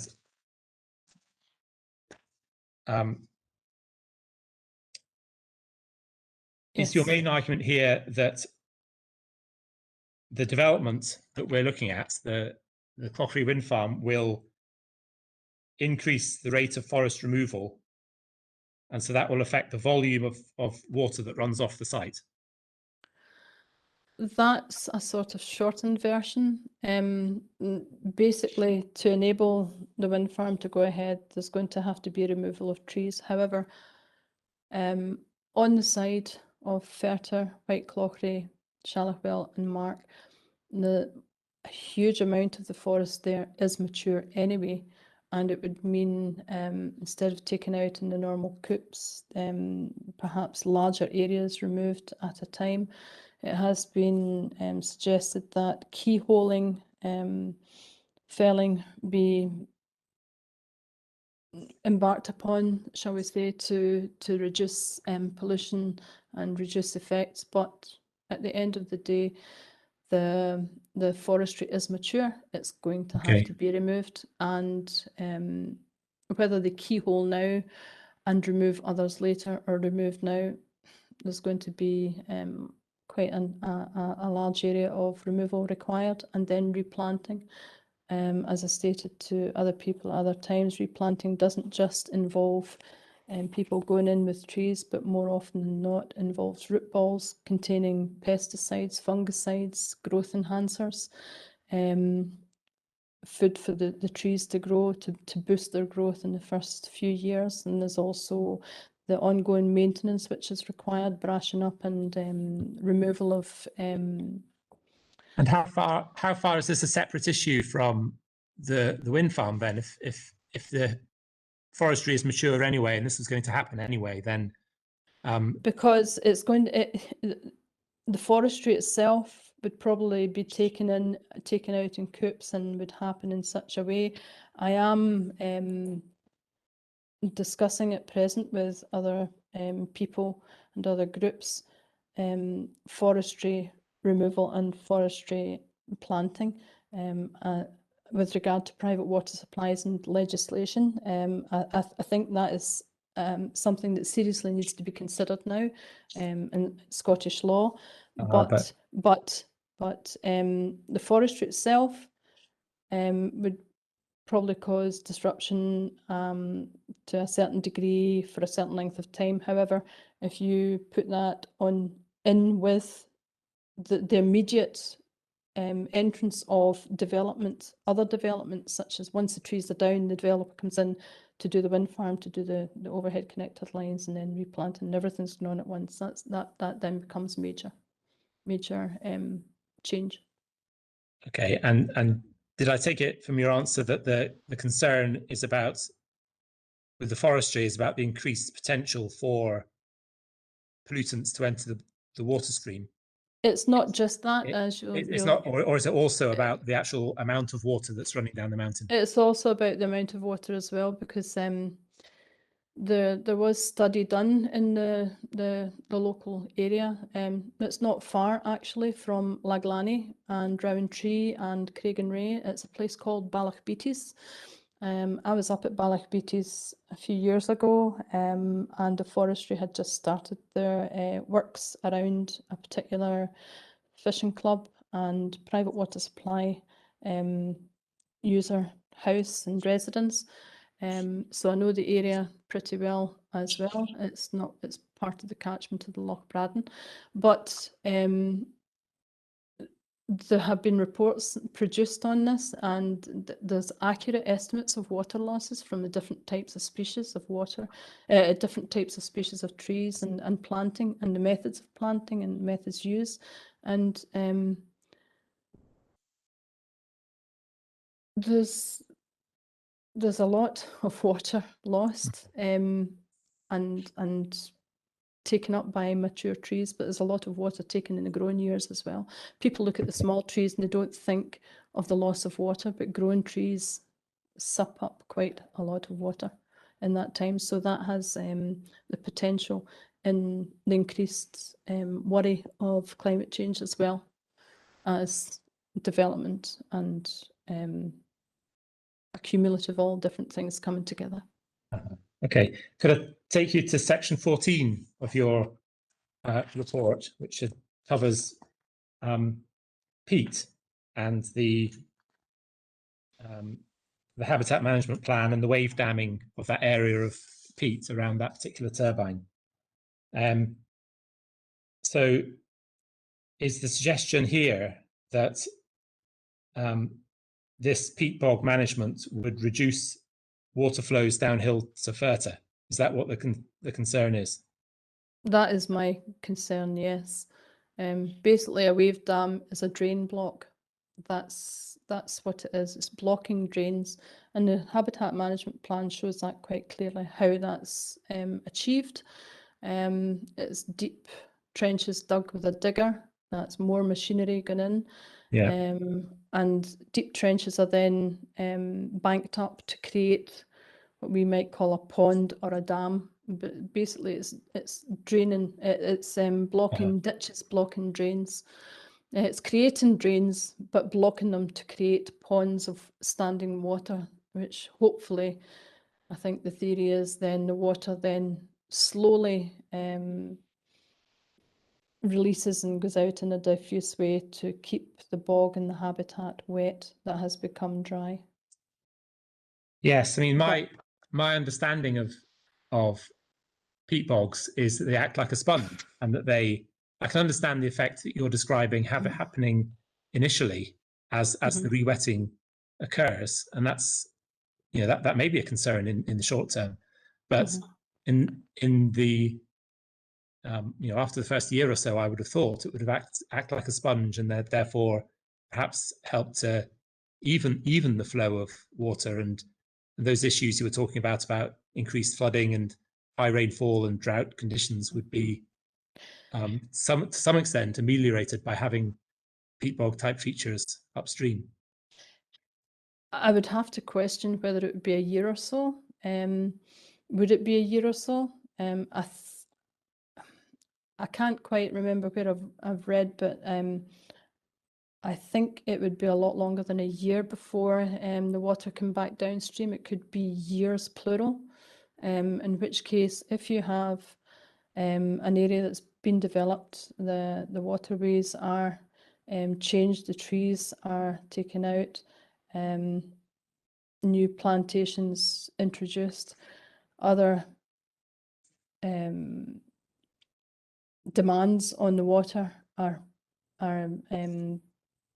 put in place and presented, and you have properties that are facing climate change with the drought which is happening. These properties have not dried up. Other properties in the vicinity have dried up, and not very far away as the crow flies. They are dry now as I speak, and they dried up round about March, April, with a small respite after the heavy rain.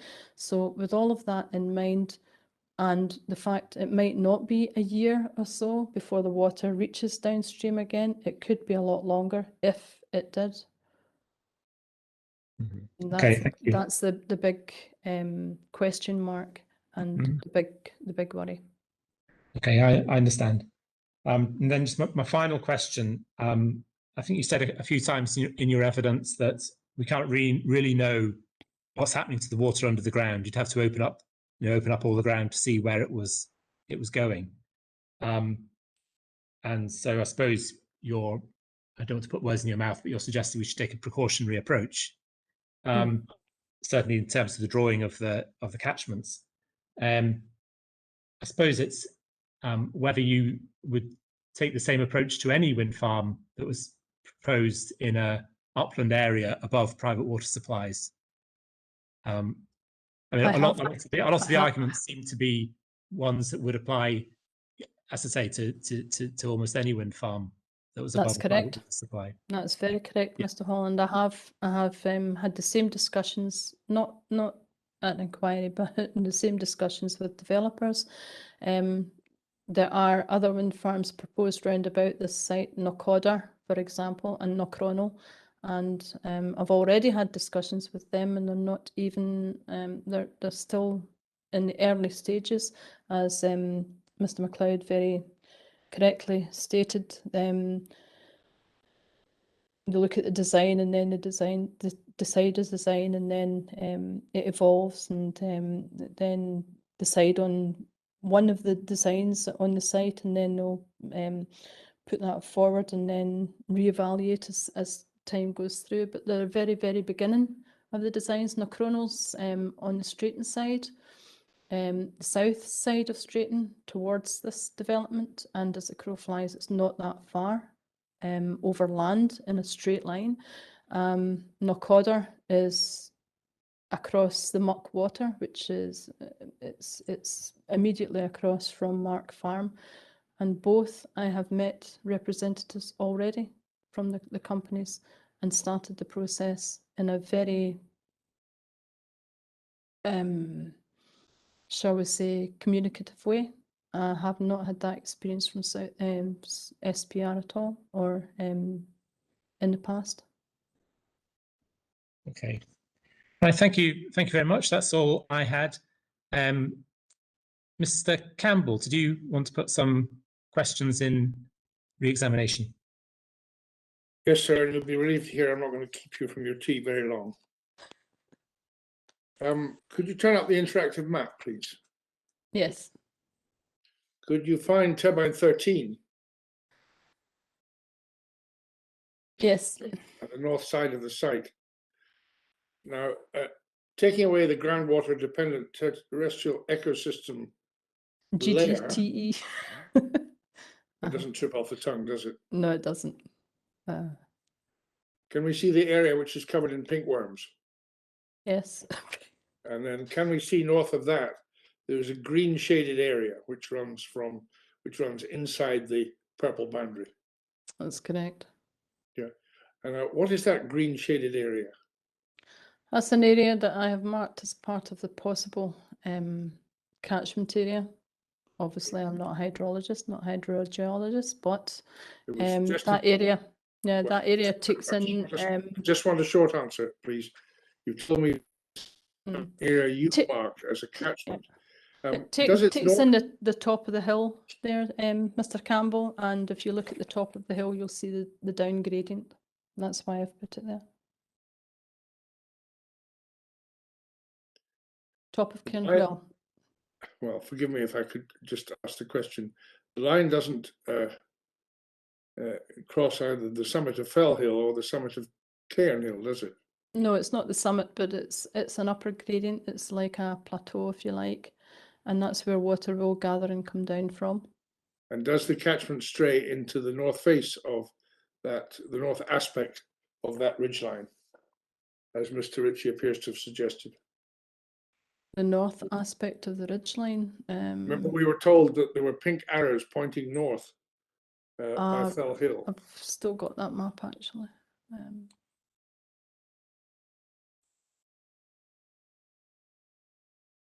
Perhaps I can put the question to another way. Is your version of this catchment all on the south-facing slope of the hillside between Fell Hill and Cairnhill? It's on the south-facing slope, yes. I can't hear you. Yes, that's on the south-facing slope. I think the arrows that Mr. MacLeod was referring to, if you look at, I've got his map in front of me. The point on Cairnhill that he was referring to is at the back of Cairnhill, which would be northwest. That would be so. Right. My catchment isn't in that area. It doesn't, as you can see from the map there, Mr. Campbell, that the start of the tributaries that Mr. MacLeod was referring to are distanced away from the edge of the catchment. Okay. And those are the yellow dots, just for the avoidance of doubt. The yellow dots on this side, but I didn't put the yellow dots on the other side because that's a shed in a different direction. And that's what Mr. MacLeod was talking about. If you look at the pink worms, as you you put them in the green catchment area drawn, and then you've go over the other side of Cairnhill, you have the tributaries and the start of the shed to the other direction. And that wouldn't, I can't see how that would have any bearing on FERTA, and that's why the catchment doesn't take that into account. Okay. Now, we've heard from the applicant that they're not going to build on ground which contains peat. Does that appear to be true for turbine 13? Well, I would say no. I would think it would be more or less completely in peat. If turbine 13 were not there, do you know whether the wave damming exercise would be necessary or not? My personal view, it wouldn't be necessary. Whether they want to do it or not is another matter, but in my personal view, it wouldn't be necessary. There's a very wet habitat there already. But it's a stable habitat, is it? It appears to me, but that's my opinion, yeah. Right. Leave that for submissions. Thank you. The only other thing concerned the scoping opinion and scoping report. Can I just check that you've given the inquiry the right dates? Did you say that you received a request for a scoping opinion on the 2nd of April 2019? Yes, from the planner then was David Love, Yeah, who but then you left received, in Alan Egger. David Love on the 2nd of April 2019. that's from the applicants. That's from planning. We received it through from planning. I see. So your department is a consultee of the planning department, is that right? That's correct.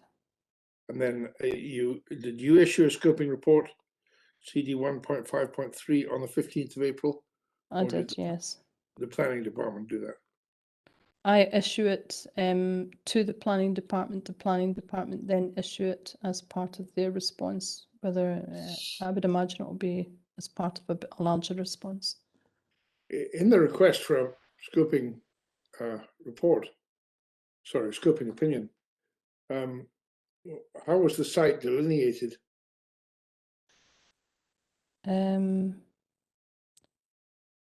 From memory, it was a boundary line showing an overall area. Yeah. Within I the should- boundary line, was there a dotted line showing a developable area? I think there was. I should actually have. If you don't know, just tell me, that's fine. I'm not sure, but I think there was from memory.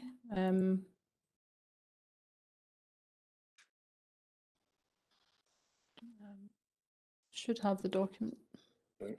And you don't know what scale the boundary line was shown, do you? What scale? As in size of map? No, I can't. I couldn't You don't know. say that off memory. I'd need to refer back to the document. All right.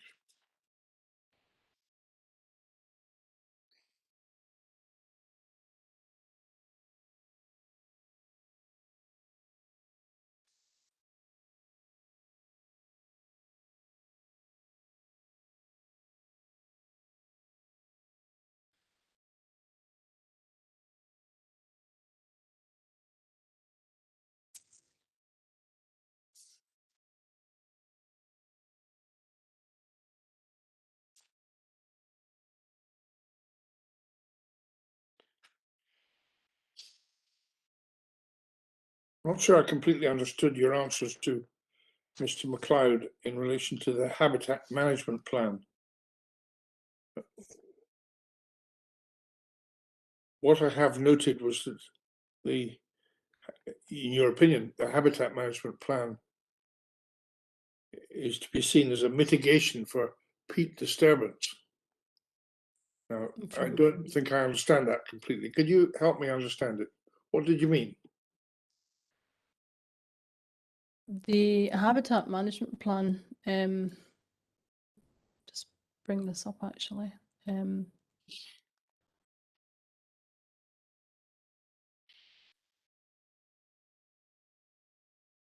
It's version 3 I was reading from. It gives an overview and the condition of peatlands and photographs, etc.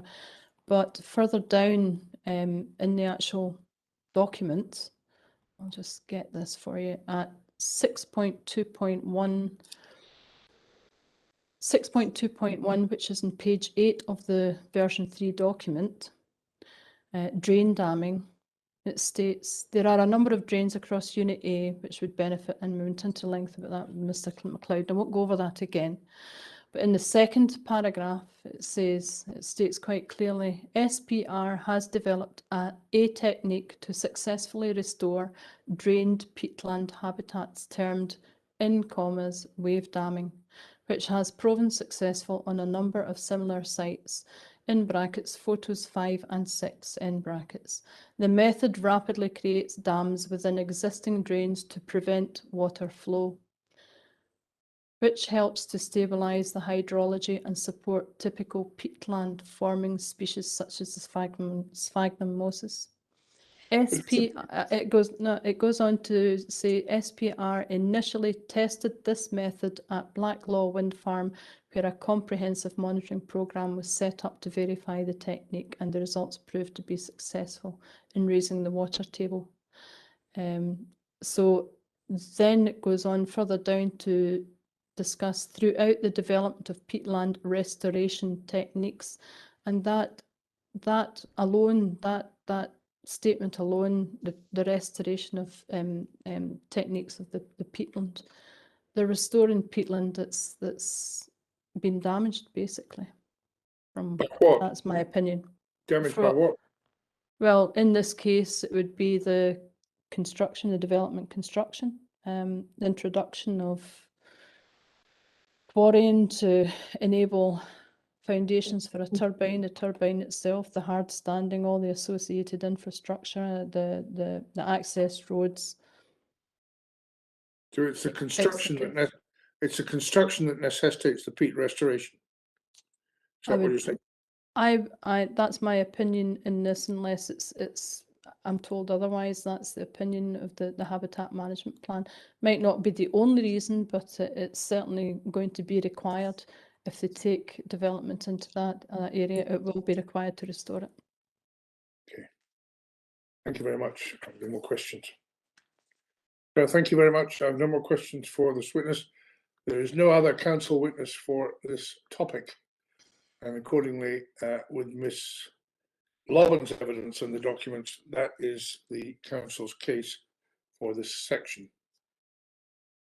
Thank you very much, Mr.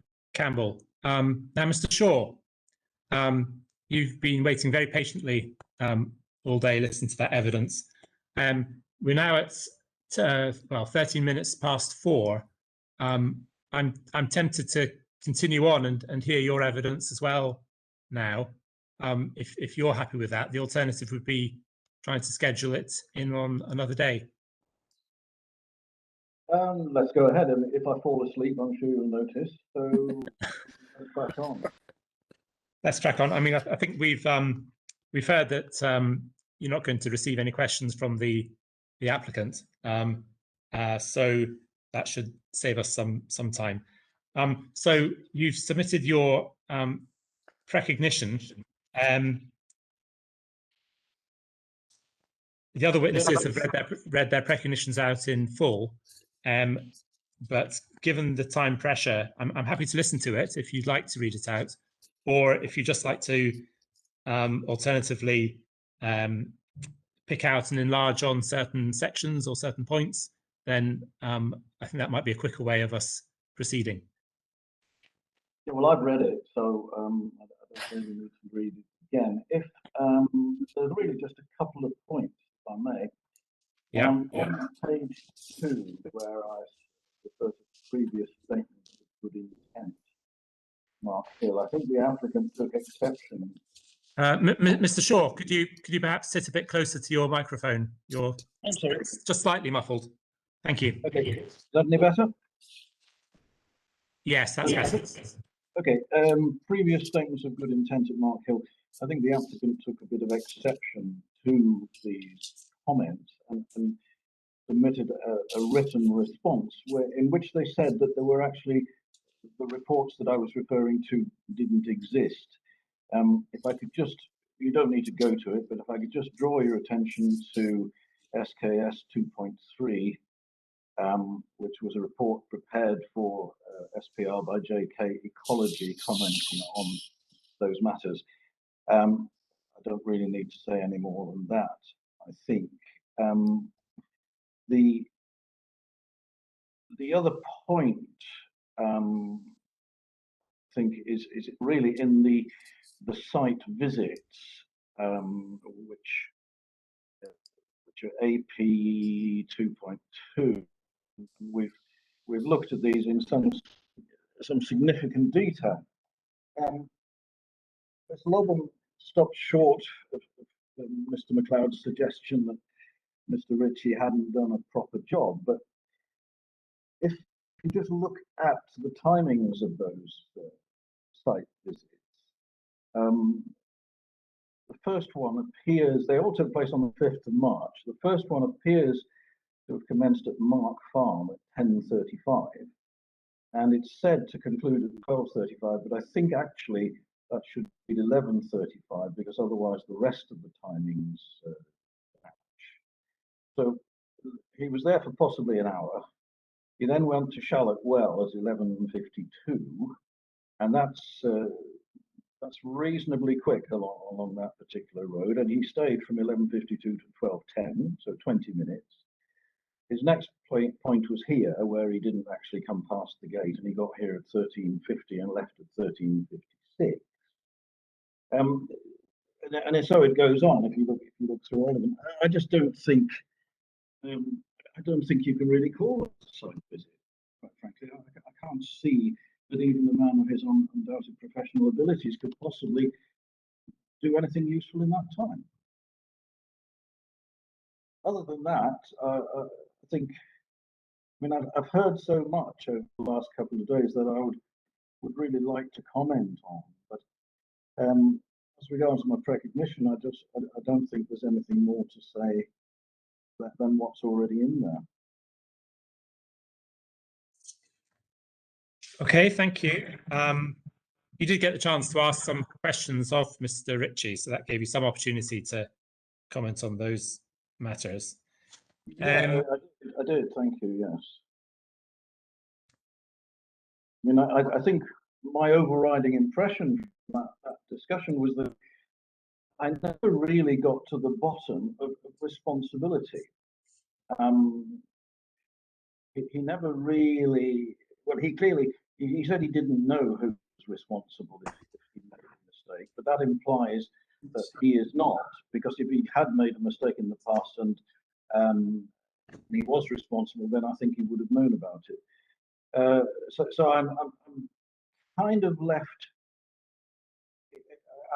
in the position of saying to myself, well, okay, on the one hand, I've got the SAC consulting report, which I commissioned, which said that it wasn't really possible to define the catchment area without a detailed site survey. On the same side, I've got the South Ayrshire Council saying that they think the catchment area is somewhat larger than Mr. Ritchie does. Now, in both those cases, I know that people visited the place and walked up the hill to find physical evidence of the catchment. And I know from my own experience, so the same argument applies to Charlotte Well and Mark Farmer and everything else. The occupants have been there, they understand the terrain. But on the other side, I've got Mr. Ritchie, who's done, I'm sorry, what appears to be very little more than an extended desktop study, followed by a short visit right to just before the inquiry took place. So as the guy who's going to be kicked out of my house if we make a mistake with this issue, I have something of a dilemma. It's very difficult for me to accept Mr. Ritchie's assertion, as Mr. MacLeod pointed out quite forcibly, that he is 100% satisfied there is no risk to our private water supply. I must offer you a glass of water if you should come to visit, Berta, if that won't affect your your independence, because the water we have here is absolutely lovely. And I really, even if we had the opportunity, I wouldn't connect to a public supply. But if we lose that, we lose everything here. Well, yes. I mean, if I took a glass of water off you, that would be definitely accepting a gratuity from a party. That would be, I could certainly look at it and smell it. I think that would probably be acceptable. Well, we'll cross that bridge when we come to it. Yes, yes. But I'll certainly, I mean, I certainly will come and look at your property, and I'll be interested to see the water supplies as well at the same time. So I've read your recognition, and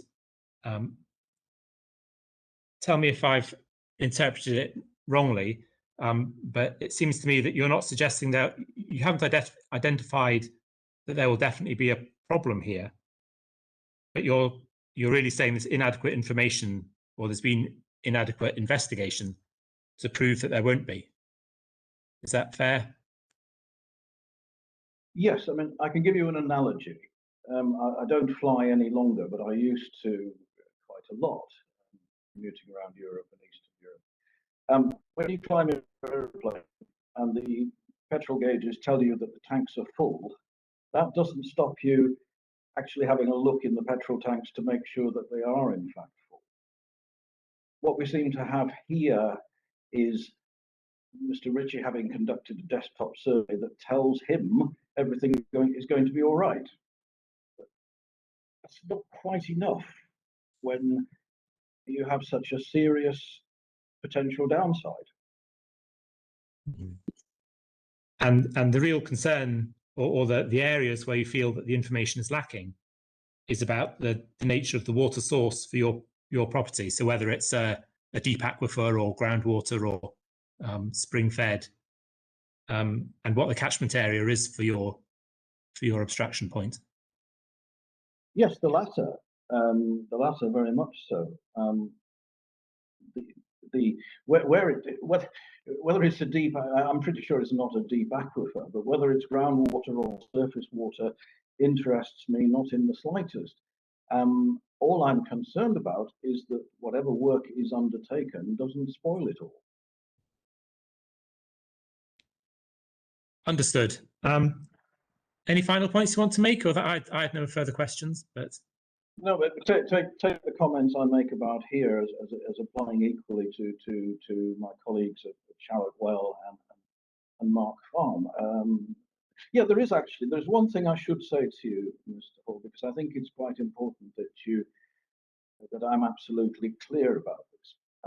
I embarked on the design and construction of this property 21 years ago. We bought the old cottage here, and my instructions to the architect at that point were that we were to create a modern country house, having all the best of modern conveniences, the maximum possible amount of insulation, and the most eco-friendly forms of energy consumption that he could possibly devise. It took me nearly 9 months to identify a suitable architect. So we ended up with a house which has 300 millimeters of insulation in the walls, masses of insulation in the roof, underfloor heating, ground source geothermal heating, and the electricity which substantially comes from our own solar panels, and our only energy consumption in this house. There is no other form of energy consumption except electricity. And I'm actually quite proud of that. I think that's an achievement. I wouldn't like you to go away with the idea that in some way I'm against alternative energy, or I don't believe in climate change, or anything like that, because I absolutely do. What galls me very much is listening, as we did, I think, to Ms. Mackenzie last week, saying that their mission was to provide cheap, green electricity for the homes of Scotland. And to realise that, in fact, it's not cheap. you can talk about whether it's green or not, but it certainly doesn't come to Scotland. So I have deep reservations about, how can I put it? I shouldn't use the word dishonesty, but let's call it spin. That seems to. We're maybe straying away from private water supplies. I'm sorry. We are. Yes. I mean, what I want to get across simply is that we are not. I'm not arguing against this development simply because I don't want to see this sort of development going on. I think it needs to be in the right place, and the right place will be where it won't damage my private water supply. Understood. Well, thank you very much, Mr. Shaw. I think that brings our proceedings to a close for today. So I'll sign off there, and thank you all very much for your participation today. I may be seeing some of you tomorrow at our hearing session, but if not, perhaps later in the inquiry, or even at a different inquiry. Thank you very much, and we'll stop there unless anyone's got any final points to make. Will that be 10 Yeah. o'clock for the hearing session? Will Yes, the hearing Mr. session be at 10? Will the hearing session commence at 10 o'clock? 10 o'clock, yes, and I think I'm going to attempt to do it from my home rather than from here in the office, and hope that works. But I decided to come into the office because I wasn't wholly confident of my home connection. Given our experience over the last couple of days, I think I might be better off there. So yes, 10 o'clock tomorrow, please. Thank you. Thank Good you night. very much. Thank you very much. Good night.